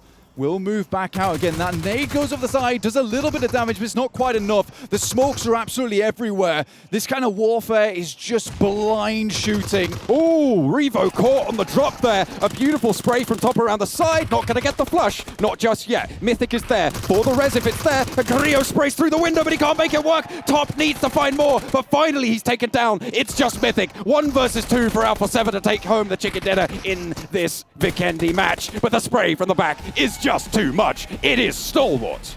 Unable to take home that 10K, but the points they put up there will see them very steady, looking at that 60K in first place. They are now fairly ahead of Vampire Esports. Again, even off the back of 4 wins in a row, Alpha 7 still make up the difference. And it's getting very, very difficult. 3 more matches to go now, John, for Vampire Esports to try and get a lead, but I don't know where they're going to find it. It's going to be so close. Those 2 games with Alpha 7 not performing in the first 2 games of the day leave such a great question to be answered in these last games as we find these final moments. Vampire, again, in the conversation to be tournament champs. Yeah, it is ridiculous at the moment. Winner chicken dinner coming through. 1,800 damage here on Vikendi. I mean, they were really putting in the work, John. They absolutely were. What a performance from Stalwart Esports. They absolutely took that fight in their stride. Top on the inside of that building. What a way to close it out for them. Finding that last frag as well. Beautiful stuff. What coordination. But Alpha 7, they take that top spot back under their control.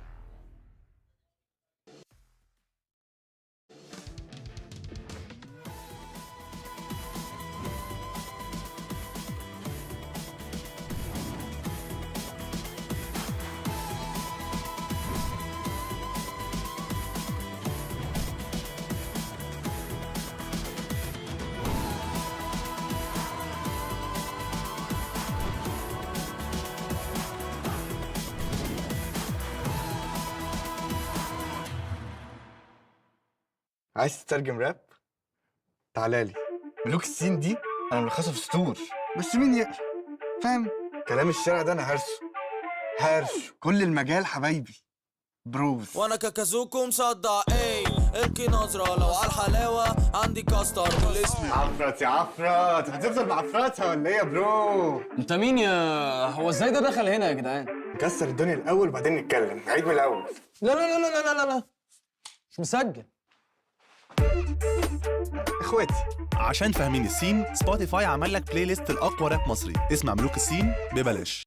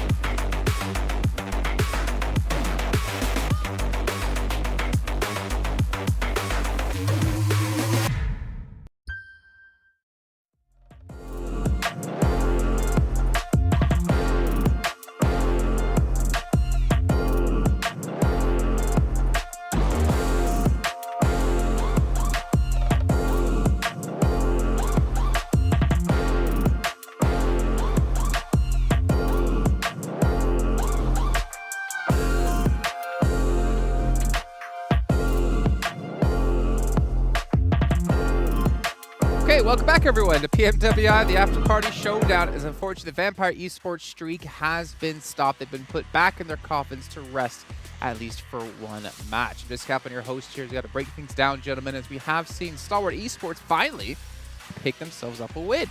Yeah, it was good to see finally able to get himself a good finish there. Playing with the DBS, it was actually Scribe that did a lot in that finishing fight. So a little shimmy over there. But yeah, it was very interesting to see coming out from Stalwart at the end of the day. But the circle, they didn't move too much in the late game, right? And they just were making sure a lot of teams could not enter from the southern side, and then it was pretty much done and dusted. Yeah, the game kind of came to them. Of course, they did have a lot of threats looming as the circles came their way, of course. Not last but not least, of course, Vampires was there to try and deal with them, but it wasn't enough. Stalwart showing why they can hold down locations. It got a little bit sketchy. I was kind of concerned that maybe Pika moved too early to that east, I guess, northern flank up against Alpha 7, because they're really coming back into the fight now here for this Vikendi. But it was enough as they shut them down. Yeah, though we are seeing Alpha 7 actually get himself a few points, and we're seeing Vampire a little bit lower. So there's still that current fight for the first place between those two squads that is unfolding. But at the end of the day, a lot of the top teams that have already shown themselves consistently on top of this tournament are here once again. So there's some consistency. Yeah, shown themselves. Very good. Yeah, well, it was a very awkward fight and very funny fight, actually. I really enjoyed it between Vampire, STE, and then S2G actually potentially came to be the saviors of Vampire Esports. If we thought about it. They mollied themselves. Oh, we don't talk about that, Molly. I thought vampires were immune to fire. No, maybe not immune to fire. No, they hate fire. They hate fire. They actually hate fire. You know who also hates fire? John Allen? That's not where I was going with it. Oh, okay. I'm sure he hates fire as well. Probably, yeah. I don't know where you were going. So I was like, oh, I'll revert back to an old meme. What was your answer you were going with? I didn't know where I was going with that. That's the problem. So I'm glad someone broke the silence. I've saved you. I've saved you. Thank you. It's fine. Yeah. If that's Here exactly. It is. There's the volley that we're talking about. Alpha 7. Himself. Keep in mind, Alpha 7 were 1 point behind Vampire Esports, and with them getting, was it the 11 eliminations, super important game for them to show up, considering that lead was slipping away. They already had a 30-point plus lead. Like going into day 2, even into day 3, they were still around that marker. So now they're like, all right, well, you put the ball on our court, Vampire Esports. Well, here, have the ball back. I think especially the moment they saw that Vampire was eliminated, they knew this is our time to get back into the league, create a little bit of a buffer for ourselves, because they didn't have a great start of the day. The 2 first games are a little bit invisible, so at least they are present a little bit more. But Vampire, there's still a chance they're going to come back swinging. So I think it's going to come down to the last game to see who between those 2 teams will be taking the trophy at the end. No, definitely. I could only agree. Okay, well, what about our match rewards? Let's see how much money the teams were able to secure, at least the rewards in particular for some of these teams. Because, again, that is what it's about, the money on the line. And 7C, all right. We'll get on the board here. Don't worry, we'll see some 7 in a little bit, but 7C getting some 4,000 bucks. They got the first elimination and got the special elimination with good nades and stuff like that, but they did lose that engagement towards the end. Falcon just squeaking that one out, being able to survive it all with 2 alive, but of course it leaves you a little bit wounded towards the later stages. And Alpha 7 fighting back. If they got the win there, that could have been a 22k game right there for them. They would have been almost at the 100k margin, but you know what? Still getting himself 12k in this game alone. Alpha 7, they're still here. They don't want to be overtaken by the other team. So I mean, Alpha 7 are here to play, and as you already said many times, Jason, they came in prepared, and really the preparation they've made before the event is really paying off. Yeah, it's such an awesome battle though between these 2 teams, going head to head. I mean, back and forth. Obviously, it could have been Alpha 7 just struggled. They get in their own heads, and their mentality is completely broken. But for them to bounce back and then pretty much just say to Vampire Esports, we're not going to go quietly here. We're going to still fight for the number 1 position. I think we're seeing probably one of the sickest rivalries we could potentially have developed now in the rest of 2022. Oh, yeah. Alpha 7's clearly proficient at Vikendi as well. If you think about them getting the win that they got, I think it was day 1 on Vikendi, correct? Day 1. It was won by Vampire yesterday, actually. Yeah, and then Vampire, and now Alpha 7 almost being able to eke out against Stalwart. But again, I've said a billion times on these desks over the last 2 weekends that Stalwart's an excellent team. So it's no kind of disrespect to them for losing out against Stalwart that were playing this compound and defending it for so long. So they were very warmed up early in this game about the angles that they need to defend, especially when Alpha 7 had kind of gone for that sweep around. And then they once again, these were the angles that were potentially giving us a little bit of problems earlier in this game. These are the angles that were benefiting us in this game. So they approached it very nicely. And you were talking about it during that game also. They did leave 1 building of their compound open, and I think actually it was maybe not that bad of an idea, because that building there in particular is very easy to nade. If you want one team to crash there, you know exactly what 2 spots to nade in particular. So if that was the game plan, you know you can easily at least eliminate 2-3 players, which is what they did there versus Vampire. And also, on reflection, to be like, was it the right thing to leave it open? If you do commit 1 to that, then you're a little bit too spread across that compound. Start to get back, So I'm kind of, I was questioning myself there, and I think that's probably the best play. Okay. Well, you know, we look at overalls, which obviously is extremely important when it comes to points, but what about when it comes to money earned so far within this event? Alpha 7, I imagine, should be first. Actually, okay. Well, that was from, I guess, this match. No, that's completely wrong. So we'll just ignore that. We're not going to look at this anymore because it doesn't matter. But we did talk about how Alpha 7 approached that 100K mark. Vampire Esports were around 80 to 90K last time we checked in with them.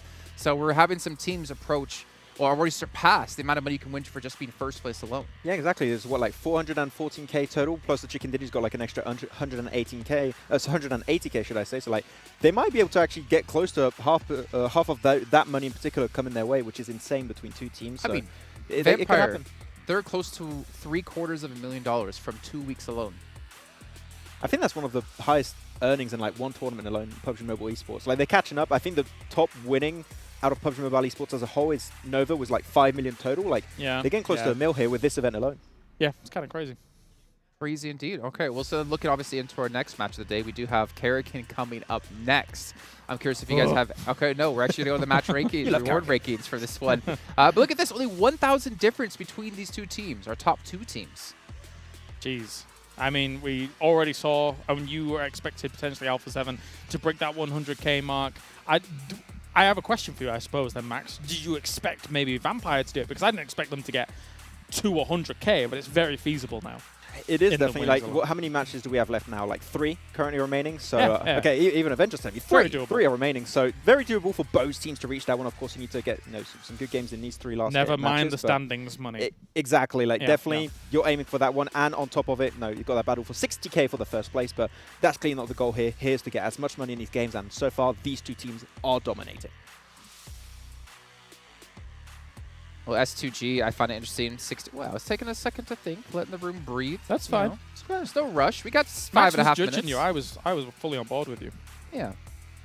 I think one thing that stands out for me as well. Bigetron? No. I think one thing that stands out for me as well is the fact that Stalwart, this is their first win here, technically, when it comes to the Afterparty Showdown.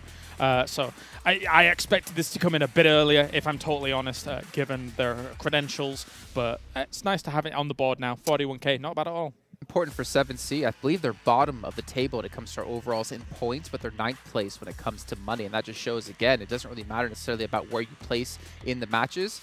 There's all of those rewards you can get within that match, which amounts to, well, technically 33,000 every single match. So great job by them to build a little bit of extra money.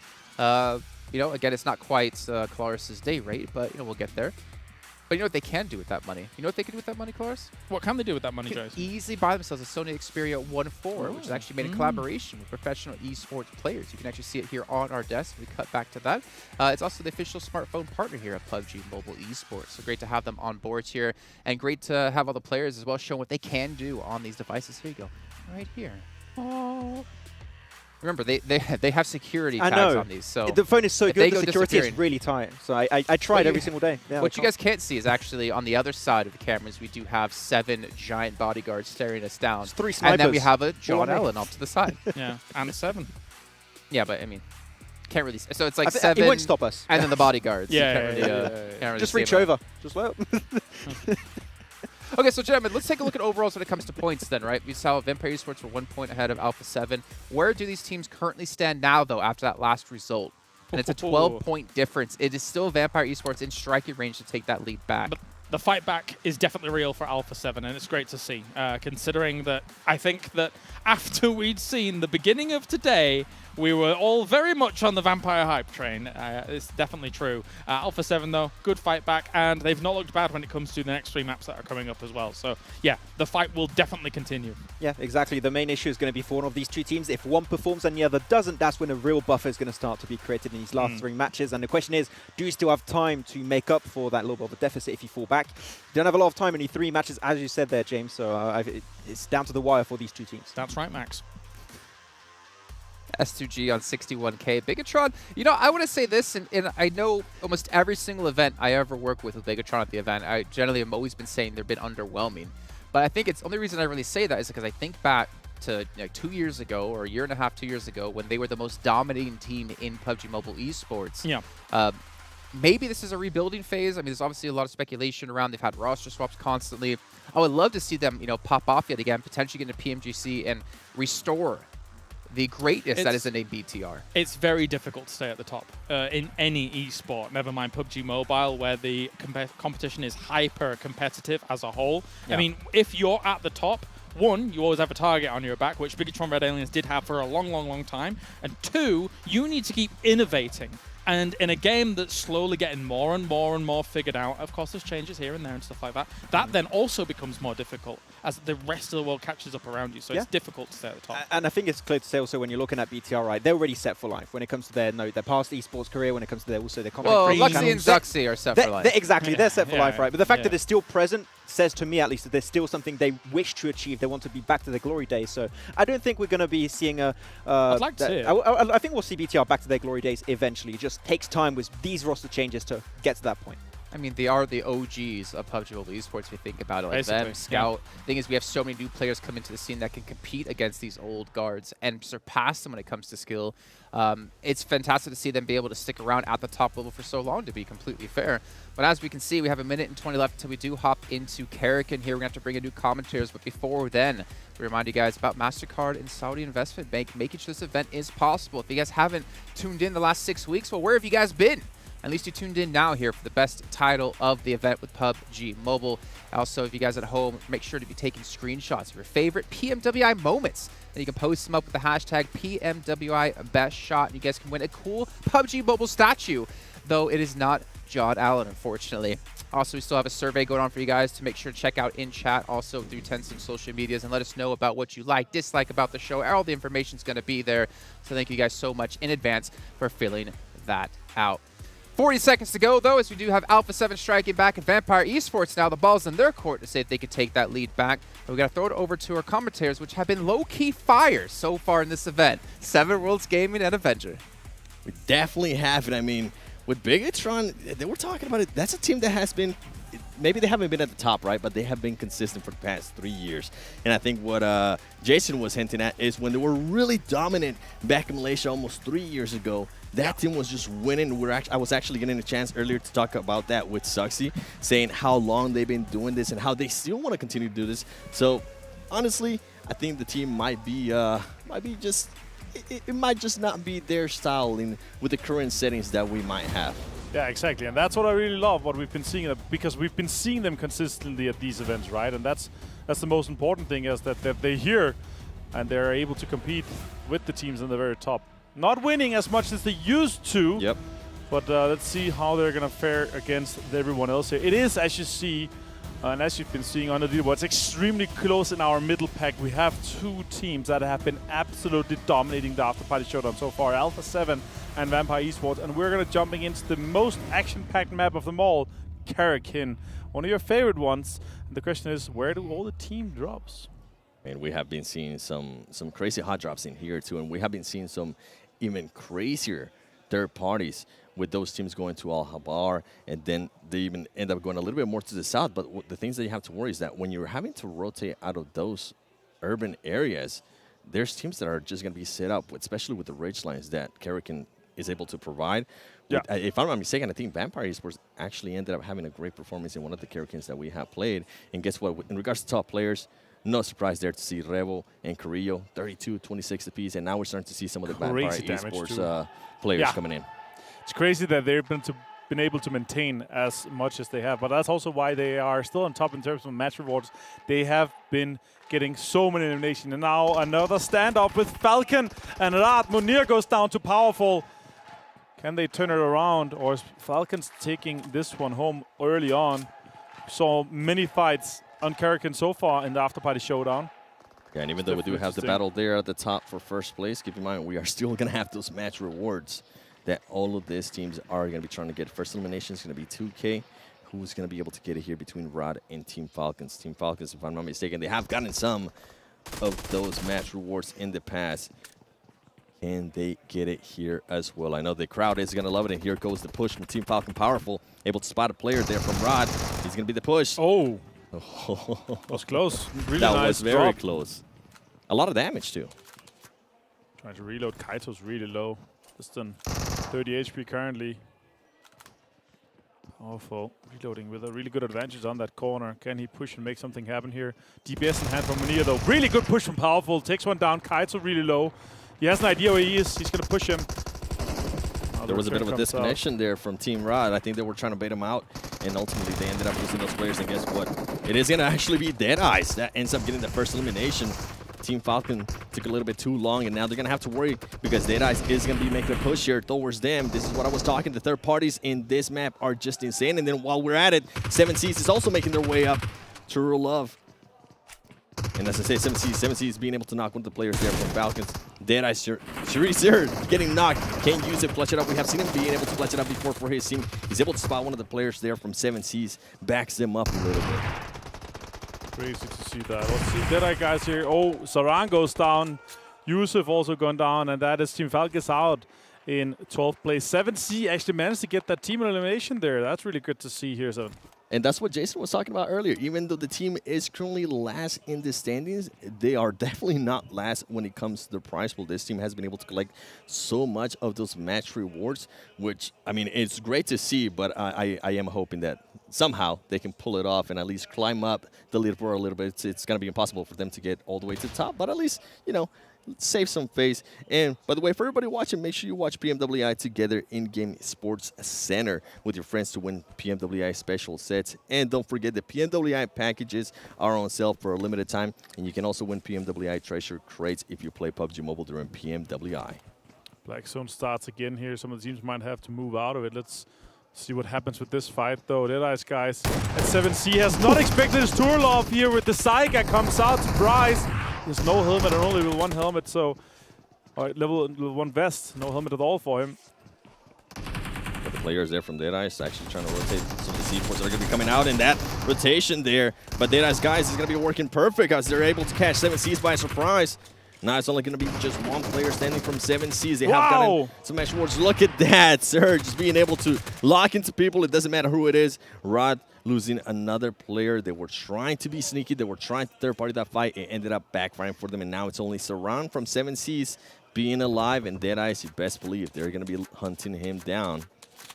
Super impressive there by Shifu. Being able to do that. Oh, it's just crazy. Turlov now. The Deadeyes guys are pushing, trying to finish off 7C. It is one more elimination that would give them another full team vibe. In that case, that would be huge for them. Also, Desha in the distance, kind of disengaged from that fight. Sarang trying to move around, really hunting him. And there's this point here, Turlov leading the charge. See all the players right there. Sarang trying to save at least some points, trying to see if he can maybe go for some other type of match reward, which is going to be really hard because he's going to be cornered right now. You can see him pushing one of the players from Deadeyes. He's going to be able to knock one. Can he reload in time and knock some of the other ones? He's able to knock another one. Can he get the third one? He might be possible to clutch up the 1v3, and he is able to clutch up the 1v3. 7C Sarang adding that to the highlight clip. I cannot believe he managed to clutch a 1 versus 3 situation like that. And remember, they got another team wipe, so they have 2 already. That is huge for 7C. And also managing to get the first one here. Bigetron replay for that case. Nice push and bait there for Genfos. Great play from him. Now we have Damonkia on screen with the Alpha 7 in the distance now. AR8 is pushing Rat, and Rat Desha here is going to be taken down in 10th place. And that is R8 putting a team elimination on their board, but only 1 elim point for them. Bigetron now here with the somewhat standoff for S2G. Silas there, you can see him silently jumping in the distance, trying to get back to Hamsi. Bigetron continuing to change the roster. You can see actually Lux is not there. This is going to be huge for Vampire Esports if they do end up losing a player this early on. Luckily for him, he was able to find a rock and just...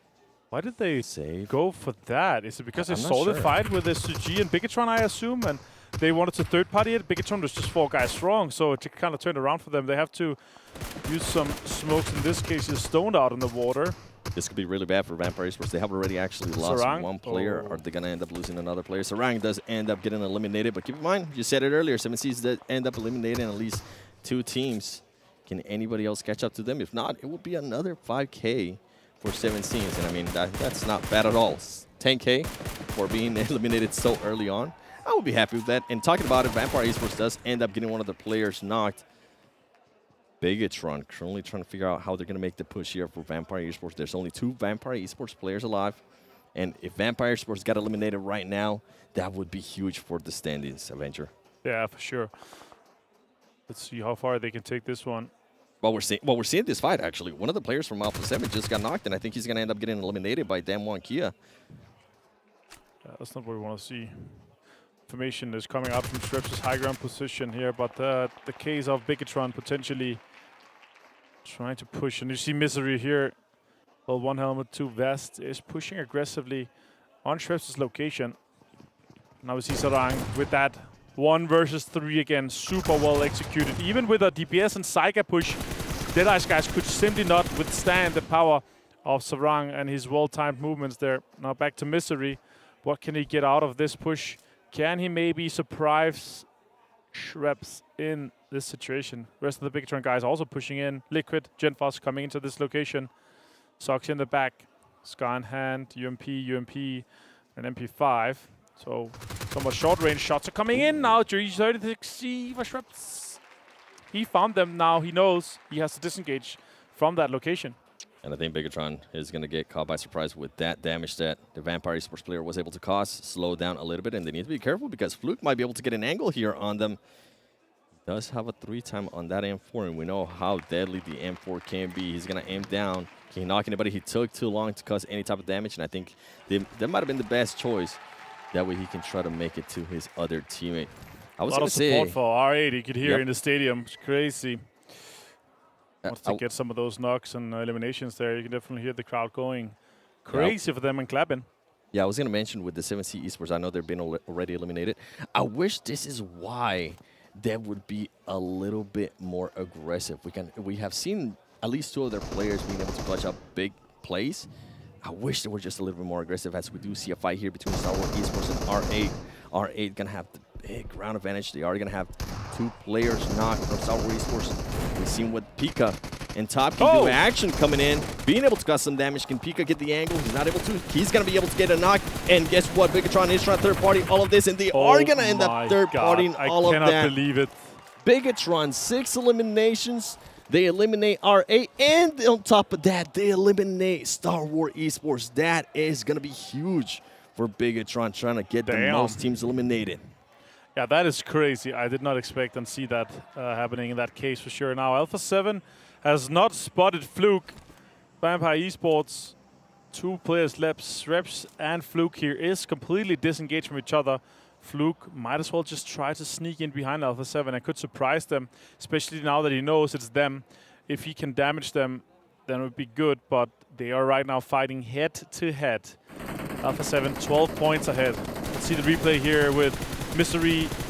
The guys from Bigetron completely annihilating both Stalwart and R8 in that case. That's insane. All right, so here Fluke, really, really clever plays in this case. He's going to sweep the other direction that Alpha 7 does.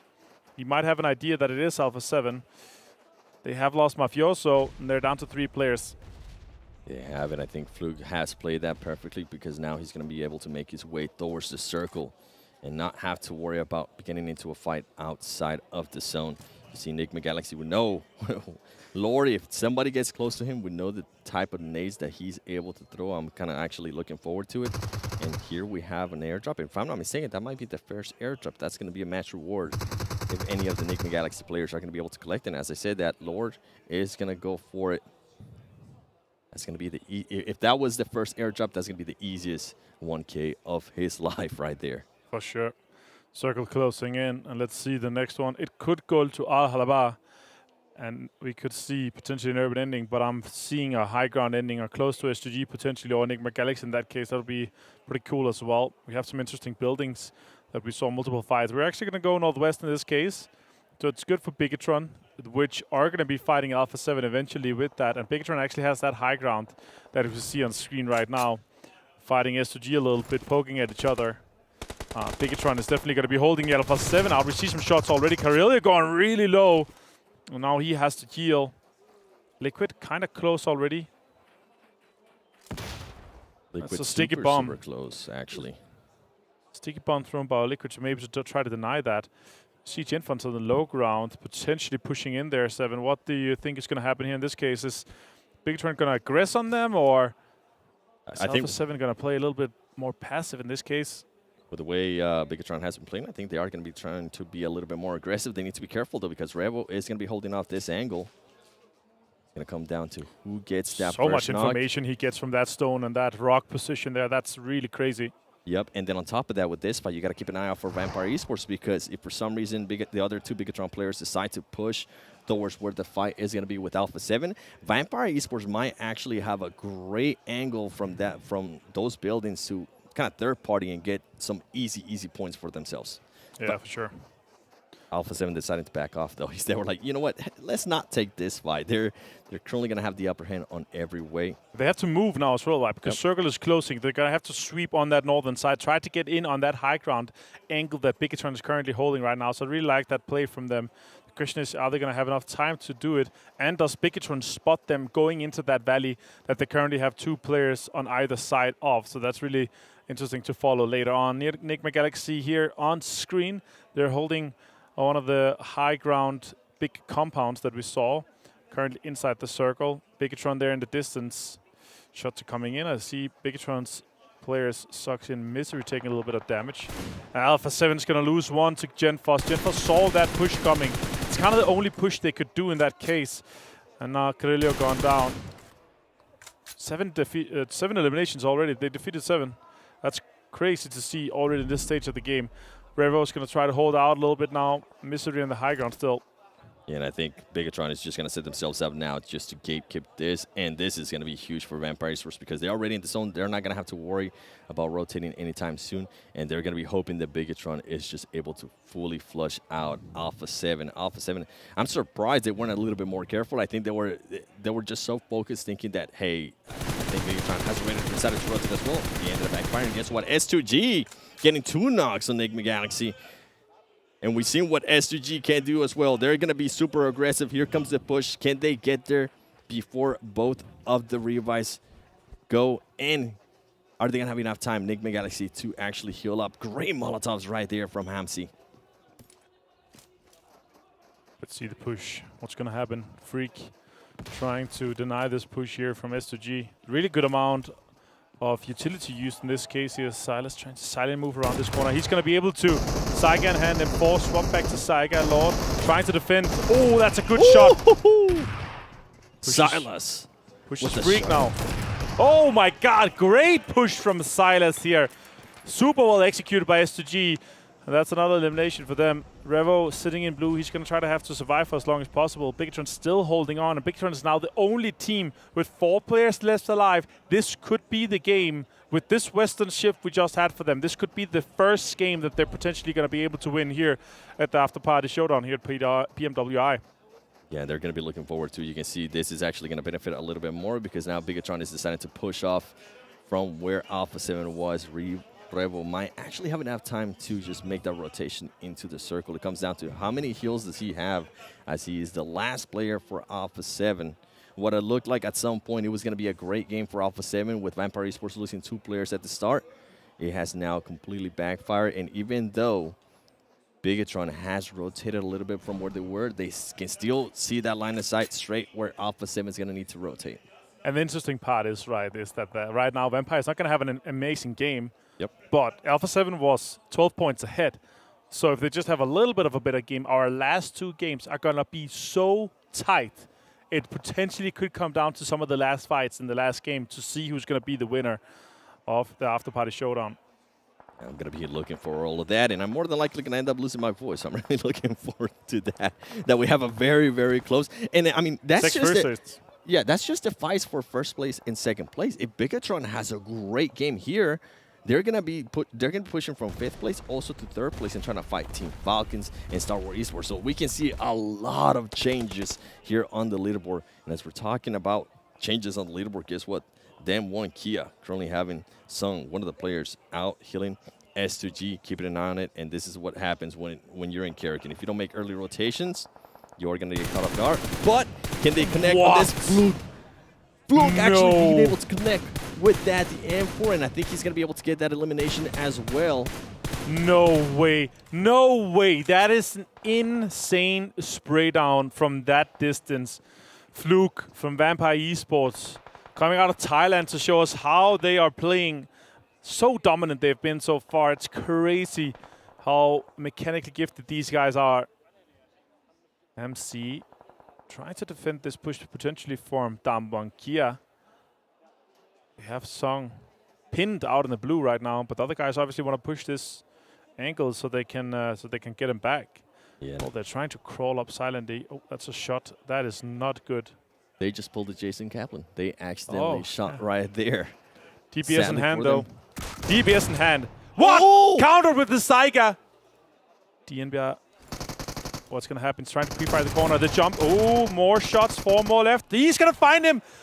Oh, my God. That is perfect. Super important clutch for Damwon in this case here. They can push in and take that high ground. MC tried to get a little bit too much flare there. I think he was trying to go for the jump shotgun shot. It didn't end up working out. Damwon, now as you mentioned, soon is going to be able to make that push towards this circle. And guess what? Bigetron, with the 4 players that they currently have, are going to be able to be the only team inside the new circle. Vampire Esports making the rotation, and this is why I've been so impressed. We've been talking about it in the back room when we've been watching these games from Vampire Esports. That composure that team has is just absolutely great. Rebel actually taking on some shots here to Liquid, and he's going to be able to get the knock. He's going to have to get off that heal off very fast, and I think he might be able to convert this elimination, or at least an extra point for his team. That's going to be great for Alpha 7, at least saving a little bit of points. And honestly, that elimination right there, that extra point, could make the difference if you're going to be the champion or not. And also, they've survived so far for this long. 4th place now guaranteed for them. That's 4 points from placement, plus the eliminations they've gotten as well. Guaranteed 6 points at this 6 points total. At this point, is going to be very important for them. Smokes are coming out. He could swing up on that, and this is going to delay Bigetron for a long time, and that could actually give the upper hand to Damwon in this case. 2 eliminations and 4th place guarantees. Bigetron have to delay this. They're going to prioritize going into the circle, I think. You can see them moving there in the distance. 2 more first hits only for Revo, and he has to use the bandages to try to heal up back now, right now. And circle, next circle's going to pop. It's going to do even more damage. He's going to be forced to be using the first hits. Shreps and Fluke still alive and doing well, but the circle has gone west, as you saw there on the top right minimap. With Bigetron, 3 guys alive, it's looking really good. Revo's going to be found by Genfos. Pops out, finds Genfos. That is crazy. Plus, he put a little bit of damage towards him. The question is, are we going to see an elimination more going their way? Or is this going to be the opening that Vampire or potentially Damwon needed? Yeah, and that's exactly the opening that Vampire Esports, you can see as soon as that knock went down, they started to move up, and they started to position themselves a little bit better here for the fight that's going to happen with Damwon. Damwon still has 3 players. Come down if Fluke can use this cover that he has to at least get a knock, being able to connect with some shots. He is going to be able to knock one of the players there from Damwon. Does he have any extra utilities that he can throw? He's not going to have any. Can he get any other knock? And you can see the other Vampire Esports player is just going to be laying down. He's going to be able to see somebody there from Junie. Junie, he also is able to knock Junie. Can he also knock soon? Here comes the 1v1. He's not going to be able to, but at least he was able to knock 2 players there from Damwon. Yeah, this is going to be huge for Bigetron. Bigetron is going to end up pushing the action here, and it's going to be looking like a Bigetron win. Yeah, Bigetron with 9 eliminations so far. 2 more to potentially to be picked up. But I think Song is just going to deny this case here. That he doesn't want to give up the points for this situation. So it could be the very first Bigetron Red Aliens win here for the PMWI Afterparty Showdown. That is great. Good to see here for these guys to redeem themselves. And obviously they've had somewhat of a rough run, but now, as you were talking about, they could be pushing themselves up to 3rd place, 7. Yeah, they definitely had a super rough run. I think from the chance that I got to talk with Suxy earlier today, he was telling me that they've been getting very unlucky with certain rotations that they've been having to do. Also, they haven't really been blessed by the circles as much as some of the other teams have been blessed. Good to see that they're able to get the win. And as I was saying, yes, we're talking about Vampire Esports, we're talking about Alpha 7 fighting for that 1-2. But I mean, I think Bigetron might be pushing for the 3rd place. Yeah, for sure, and we're going to see more about that once we go to the match standing, sponsored by STC and presented by our fantastic desk with our failed captain, Jason Kaplan. Thank you, Russian Arnold Schwarzenegger. Bigetron Red Aliens, 19 points for themselves. Finally, as you said, getting themselves a victory. The question is it coming too late? First place is going to be out of their reach. However, some extra money could be going their way as they over double, I believe, their earnings in that last match alone. Damwon Kia coming in big, though, with 9 points, and Vampire Esports with 8. Keep in mind, there's a 2-point difference between Vampire and Alpha 7, so not going to quite claw away at that lead, but at least making it a little bit closer. Yeah, just making it closer. I'm telling you, it's going to be down to that last game between Vampire Esports and Alpha 7 on Miramar. Is going to be exactly happening that way. I believe, at least we'll have to see. But, I mean, BTR, I was a little bit scared that game, James, because we were seeing them have this massive split for the longest time. Like, if a team decides to crash on one of their locations, it could get a little bit dicey. But luckily enough, at the end, they regroup, they get the win. Yeah, pretty steady pace for them to approach the circle and hold down many of the angles. I think they also benefited from the fact that a lot of the teams coming in from the east as well as the west side from them came in pretty wounded again, like kind of 2 members of each squad as they kind of was the bleed off. And of course, in this game, there was a massive cluster of teams fighting out from the very word go in the northeast, which makes it even easier to move through Karakin here. Yeah, making it easier to move through Karakin, but again, obviously as we do progress through, we're going back to a little bit of normality here for the teams. We have Sanhok and Miramar to come up next, so none of the newer maps can be coming in. Sanhok's going to be quite interesting as well because we did have Vampire win the last 2 matches of yesterday, but we've seen Alpha 7 be extremely strong as well in those maps in our prior days. But this was a nice little shot at BTR. Again, I feel like every single global event we ever do, they always do have that like one pop-up game. They always at least get one chicken dinner throughout the event. Yeah, I think we can expect that to happen in these last 2 games potentially. We'll have to see. But in this game in particular, what we saw again, we're seeing the shotguns come into play. We saw some DBS, we saw some Saiga. I feel like this tournament's got a meta of its own with the shotguns, it seems. And I feel like it's been one of my favorite developments in kind of current meta as it does stand, the fact that shotguns have become quite prevalent. I'm hoping that we see it more on the next stages. And next stages, of course, teams like Damwon Kia are always going to bring it into those big tournaments. But I think it could, continue to kind of roll through a lot of these teams to at least have 1 or 2 on your team. Exactly, like there's no downside to having at least 1 or 2 on your side. And if you're fighting against an AR and you get in the right range, and you hit your shot, the shotgun wins like pretty much 100% of the time, if you hit the shots, of course. Especially because in a loadout, in a full loadout, the M4 is so versatile. A lot of the teams will navigate back to the M4, right? And just have that for their close range, even the long range, 6x sprays, etc., and things like that. So having a shotgun is very nice for the close range. Question comes, when or will it be potentially nerfed someday in the future once people see in competitive play it starts to work extremely well, at least at this level of play, because there's a lot of close proximity fights. Yeah. In normal play, it leaves you a little bit vulnerable sometimes, right? Like you're not as quite as well adapted, and adept as these pro players. So obviously they know exactly when to be switching out. If you've got a shotgun and you're running through certain areas and stuff like that, you are vulnerable to still kind of those mid-range weapons that are going to vastly out-superior the position of those shotguns. So yeah, I mean, I play the M4. If they nerf it, and I already struggle to hit my shots right now, it's going to be even worse. So I just leave it like that. It's fine. Arguably the best gun, the M4. So I mean, at our level, as you're saying, it's a... I mean, some of us could use it. I mean, 7, he could probably use it pretty well. The rest of us are just like, we can't hit the broadside of a barn with a shotgun. Let's take a look, though, at our overalls here so far in the event. Actually, to be fair, Kalaris definitely could if you've seen him play. Thank you. I'll give you the credit. We already know what Max Fen can do when it came to PMCOs, but Alpha 7, 10 points in the lead, though, with 2 matches left. Very possible here for Vampire Esports to take over the lead, but Alpha 7, I'm not really taking the lead in first place. They've also taken the money lead. But what a huge jump for Bigetron Red Aliens, right? I mean, of course, they were in a position where they didn't have much money, didn't really have a win on the board, but still had quite a lot of points. This has rocketed them up on Karakin of all maps to be able to have this big jump up. Very impressive. Yeah, exactly. Even though we know it's still like a competition between only Vampire and Alpha 7 for the trophy this time around, it is still pretty decent prize pool in 3rd place, right? So BTR definitely a big step up, and it's good to see Indonesia potentially able to get himself on the podium at the end. Yeah, honestly, I think for the region as well, we think back to Morph, right? Last week in the main event, didn't fare too well, unfortunately. Obviously, Indonesia is a massive supporter of BTR, and they have a lot of pressure. I think, to be honest, almost out of any region in the world except maybe China, I think Indonesia has the most pressure when it comes to their teams to perform. When you do well, they love you. When you don't do well, they don't love you quite as much. And especially Nunda, you're going to have the finals of PMGC in Indonesia too. That's going to be an extra layer of pressure, right? So that's if BTR make it there, I mean, I'm telling you, the fans are going to go wild. Or the so fifth many man. good teams.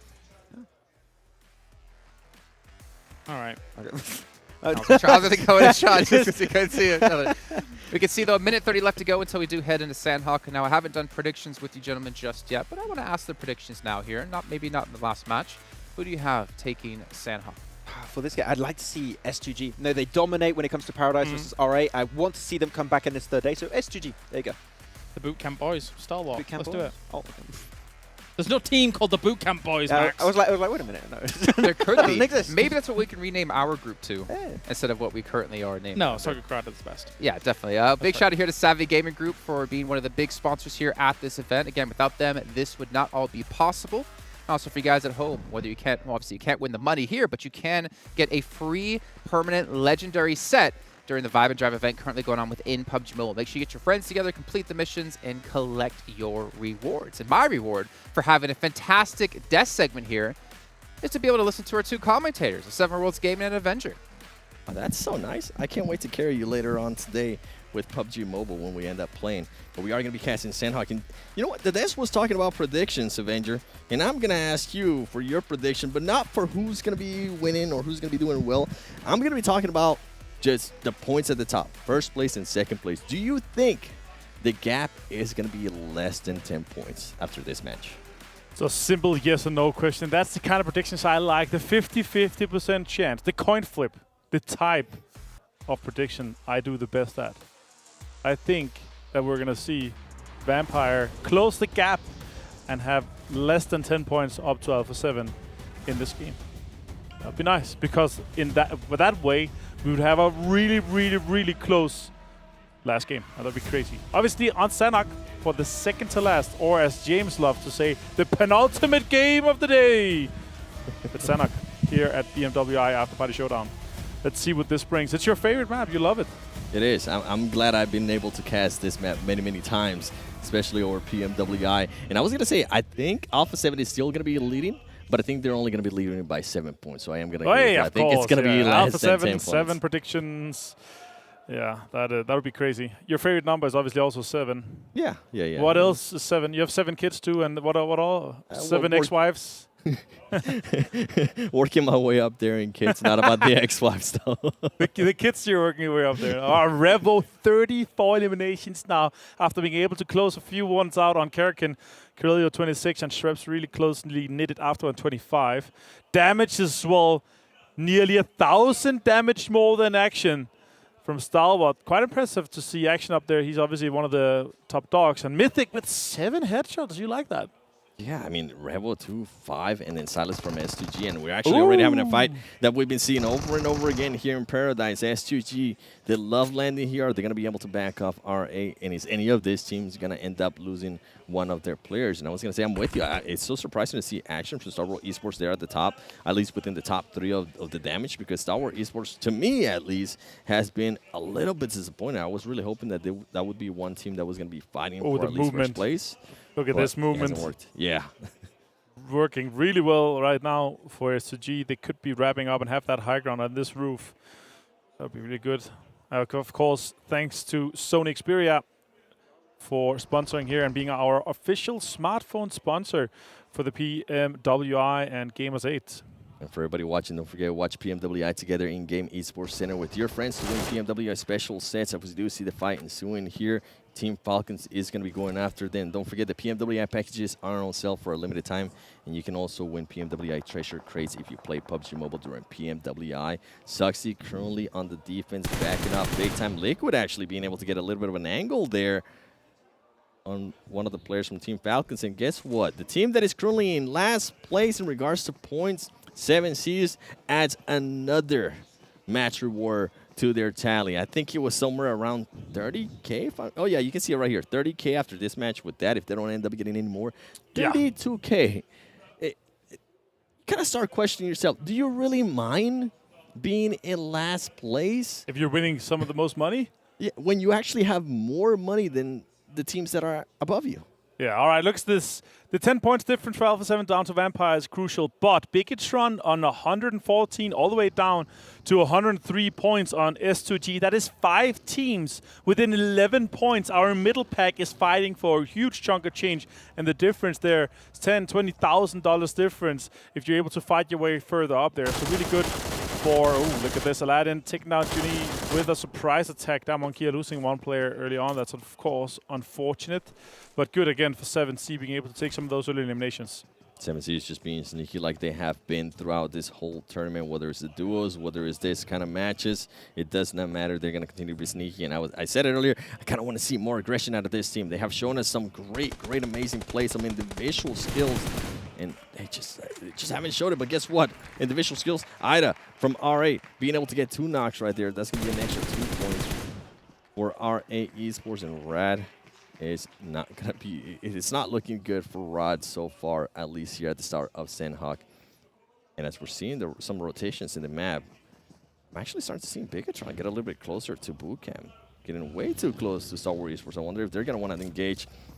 I know sometimes with this kind of players from Bigetron too, they're gonna be able to carry some momentum. They're gonna be feeling hype after that last match, especially after getting a win.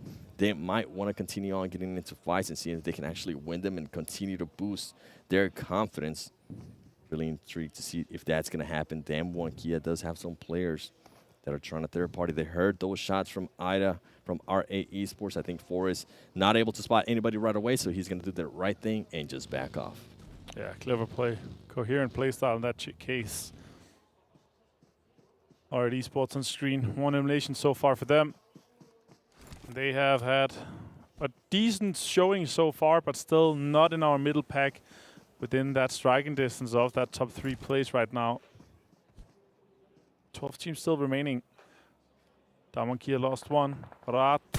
Oh, Forrest finds ID7 and goes down 2. What a great rotation right there from Forrest. I thought he was going to be backing off. He decided to just actually re-angle himself, being able to find the perfect angle, getting some shots there on that team. What a play, and guess what? S2G trying to third-party some of the R8 players there. You can see CR7 as well. R8 not looking in a good spot. They are currently only going to have 1 player alive. CR7 trying to get some shots there, I believe, is on Kalsi. Didn't cost enough damage, and now what is CR7 going to be able to do? He does throw down some mollies. I think that was from S2G. S2G is starting to get some of the angles. That is going to be it for R8 Esports. And guess what? S2G does get the first team elimination and $5,000. That is good. I like that. The first team is just so insane. We're pouring money over these teams here, and we're loving seeing their efforts to try to go even further. Money in the bank is what these guys are here for. Let's see what these guys can do, though. Bigetron, as you see right now, on bootcamp. The question is, where are we going to be ending up? We do have a far northwestern circle, and there's a chance that we might ending up on the Alpha Island. And right now, Vampire has a really good hold on to that island, so we could be seeing them closing that 10-point gap as we were talking about. Stalwart on screen. I was impressed with how good they were, especially at the main tournament, and also been impressed with their entrance. I really like Stalwart's entrance. That was really nice, starting with their backs to the camera. And now we saw, I think it was Sarang before we saw that, get the first airdrop. Kaitsu is in this compound. I think he's alone trying to defend it. Desha might be further down. Damonkia is aggressing. Kaito gonna just be cooking up that grenade. Can he actually confirm on this? Any types of knocks, he is gonna be able to cause some damage though. But now more than likely, Damwon Kia is gonna realize where he's at. And yep, Desha is just a little bit of the south of him on a different building. I think they have covered each other. Like there's some like line of sights that they could be taking advantage of. Yeah. So if they push from that southern side in the compound that Damwon Kia currently has, then they have kind of a cross angle on each other. Next circle has popped, and it's looking very likely that we could be ending up on Camp Alpha. And Vampire has that high ground ruin on the top, and that could be crucial for a win or a lot of points in this game. Deadeyes Guys, southwest, Nigma Galaxy outside in the blue, and Alpha 7 on a huge rotation coming in from the northeast. Now Kaito trying to defend this, taking some more damage. He's taking actually quite low, nearly, even further low. He's going to go down actually. Super unfortunate for Stalwart Esports. Are they the ones that currently third party in this? I think it's multiple angles. It's both Stalwart, but also S2G that is doing this, but definitely Stalwart is on screen in that case. Desha is going to disengage from the fight completely, just try to run away, but he could be running straight towards the S2G guys. Somehow being able to survive on that, but yeah, it's straight running into the S2G guys. The S2G guys not being able to confirm, and Desha just barely. No, just get in there. What are you doing? Hide. Run! I was going to mention, though, if Damwon took too long within this fight, S2G was going to be able to third party, and that's exactly what they're looking to do. And a team that I was not expecting to even get close to third party, Stalwart Esports, definitely slowed down a lot more what Damwon was trying to do. And Damwon, you can see, being aware now of the possible third party from Stalwart Esports, putting down some of that smoke, trying to cover their 6, and seeing what S2G and possibly the last player standing from Riyadh are going to end up doing. Desha just passively playing this one out. He's on the wrong side of that bridge, though, if it goes west. C has a lot of information on Damwon right now. Oh! Peekaboo finds one. Can he get first down 2? Gets first down to half HP. Sung first. Last 2 players from Damwon gets taken down by Colsey on an off angle. Super well played and executed by S2G. It's just down to Sung in this case. He's going to have to try to use some utility. They don't really know exactly where he is right now. As you can see, the utility is being used somewhere else. Sung with the third-party peek in this case. Could potentially surprise 1 or 2 of the guys from S2G, but it definitely looks like they're going to be taking this compound over completely. And Sung now keeping an eye here on where Silas is going to be going. Hamsi is able to knock some doors. He is going to realize where the last player from Damwon is going to be. The DBS, can he end up connecting? He is actually end up getting knocked and soon clutch up here and end up knocking another of the players. Surprisingly that he actually doesn't have any DBS by himself. He is going to continue to make the push here for Ray C. I think Stalwart Esports is still helping out in this fight, trying to cause some mayhem themselves by third party from very far away. Ray C with the DBS very close. He's going to lay down some Molotovs and try to control where Sung is going to end up going from Damwon Kia. Meanwhile, they're going to be able to slow it down a little bit, heal, and figure out what their next move is going to be. And if I'm S2G, yeah, that's exactly right. Just back off a little bit, see if you can maybe pick up your players and reset. Definitely want to try to convert this one here. Shots are coming in on Sung again. Sung taking half HP again. He has to heal constantly. Soon we're going to be seeing a circle pop in 30 seconds or so, or even earlier. So I'm going to use some utility. Nade into that corner could be great. Could be hitting 1 or 2 of the players from S2G. That's a great nade. It's going to take potentially 1 down. No, it is not. It's going to bounce in and stay inside rather than go out the door that he was hoping for. That could have taken both of them down if it actually bounced out the door. Molotov used as well. He's limiting some movement for S2G. They cannot just run into this house in this case. QB set in hand. Luckily for him, they aren't going to have to rotate anytime soon. They are still within that circle. But if they do, whichever team ends up surviving this, they better watch out, because all those other teams that are on the other island are going to be waiting. Now you can see S2G trying to make that push again. Are they going to be, can the Damwon Kia player, Sung, can he hold them off? The DBS is going to be coming out again, and there you go, Racy able to get the finish on Damwon Kia.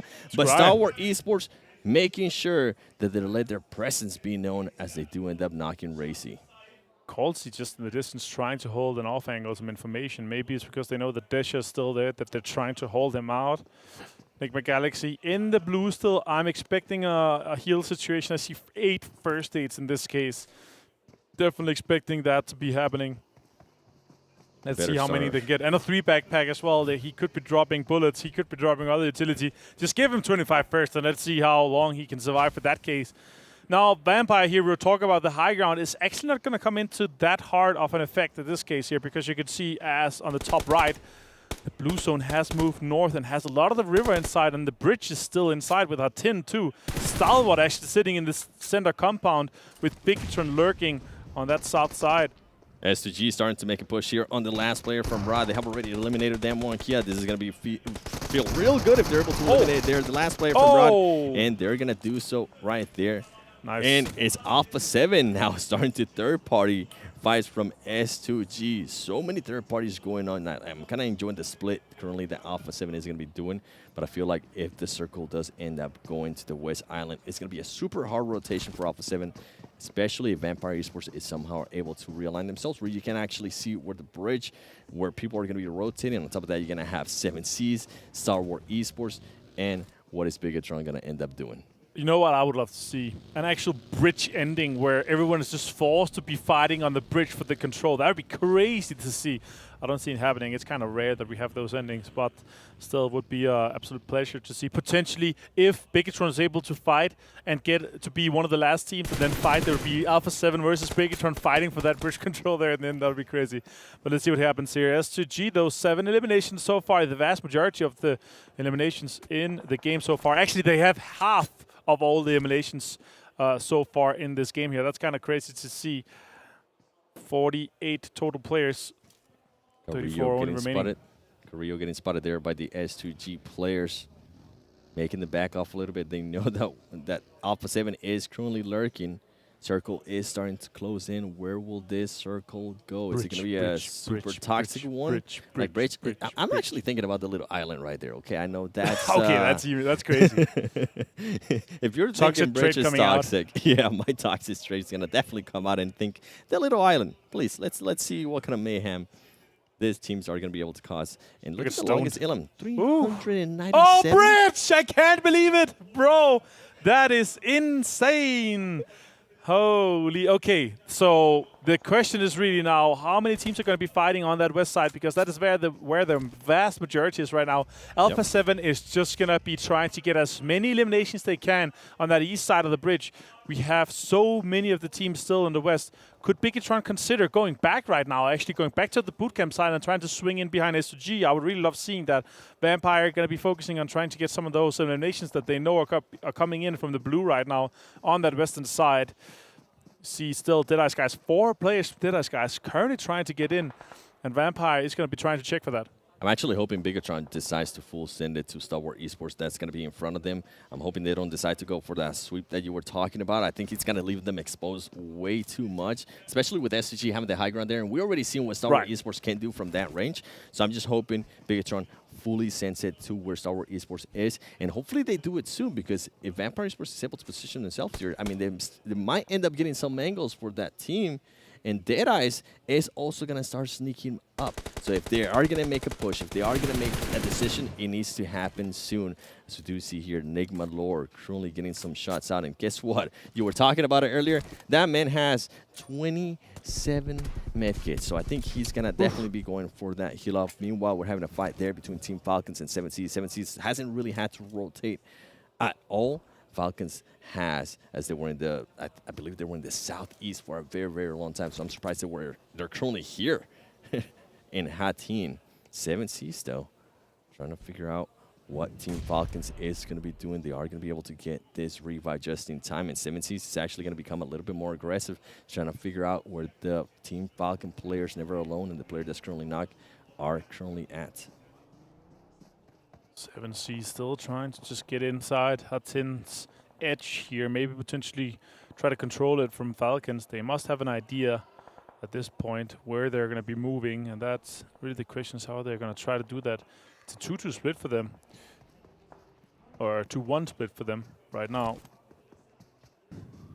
Vampire Esports, there you go, going with the position that I was talking about. Vampire Esports might actually be able to pick up a lot of Ilums from that position, especially if Bigetron is definitely now going to have to push or Stalwart Esports. Interesting, though. Gen Foss is making a bit of a rotation in trying to get behind Vampire Esports. If this ends up working out, he might be able to surprise him, but he needs to watch out for Schwab from Vampire Esports, because he is covering that angle. All right, let's see. You think West? I'm going to think East. I hope West. West, okay. For the sake of the last game being absolutely insane, I really hope West. Because if it goes East, Alpha 7 could close this game out and secure themselves. Really, look at that. They could secure themselves a huge game. But now they're going to have to cross the bridge. I don't see them swimming. Like, there's too many teams close to the water. So I would really like to see them fight for that bridge control over S2G. Because also, it is kind of a high ground situation for them now that Vampire doesn't have the really high ground now, with the circle being pushing them off now. 11 more first aids already using a lot, so it's really taking hard here compared to what we used to. Suxy, last player. Gonna try to get Misery up right now.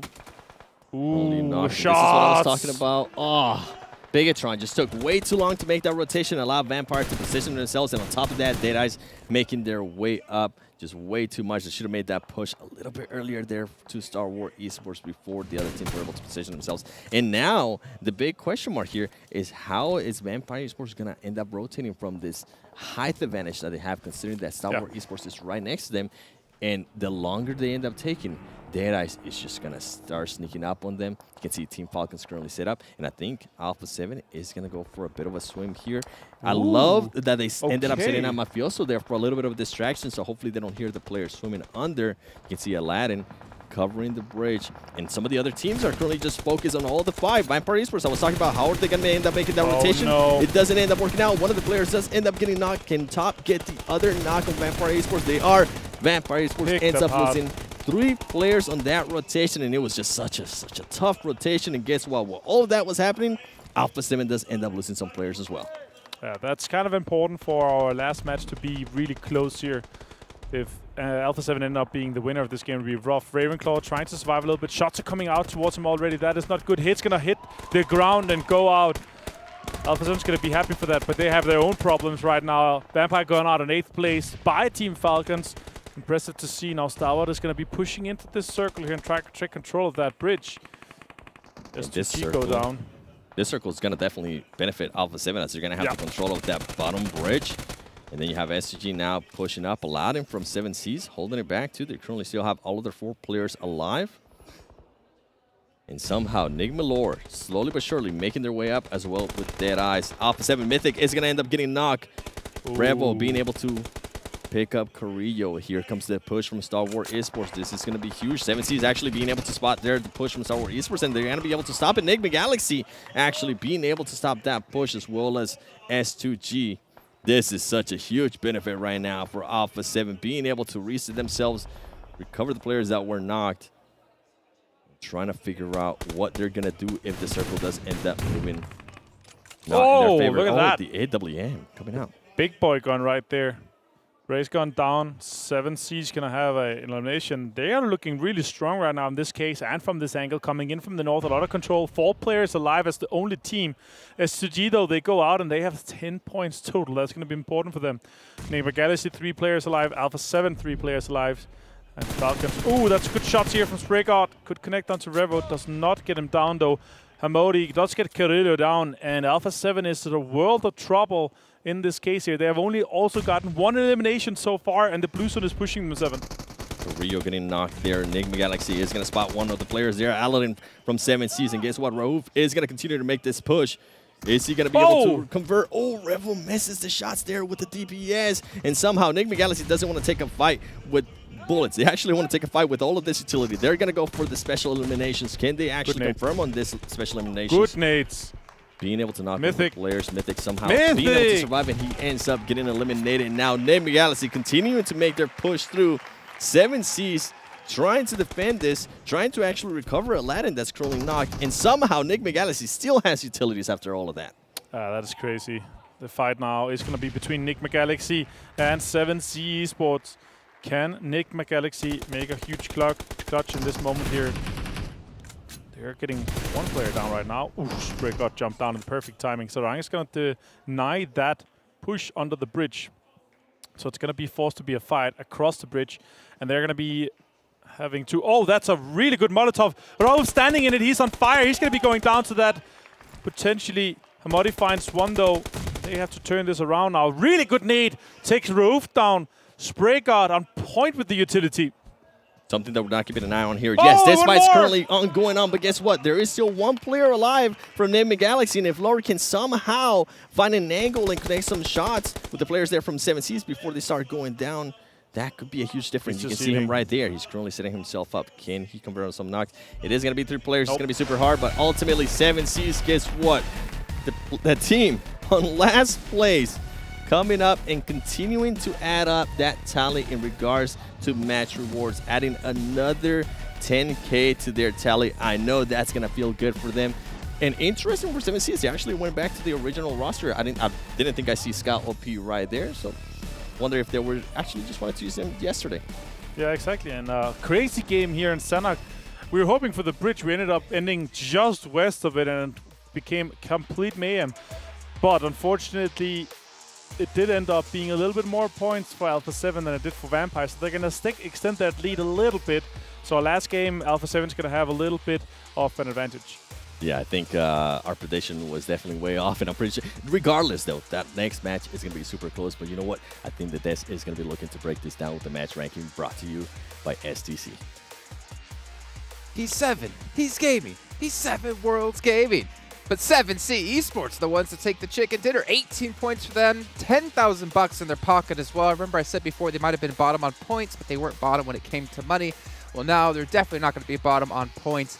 And Nigma Galaxy as well gave themselves 11. But the real focus is here down towards the bottom. Alpha 7, 5 points for themselves. And unfortunately, Vampires will not be on this front page. It's all going to come down to the final match here, gentlemen, between those two teams of who will take first place in this event.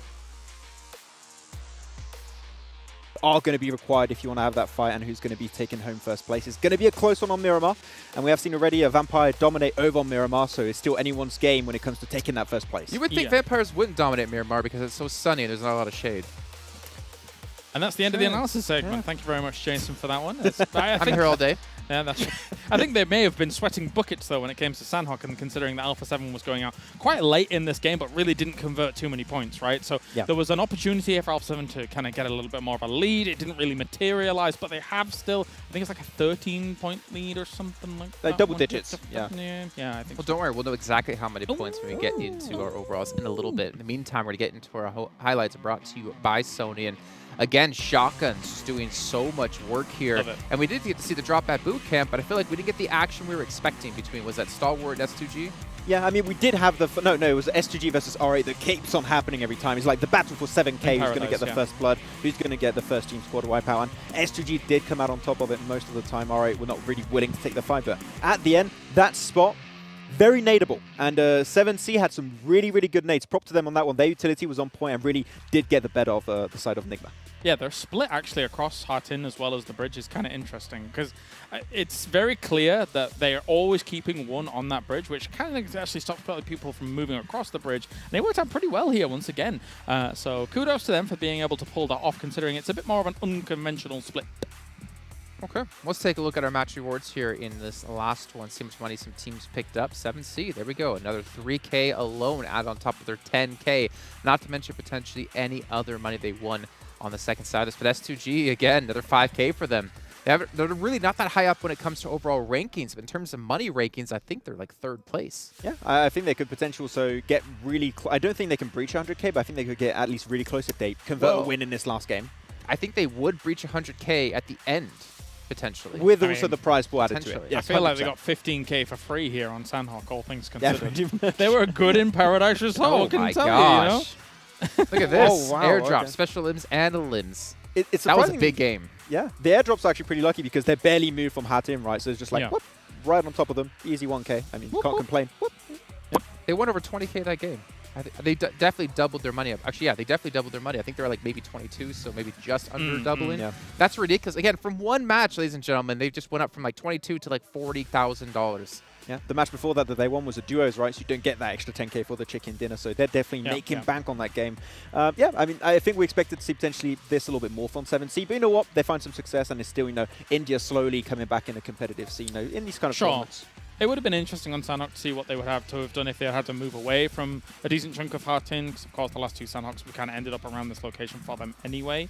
They didn't win the previous Sanhok, if I recall correctly, but because I think it was Vampires at the very end. But I mean, they were still very high up in the Sanhok, for sure.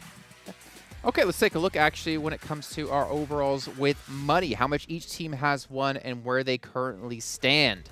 89K for Alpha 7, 88K for Vampire. Look at this, 7C on the 6th position now.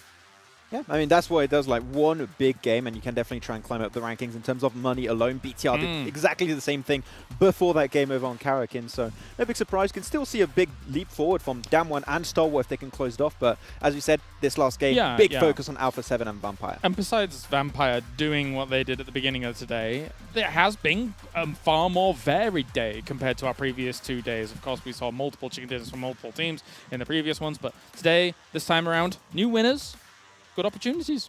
Yeah. Always happy to see that coming on through for some of these guys. Down at the bottom, though, anyone can still potentially take home like 15, 20k. No, R8 Esports, Rad, Deadeyes Guys, not the best presence in this event so far. But if you can get a little check for 20k on the one game alone, it will be fantastic to see. Yeah, it would be, and we are going into the last game of the day as well. So if you want to have any chance to pick up any extra moolah, it's got to happen right now. It's got to happen over to Miramar, which maybe we should turn our eyes towards, but not before taking a look actually at Vampires and guess who? Alpha 7. Alpha 7 in their head-to-head across this entire event in terms of totals here. And you can see Alpha 7 definitely winning when it comes to eliminations and the damage. But the thing is, Vampire Esports, they've been putting themselves in those positions to win games much more often than Alpha 7.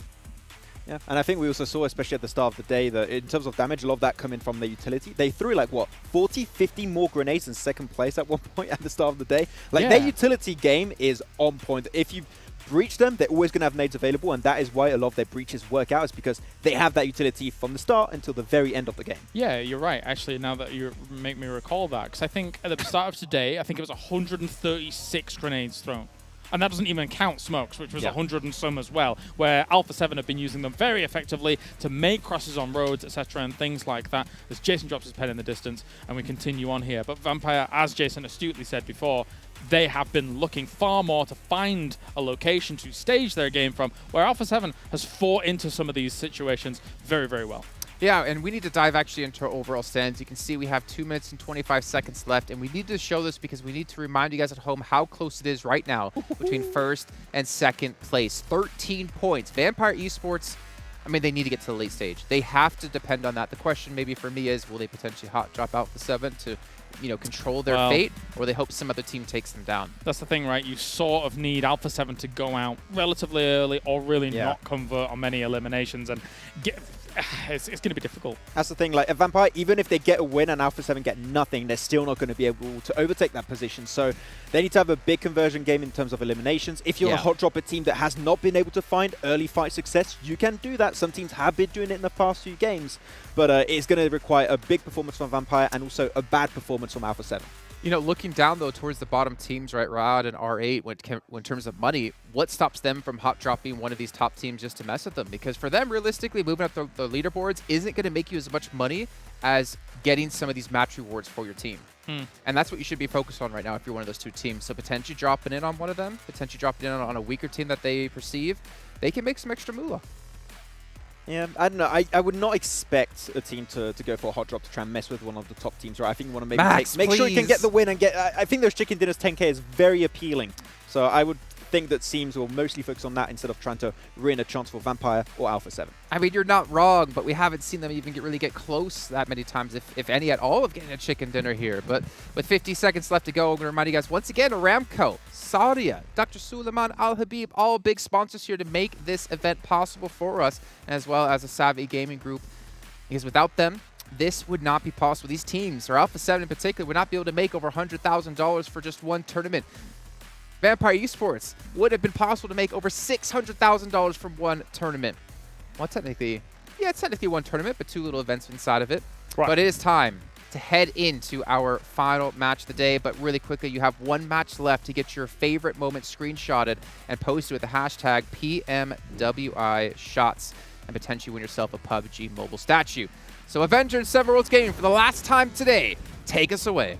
Ladies and gentlemen, it is going to come down to the last match. It's not the 10-point gap or less that we're talking about or predicting, but it's still possible, okay? As they were saying, if Alpha 7 goes off early and Vampire Esports goes to having a great game, as we have seen over and over again from this team in the past 2 weeks, I think Vampire Esports might be able to pull it off. But the question becomes, Martin, is anybody going to hot drop Alpha 7 or Vampire Esports? Yeah, that's a big question, but with all those things you just said, the only thing going on in my mind was just this, and it's just this annoying jingle we've had, and it's 7. He's gaming. It's 7 Worlds Gaming. He's 7. He's gaming. It's 7 Worlds Gaming. We are here on Miramar, though, for the last game of the Afterparty Showdown. But the most important thing I want to point out here is 3rd place and down to 8th place is 12 points difference. And that is going to be huge in terms of how many placement points you can get out of this game and how many elimination points you get out of this game, because that is going to jump you up potentially $25,000 if you're able to skip over 5 teams, or 4 teams for that matter. And that's a really huge one. But of course, the fight at the top is interesting. And I think there's more to it than just the match elimination and match rewards you're going to be able to get. Being able to get a win in a tournament size like this here with $1 million on board, I think that is the prestige of it, the pride of it is bigger than the money they're able to pick out of just last game here. So I definitely think our 2 top teams is going to be looking at fighting out to the very end. But for me, the most important thing is obviously that fight at the top. But those 5 teams in our mid-pack, within 12 points difference, is huge. And another thing that's huge is that huge circle super far east that only has right now a team and a half inside. A lot of water on that circle. And I'm glad you mentioned that too, right? It's not just about getting first place. It's about the prestige of being able to win an event like this. And from me being able to talk with Alpha 7 Esports, this is something that they've been looking forward to do. Just getting their first global LAN under their belt. They have felt like it's a curse for the longest time. I know Carrillo's looking to just establish himself as this dominant feature. He wants to be just compare a little bit with Paraboy, at least the Paraboy of the Americas, you could call Carrillo. So it's going to be interesting if they are going to be able to do it. But you know what? This is the last match. Don't forget, watch PMWI together in-game esports center with your friends to win PMWI special sets. And while you're at it, PMWI packages are on sale for a limited time. And you can also win PMWI treasure crates if you play PUBG Mobile during PMWI. And talking about match rewards, I think Team Falcons, never alone, going to be looking to collect that 2K. And he's going to be able to do just that. He is able to eliminate one of the players there from R8 Esports. But with Alpha 7, what happened before is like, I felt like they were just so cursed in global events. I mean, it's not over. It's still, it could still happen to this team. I'm not hoping it does. And you can see the way they're going to be playing, they're currently doing a big rotation from the south. Going to be trying to make it all the way up to Impala. And ultimately, where is the circle going to end up heading? That's a big question. I obviously love this map for all the macro that it has, but this is going to be really rough. A lot of pressures coming in from that west side. But right now on Falcons and R8 fighting each other. Damar, Yusuf setting them up for this push onto ID7. He's going to try to isolate one fight here on Damar. Damar does not take the bait, and Yusuf is coming in for the help. Damar takes the fight in his own hands with a beautiful barrel push. And now the BM comes in, and Falcons takes down an R8 player. And while we had that fight going on, Bigetron does end up losing one of their players to 7C. 7C is feeling a little bit confident there after that last match. They are currently in Picado. Bigetron hindering their chances there. Keep in mind, they were able to jump up to 3rd place after that last match, though. They are currently in 4th place. And you were talking about how close, I mean, honestly, how close it is from 3rd place all the way down, you could say, to 7th and 8th place. Having a good game here can definitely change it. I'm looking at them one Kia. They're currently sitting in 7th place with 109 points. Yeah, I could see them possibly surprise Team Falcons. And I mean, going from 6th to 3rd, you know they're going to love that, and they're going to be able to put it on their Twitter bio. Yeah, exactly. That's the big thing, right? The Twitter bio. The trophies that you're able to put in the bios is the most important thing. This flex. Now, yeah, it's the flex, the good flex. 7C. Really love what I've been seeing with the comeback here, especially today with the amount of prize pool that we're able to snatch out of the match rewards. That's beautiful. And here you see the Afterparty Showdown points, as we were talking about again and again and again. Alpha 7 and Vampire in the very top with Falcons, Bigetron, S2G, Stalwart, Damonkia, and Nigma Galaxy fighting for that huge middle pack. And again, we're talking $25,000 price pool difference. It is huge if some of these teams are able to have a big last game here. Yeah, it is, and I'm pretty sure with the last game, a lot of these other teams are going to be looking to get at least some of those match rewards. It's not as important as the fight currently going on at the top, but, I mean, it looks Vampire Esports is going to be a little bit towards the center there of the circle that we currently have. Alpha 7's already in the circle, and looking at the rotation, if for some reason the next circle does end up going a little bit towards the north, they might end up running into Deadeyes, and depending on where Bigetron is going to end up rotating here, it could be a bit of a hard rotation for Alpha 7. We'll have to wait and see. I'm getting a little bit ahead of myself here, trying to figure out what all these teams are going to be doing. It's going to definitely be a nail-biter, and I'm glad to be here with you, Avenger. Yeah, it's going to be a huge game. Happy to be here as well with you, my friend, and we're going to be seeing some absolutely insane fights here for the next couple of minutes. So you guys just hold out and hold on to your horses. Let's see how this one ends up being wrapped together. A lot of teams are prioritizing the loot right now outside the zone. Not that many teams trying to get into the first zone because it doesn't matter too much. The third zone is where it's at. That is the important one, especially for the settings we're playing here. The players are not as used to these circle sizes as the Arsenal one. As they has been adjusted, now they're only playing 12 teams, so they are faster, they're smaller, and they do more damage when they're staying in blue for too long. Nigma Galaxy inside El Paso, one of my favorite places to loot. There's so much loot in there. You get absolutely stacked to the teeth with everything you want and need. 4 smokes, 4 grenades, and 1 Molotov here for Hamodi. Full level 2. We didn't find any level 3 key, unfortunately, but still, most preference setup here is definitely in hand on him already. Nigma Galaxy definitely one of those teams that can make the push to the top 3 as they are sitting in 8th place with 109 points, tied with M1 Kia. And now let's see what this circle is going to end up going. I was talking about it earlier. Alpha 7 making a rotation north. They're going to end up running into Deadeyes. East. Freak to see if they're going to end up fighting. Into the water. Into or the water. Alpha 7. Into the water. Into the water. Oh, Further east. You're the one that's being toxic now? Okay, I'm with it. I'm with it. Let's see if we actually end up getting an east. Oh, and we do. Oh, look at that. We might end up getting an Impala finish, which for this, I mean, that's going to be wild. Yeah, and with Alpha 7 already in there, you know, Jason, he wanted to give them the trophy already on one of the first days. I believe it was the second day when they continued to win. I really love what we've been seeing from Vampire, them being able to jump back into things, being able to try to take another trophy, and that would be insane for them to do. But right now, it's definitely looking like an Alpha 7 advantage. 13 points ahead with Circle center advantage for Alpha 7. Vampire sitting on the west side of Impala, so if the circle goes a little bit slight further to the northwest, they would have a huge compound here to be able to play. And Alpha 7 actually deciding to kind of back off from Impala. I think they might have heard Deadeyes there.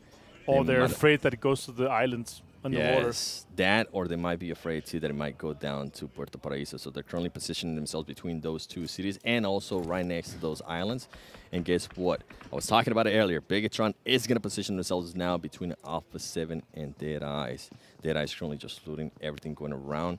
You can see Vampire Esports a little bit outside of Impala, trying to figure out who's currently in Impala and if they can maybe try to take that city, try to take some buildings, try to take that advantage, because if they are for some reason able to take Impala and the circle ends up there, it's going to benefit them in a big way. And I mean, it wouldn't be the first time that we do see Vampire Esports making some of those moves, or as well getting lucky with the zone in that kind of way. Yeah, exactly. All right, Bigetron, what can you do here? Can you secure that 3rd place? That'll be huge for you guys to be able to redeem yourself in this case. Definitely a huge setup for Alpha 7 on this longhouse building with some high ground control on Mafioso and Revo too.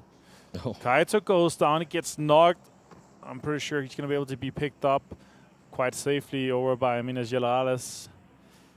It's a 3x on an M16, not the most optimal setup, but Mythic has a 3 helmet and a 3 vest. That is 55% damage reduction from incoming bullets compared to the 40% that the level 2 offers and 30% that the level 1 offers.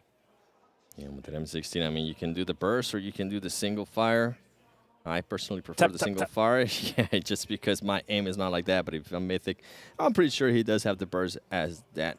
It might not be optimal, but it can definitely knock people. And we do have a crate there going towards the water and the circle closing in. This is going to be huge for these teams. Yes. Who is this circle going to bless? And are we going to be getting those islands? I kind of want to see the islands now, okay? We've been hyping it up. We have had a crazy past 2 weeks. Why not? Final match. Throw it to the islands, please.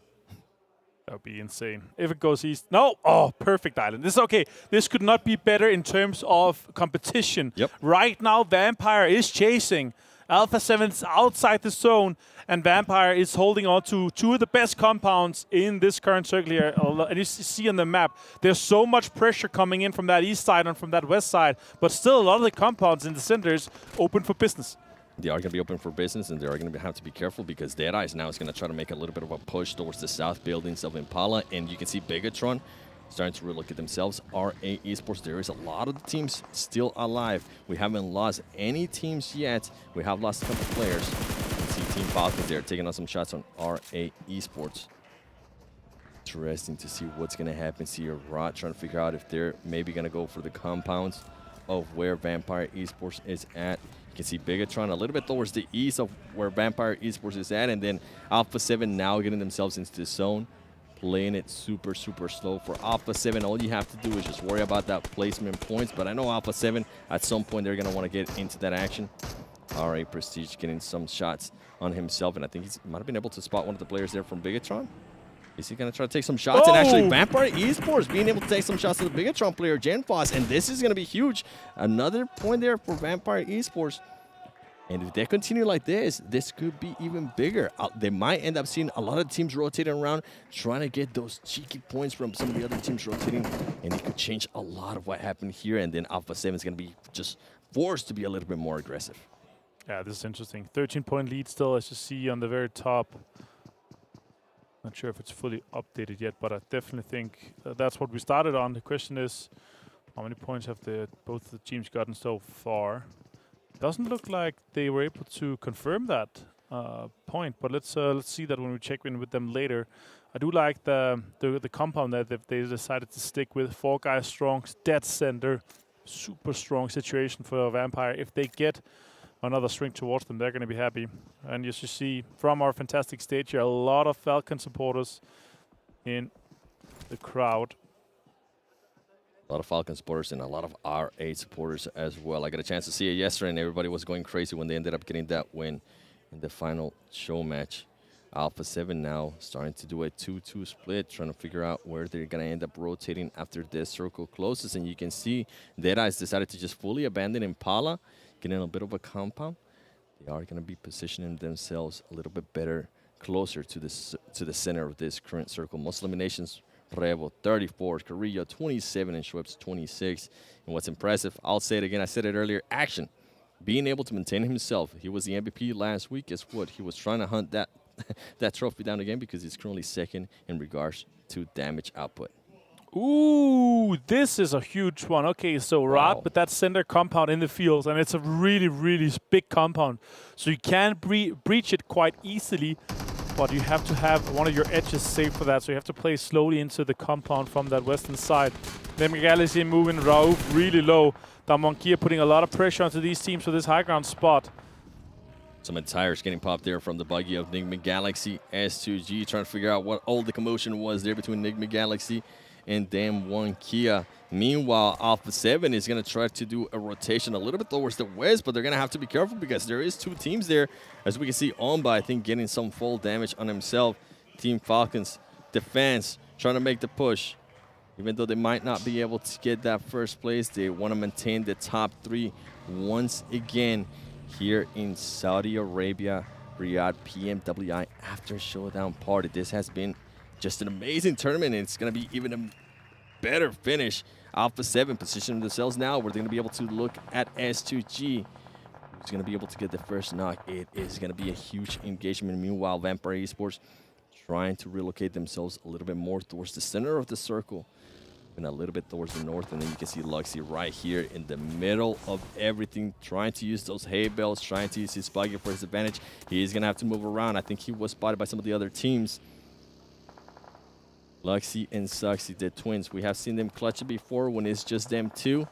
And I'm pretty sure Vampire Esports and Alpha 7s, the ones that are currently fighting for that top spot, are going to be looking at this. Luxy not being able to currently find a spot where he's just fully covering. I think Alpha 7 is becoming a little bit impatient here. They are going to try to find a way to get inside that circle. Taking out some shots, and Bigetron getting eliminated by Nigma Galaxy.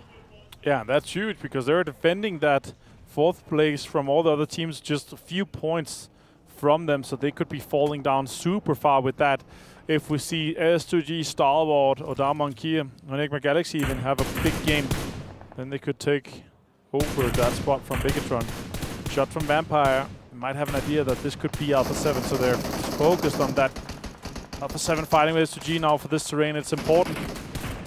Huge fight right here. Mephisto was being able to hold the off angle earlier when S2G was trying to just knock Carrillo. They weren't able to. Is Mafioso going to be able to survive this? You can see Vampire Esports trying to figure out, are we going to third party this? Are we going to go for the extra points? And they might be thinking about it because they're going to go up this ledge. Alpha 7 trying to be careful here, getting some shots. Revo almost getting knocked. S2G is going to have a bit of an advantage, and the grenades are going to start raining down. Revo getting knocked by S2G, and they're going to be looking to confirm that Ilum. Ray C, can he connect with this other nade? I don't think he's going to be able to. Mythic also getting knocked from now Damn One Kia. Alpha 7 finding themselves in a horrible spot. All the players from Alpha 7 currently going down. Alpha 7 sitting with 0 points. There you go, Kasi being able to get the finish. Vampire Esports is looking promising as Alpha 7. All of the players continue to go down. Vampire, they are lurking. Alpha 7 was ready with the wooden stick to pump it straight into the heart of Vampire. They're saying no. They want to finish this off and try to go for the win. Shrebs gets a Revo knock, or the finish I think it was, yeah.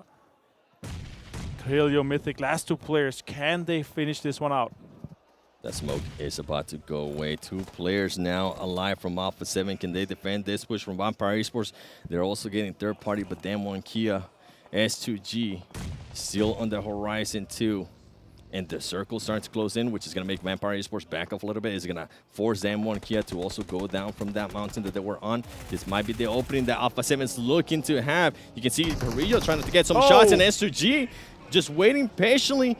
Alpha 7 making a push on a buggy. Mythic, the only player alive from Alpha 7. Is he going to be able to survive this? I don't think he's going to be able to survive this. Currently 5 HP for him. The car is smoking. He needs to get out of that vehicle and find a place. Alpha 7 gets eliminated with 0 points. Vampire Esports, this is your game to win. The only problem is with that was how much time they took to see what was going on with that fight. Now they're going to have to push onto this circle, and it's going to be very difficult because Damn One Kia is going to have some angles on their rotation as well. Oh, Stone gets knocked, and this is exactly what you're talking about here. This delay could mean that Vampire does not have the time to do so. Hams is trying to do everything he can to do this off. Let's see what happens with this case. Fluke trying to defend this angle here, in this case here. Let's see what happens. Vampire with 3 eliminations so far.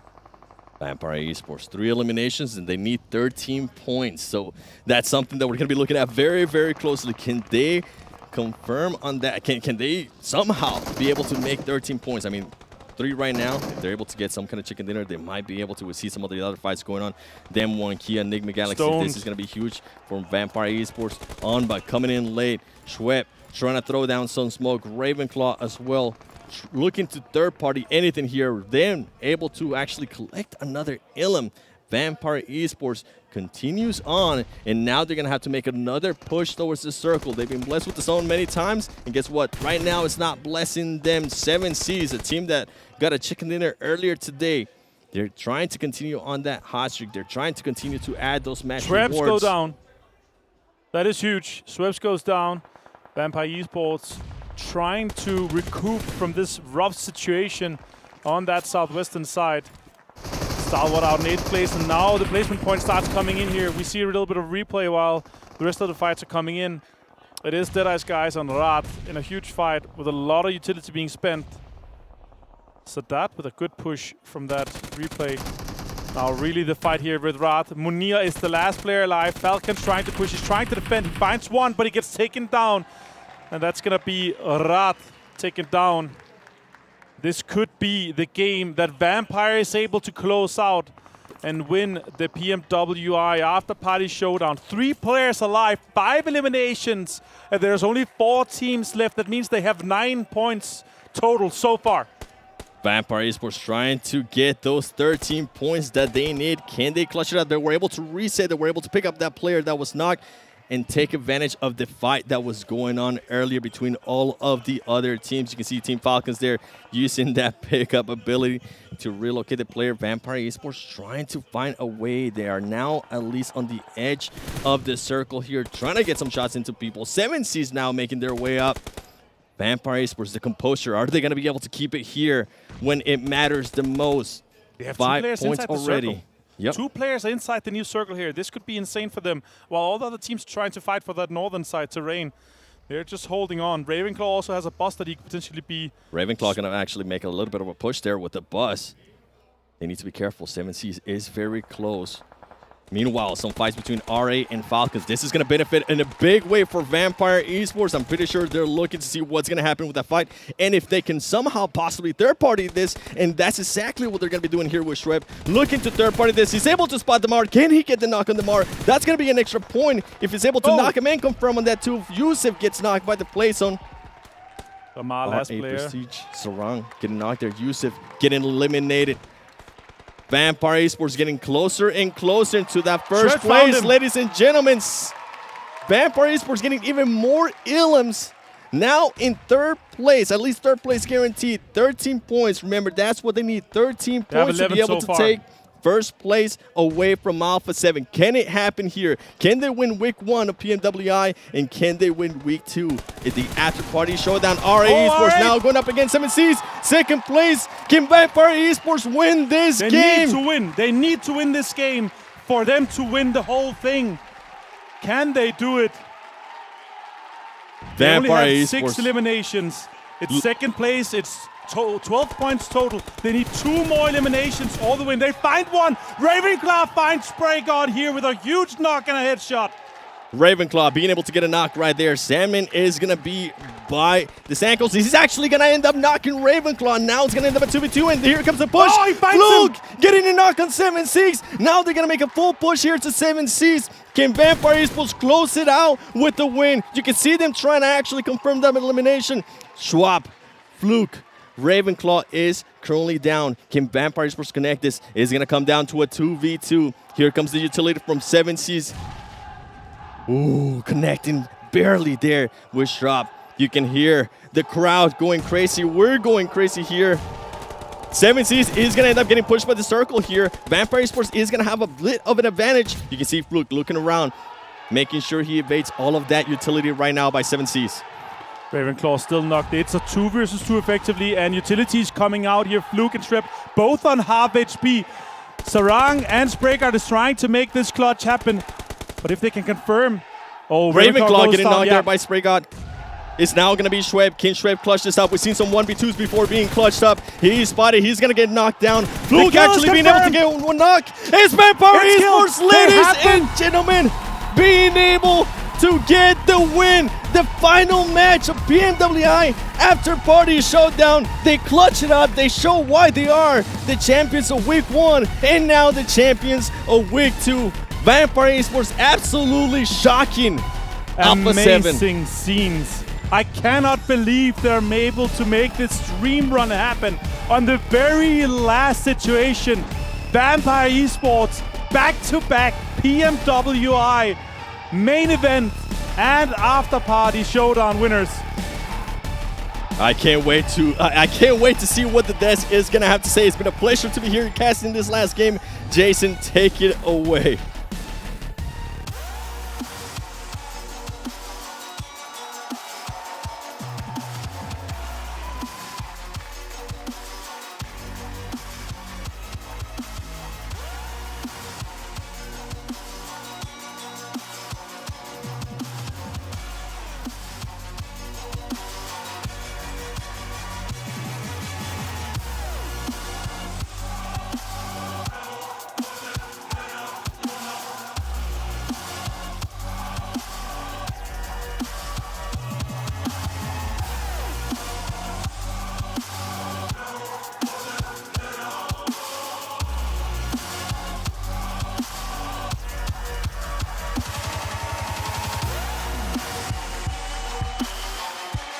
Ladies and gentlemen, Vampire Esports have won the main event with $500,000, and they've won the Afterparty Showdown. They are your all-star PMWI champions. Actually unbelievable what we saw here in this final game, as well as they raised the trophy. This was a performance of a lifetime from weekend to weekend, and in this last game as well. tense moments were able to provide them the victory with all of this. We were screaming in the back room here. They just technically needed that one last flush, even if they didn't get the win, but still they went for all the marbles. Absolutely amazing. I have never felt this much pressure in one single match of PUBG Mobile Esports in a long time. And for Team, we didn't know how they would perform on this international stage. They get the 2 trophies back to back, and they put their region on the map when it comes to international play. Vampire Esports, congratulations. You are the PMWI Afterparty Showdown champions here at Gamers8. First of all, I have to say, an incredible story to come back from 27 points down at the beginning of the day to now the victory of the entire competition. I have to ask you, what does this mean to you and your team? ก็มันมีความหมายกับเรายังไงก็สำหรับถ้วยนี้คือหรือว่ารายการเนี้ยมันรายการของผมครับผมพวกผมคือพูดกับตัวเองเสมอครับถ้วยนี้จะไม่ให้ใครทีมหรือว่าทีมไหนได้ไปแน่นอนครับ So he said this tournament is our tournament so this trophy belong to us so we don't give anyone else except us ألف مبروك الفريق فامباير اي سبورت. زي ما احنا عارفين هم كانوا الفائزين معنا في بطولة البي ام دبليو اي الأساسية، والآن مرة ثانية كانوا هم الفائزين معنا في الأفتر بارتي شو داون. سألناهم السؤال الأول، قدرتوا ترجعون من 27 نقطة إلى المركز الأول وقدرتوا تاخذون الكأس المرة الثانية، وش الشيء هذا يعني لفريقكم؟ جوابهم كان بيتركز على نقطة إنه احنا بالعكس التروفي هذا ينتمي لنا احنا وما حد غيرنا بياخذه، ما بنسمح لأحد غيرنا ياخذه، وفعلا قدرنا نسويها مرة ثانية.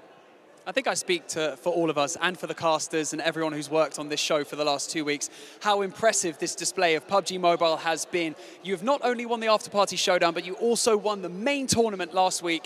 What is your secret? ความลับของทีมเราอะไรที่ทำให้แบบได้แชมป์2รายการส่วนหนึ่งเลยคือเงินครับผมมันนี่ก็ส่วนที่2คือความมั่นใจครับแล้วความเชื่อใจความไว้ใจคนในทีมครับ First thing is as he said is about the money because we have a lot of big prize pool and also it's about the team confidence and the last thing is the trustworthy of the team. They trust each other. They play with the confidence in on the same chemicals. So that's why it's improved the team confidence and also the moral of the team. And we just play for fun. So that's all. سألنا فريق فامباير اي سبورت السؤال الثاني اللي هو قدرتوا تفوزون البي ام دبليو اي الاساسيه وايضا بطوله الافتر بارتي شو داون مرتين على التوالي، ايش السر حقكم انكم تكونون مستمرين لهالدرجه بالفوزات؟ كان الجواب حقهم انه احنا دائما نوثق ببعض وقت ما احنا نلعب المباراه، والتيم كونفدنس اللي موجوده عندهم ما بين بعض جدا جدا عاليه، وهذا هو سرهم الاساسي، وايضا الجائزه مبلغها كبير فكان حافز كبير انهم يقدرون يفوزون البطوله. Well, Vampire Esports, you have earned the lion's share of $1 million. The PMWI trophy once again, and you've also cemented your names in, the history of Gamers8. What an incredible performance. Is there anything that you would like to say to your fans who have supported you throughout this entire tournament for the past 2 weeks? ก็ก่อนอื่นเลยครับผมขอบคุณซาอุดิอาระเบียครับผมที่จัดงาน PMWI แบบนี้แล้วก็ขอบคุณแฟนๆทุกคนครับผมที่แบบว่าคอยเชียร์คอยให้กำลังใจครับผมSo first thing, thank you the crowd of the Saudi Arabia to warm welcome us. Everything is good, like greatest country ever seen, and also the good food. Thank you so much for support us, and also the fan all around the world. We are the new team in the global stage, but we did it 2 wins in a row for the champion of PMWI. So thank you so much for support, and see you next time. Thank you. حبينا نسألهم السؤال الأخير إنه إيش يعني لكم الشيء هذا وإيش الشيء اللي ودكم توصلون للجمهور حقكم سواء هنا في المملكة العربية السعودية معنا في الرياض أو حتى في الجمهور العالمي. كان جوابهم إنه أول شيء إحنا نبغى نشكر الجمهور ونبغى نشكر السعودية وجيمرز 8 على الضيافة الرهيبة اللي إحنا شفناها وأيضا الأكل الرهيب اللي إحنا أكلناه مع بعض. زيادة على كذا يبغون يشكرون الكل الناس اللي اشتغلوا معنا في الإيفنت، وأيضا يقولون إحنا أثبتنا أنفسنا في ستيج عالمي للمرة الثانية على التوالي بعد ما فازوا البطولة الأولى، فألف مبروك لهم. Now, you know what we've said, congratulations so many times already, but you know what? It doesn't help to do it one more time. If you are at home watching or if you are in the Gamers8 arena, everyone please put your hands together for your PMWI champions, Vampire Esports. What an incredible showing. Back-to-back competitions, congratulations. From all of us here at Gamers8 and from the main stage, from myself and Fancy, it has been an incredible 6 weeks of competition. We've had 5 esports titles that we've gone through, and we've given out $15 million worth of prize money. So I guess the only thing that we can say is thank you so much for tuning in, and we'll see you next year. شكرا لكم اعزائنا الحضور والمشاهدين على تواجدكم معنا. زي ما احنا عارفين بطولة ببجي موبايل كانت هي البطولة الأخيرة اللي معنا في بطولة جيمرز 8. $15 مليون على 5 ألعاب قدرنا نوزعها خلال ال6 أسابيع الماضية، وكانت فعلا أشياء كثيرة تحققت فيها البطولة هذه، وأيضا حلم الكثير من المعجبين في الإي سبورتس معنا في المنطقة. فشكرا لكم على تواجدكم معنا، شكرا لكل الناس اللي اشتغلوا معنا في الإيفنت، وهذه الكلمة الأخيرة لنا أنا وبانكس على المسرح، فعلى طول نخليها للاستديو التحليلي. Thank you. Thank you.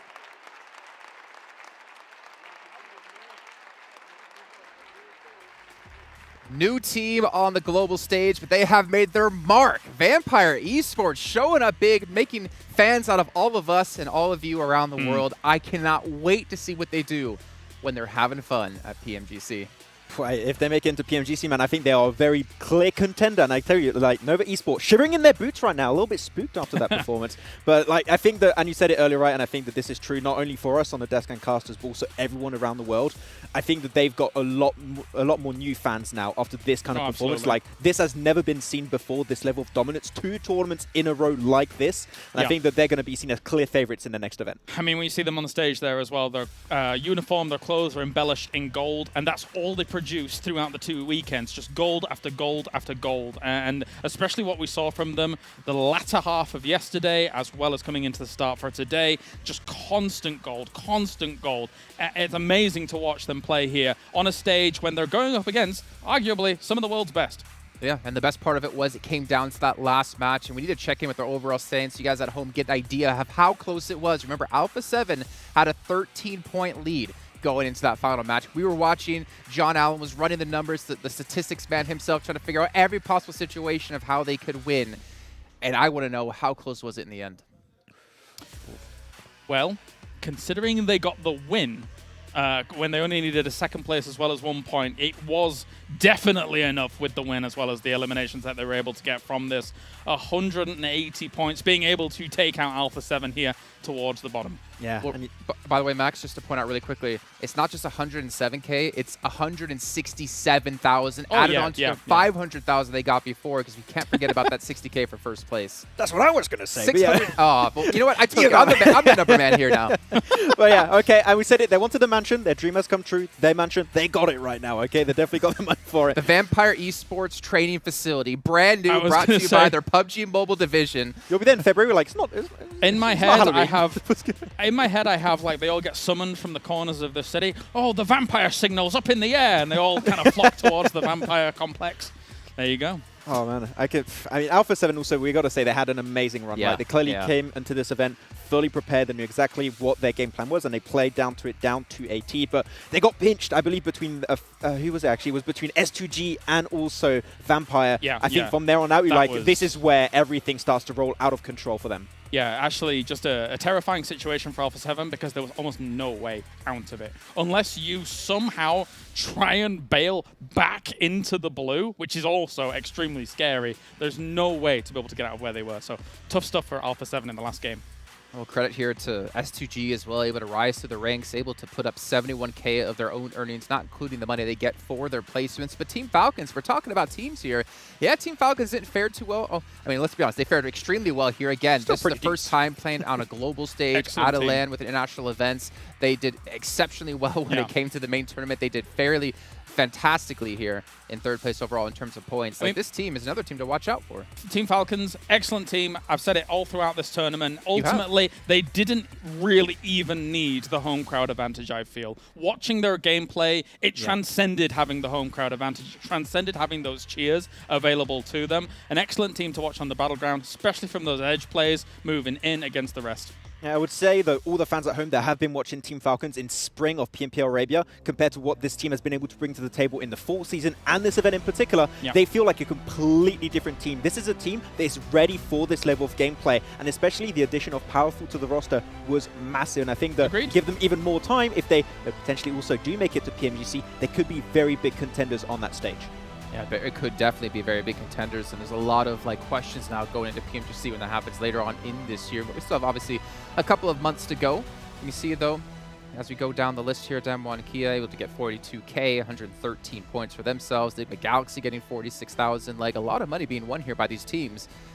What's up, Max? I was going to say, 7C Esports actually a really good rise towards these last 3 games, right? They got themselves the chicken dinner, they got themselves a second place in that game. They were stuck in, 12th for the longest time when it comes to overall points. So big step up at the end. Unfortunately, a little bit late, but at least they do take some extra money on top. 51K, not bad at all for just the kind of, from the overall stipulations in the games themselves. I will say 9th through 12th, it's our teams that kind of got here via those invites as a whole. I kind of expected some of these teams to be languishing down here towards the bottom, considering that they were invite teams against some of those big names that were coming in from the top, as well as some of the other invite teams that we know have some punch behind them. So, yeah, kind of to be expected, I think, here for some of these. You know what I think we overlooked, by the way, when it comes back to Vampire Esports, is to bring it back to them once again, because they are champions. They had Double 2 champs. days back-to-back. Well, yeah, that. 2 days back-to-back with 3 chicken dinners out of our 6 matches. They had a 50% win rate in the last 2 days. Who even does that? Especially, and we talked about it earlier, right? In the format where every single game is a different map. Some of those never yet seen in competitive, even less at this level of play, right? Because their game plan was so good. The execution was so clean, and other teams just fell behind and could not replicate what Vampire were doing. So I think other teams are going to look at what Vampire did and learn a lot from it, because their macro was just so damn good. I think a lot of teams could learn from it. Just not being the blue. I mean, clearly, as you pointed out, right? 5 minutes. Go center. Woo. All right, well, we actually want to take a look at the rewards rankings as well. Obviously, we saw how the points worked out for the teams, but how much money in terms, or where they ranked in terms of money. We obviously know Vampire Esports is going to be first. Alpha 7 should be second. 7C, as you pointed out, 51,000. They were a little bit lower on the leaderboard when it came to points, but they should be pretty high, as you can see here, 5th overall when it came to just money earned. I think that's a big win for them. I really do. I had some question marks about 7C Esports coming in. I mean, I even had question marks about how Scout was going to fare coming in, to be perfectly honest, when he joined for along for the team. But it's been successful. I think this has been a great outing for them here for 51K. And I think overall, they're sat amongst giants here when you look at the names that they're sat with. Yeah, I think this is going to be a really big learning experience for them, and we'll see what they can potentially bring to the table in the future. I mean, most teams that are playing for the first time internationally in this lobby will definitely take a lot of learnings from this as a whole. But yeah, S2G, I think I would love to know exactly how much of the money from S2G is from keep on getting those eliminations in Paradise Resort on R8 Esports. I think maybe half of it is from R8 alone. They were good in Paradise. They knew what they had to do. They had a plan. They committed. Yeah. All right, we can see here, R8 ending things out 6K, but again, they get money for participating, for being here in the event, so each team, each player going to get a pretty decent payout, and hopefully for them, a good amount of experience to take back, more importantly, for the future events. I guess for me, R8 is probably the one main underperformer. I think I have a lot of reverence for these players, considering what we've seen from them in the past. If you think about Global Esports Tour that you and I covered before, this is a strong team, and I don't think they quite got opportunity to shine here on these 3 days. I think we wanted to see more from Prestige in particular, right? He was our big standout player from the Global Esports Tour. So I think R8 knows just one event didn't quite work out for them, but there's still a lot of potential this team can achieve. So it's just a question of time. Well, gentlemen, we did have a lot of money to give away in this event. And if you guys remember back to the first day, we had these team intros where teams could win a good amount of money based on how good their introductions were when they came out on stage. And I'm ready to present to you our 3rd place team here. Let's take a look. Who's it going to be? Oh, it's going to be Alpha 7. All right. I think a lot of us are actually fans of this, if I'm not mistaken. Yeah. The reason why I voted for them for this one is because nobody uses the feature in-game, so it's like they use it outside the game. That's my that has my vote. Good theming, I think is fair to say. And just for you, Max, I actually picked up Blank yesterday in-game, carried him around a corner, and rezzed him. Wow. That's so nice of you. You're such a saint. I am. Oh, they won 4,000 for this. Nice. I would imagine you actually would have put Blink out in the open to potentially get shot. Actually, that's a good idea. I should have done that. Oh well. We'll play some tonight. Next time. Yeah. I'll put you out. No, thanks. All right, well, now it's time to see who is our 2nd place team when it came to introductions. There's a couple that stand out in my mind. Let's check out who it's going to be. Okay. I mean, the heart was really well done. There was I'm going to be honest. We were skeptical. We were concerned here. Concerned, descended, and then awesome. Yeah, and he's doing the hearts as well at the bottom. 3 hearts in 1. That's great. Lovely. Yeah. We didn't even notice the glasses as well. Look at those, stylish. What do you mean the glass? They've been wearing those the whole time. Not when they're playing. You sure? Yeah. Oh, okay. The little colored, glasses. Did they? Oh, okay. All right. They get themselves $6,000, but I think from seeing Damwon Kia be the second place team, I think we all know who that first place team is going to be. That was the post. Also, great theming for the team, to be perfectly honest. I just love how Senator in the middle there, and he's going.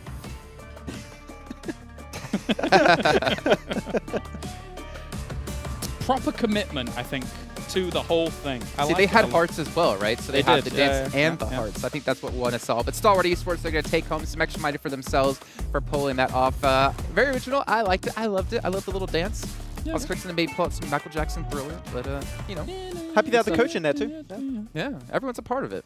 $10,000 bucks. $10K! $10,000 just to figure out a way of how you want to walk out on the stage. We should have had an opportunity to do it ourselves. I think we could have beaten everyone. I mean, you think you can get $10,000 for a chicken dinner? That's like a 25-minute game. They got in like 20 seconds. Let's be real. If all the talent crew from English Talent came out and we all had John Allen as our mask, we would have won. And the real question is, who's the real John Allen? Who is the real John Allen? You'll do the voice like, I think that one. Find out next tournament. All right, so that is obviously who won. Congrats to SD for taking home an extra $10K towards their tally. But we still had more awards than that, right? We had like the Eagle Eye. We had a lot of individual awards. Why don't we take a look at who's won some extra cash? I remember we'll send you our PayPal here after the show if you want to hook us up. But it's actually great to see. The thing is, this is all about different ways you can make money. And it's going to be our favorite player, a Scout. What a surprise! What a surprise! It was really funny when I was looking on socials because he didn't even comment yet, and the comment of his fans got more likes than most of the other players. So I think it was pretty much a given, but Scout out there with the fans. I feel like even 7C taking on Scout alone for this moment, this one slide, is like, it's worth it. Oh, great, cool. Yeah, we'll bring him over 10K easy. Easy, man. That's not too bad at all. Yeah. There you go. Good job, Scout. The thing is, right, we've been told, and I don't remember if it applies to this one, that the teams actually get the money. Right. So I don't think it's Scout getting the money. I think it's 7C that gets the money. he already has a share from all of the 51,000 they won during the games anyway, so yeah. I did check, though, in second place behind Scout, it would have been Carrillo. So if Scout was not there, Carrillo would actually won an extra 10K for their team. Not bad, not bad. All right, so Scout clutches things out day one in that show match in duos, and he clutches out the fan favorite player. There you go. You know what it's time to go to now? MVP? I can always bait him to saying that. No, it's actually our award winners. I said before here when it came to like Eagle Eye and things just like that. Let's actually take a look at what our award winners were. We know who our duo winners were, as we did see before with Stalwart Esports. We're going to have Eagle Eye go into Stone. So Vampire Esports taking even more money here. You know what's interesting? We didn't see these stats throughout the... Because normally we've been showing them, I guess. Like in terms of especially the Eagle Eye, we were watching it throughout the main tournament. And actually, 397 meters is very far here when it comes to elimination coming in. So impressive. Not really surprised to see most special eliminations go over to Revo, to be honest. Like, they threw, at the start of the day, 130, so many nades. So, like, eventually you're going to hit them. Right? So I'm not surprised we've seen an Alpha 7 player get it. But Mythic there was most headshots. Also impressive. I reckon they're probably above 200 nades thrown by the end of today. Because we saw it was 136, right? Like, maybe they throw quite a lot. Close to 200, yeah. Probably, I would say like 180, something like that. We'll check it. Okay, Max, you know what time it is now, right? MVP. It is, but wow. Before seeing it, prediction. Okay. I don't know if you have the same. I'm going to go with Revo. I'm going to go with Stoned. Good pick. I mean, it's going to be pick. It's Alpha 7 or it's Vampire. A Vampires player. So okay, let's see. Revo's a good shout. I'm the host. I don't have to actually use my prediction. No, Revo's a good shout. Hey! Why did I go with that before? I don't know. Yeah, I don't know. Because he was the MVP at the start of the day, if I'm not mistaken. Yeah, we did, yeah. Yeah, a bit stupid. It feels weird to see an MVP, though, with an average survival time of like almost 16 minutes. Yeah. Did you hear that? No, what is it? Stoned was actually 7th. Ooh. Oh, really? That's actually, well, I guess it was an entire team effort. Because, I mean, when you look at Vampire, second place was actually Schweppes from Vampire. Oh. Oh yeah, because he was third at the start of the Yeah, he was halfway up through the there. day. Okay, I've not been quite my observant self here today, Jason. It's I'm fine. sorry. It's been 2 weeks we've been here, not Been a quite as while, long yeah. as obviously ESL with over 6 weeks, but it's still great Yeah. to see. And gentlemen, I mean, I think everyone should be extremely happy about this. I actually love the fact that we're able to give out so much money to these teams, help them laser focus in what's coming up down the line in the end of the year, because you have PMGC right around the corner. A lot of regions have PMPL as well. It's going to get very scary for some teams. What's up? Yeah, we have PMPL in 3 days for us, basically. Yeah, Or 4 or something. It never ends. You know, this was a warm-up event for us, actually, to go into the PMPL. But to be fair to us, we got some really exciting teams going into that. But obviously, we'll talk more about that when we do have it happen in a few days. But a big shout out here to MasterCard and to Saudi Investment Bank, because again, this would not be possible. This has been an extremely long event. Takes a lot of resources to make it possible, and well, they have been able to help us do just that. But it's been an extremely intense event, I think, is one of the best things to say here. Not only for the players, not only for talent, but definitely for the production crew as well. We've had, what was it, 6 weeks of competition, 5 different games, $15 million in money awarded. We got to check out how it's all done, and we got to check out a quick recap of this entire amazing event.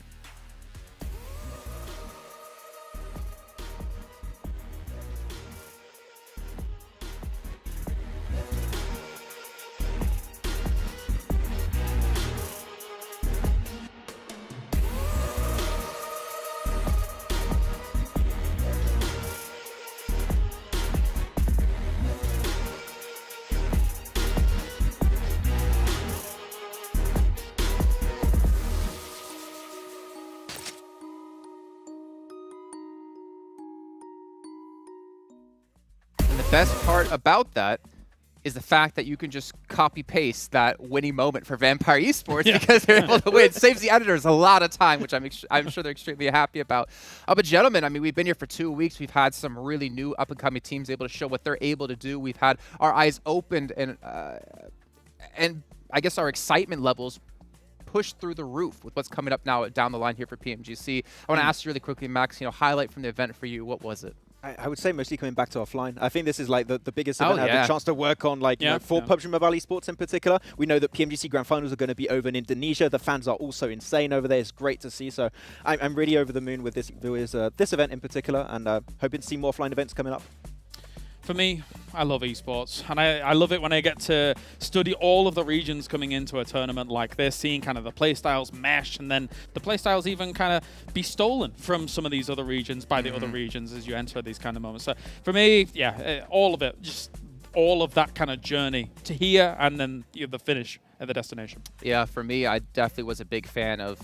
Well, the fact is, the last couple of years have been extremely hard when it comes to esports, having like proper tournament environments. It's been really frustrating not to get to hang out with the lads here on the desk, and obviously the talent as well from other languages that we've never actually got to meet in person. It's been great to know a lot of individual players as well, and getting to chat with the different teams and really get to, solidify the friendships you make along the way here within esports, and specifically within PUBG Mobile. But before we do end out everything completely, I have to give a big thank you to obviously Maxman and Colaris for putting up with me on the desk, to John Allen, Blank, Avenger, 7 Worlds Gaming for bringing us all the action when it came to casting, Banks and Fancy over on the stage. But my biggest thank you goes out to the staff here, the production teams, everyone involved at ESL to make this event possible. Not only was it 6 weeks for this event, we also had weeks and weeks before this to set everything up to make this possible. Last but not least, a big shout out to all of you guys at home who have watched the events these last 6 weeks. But remember, PUBG Mobile might be done for now, but we have more action coming up in the future, and we'll see you then.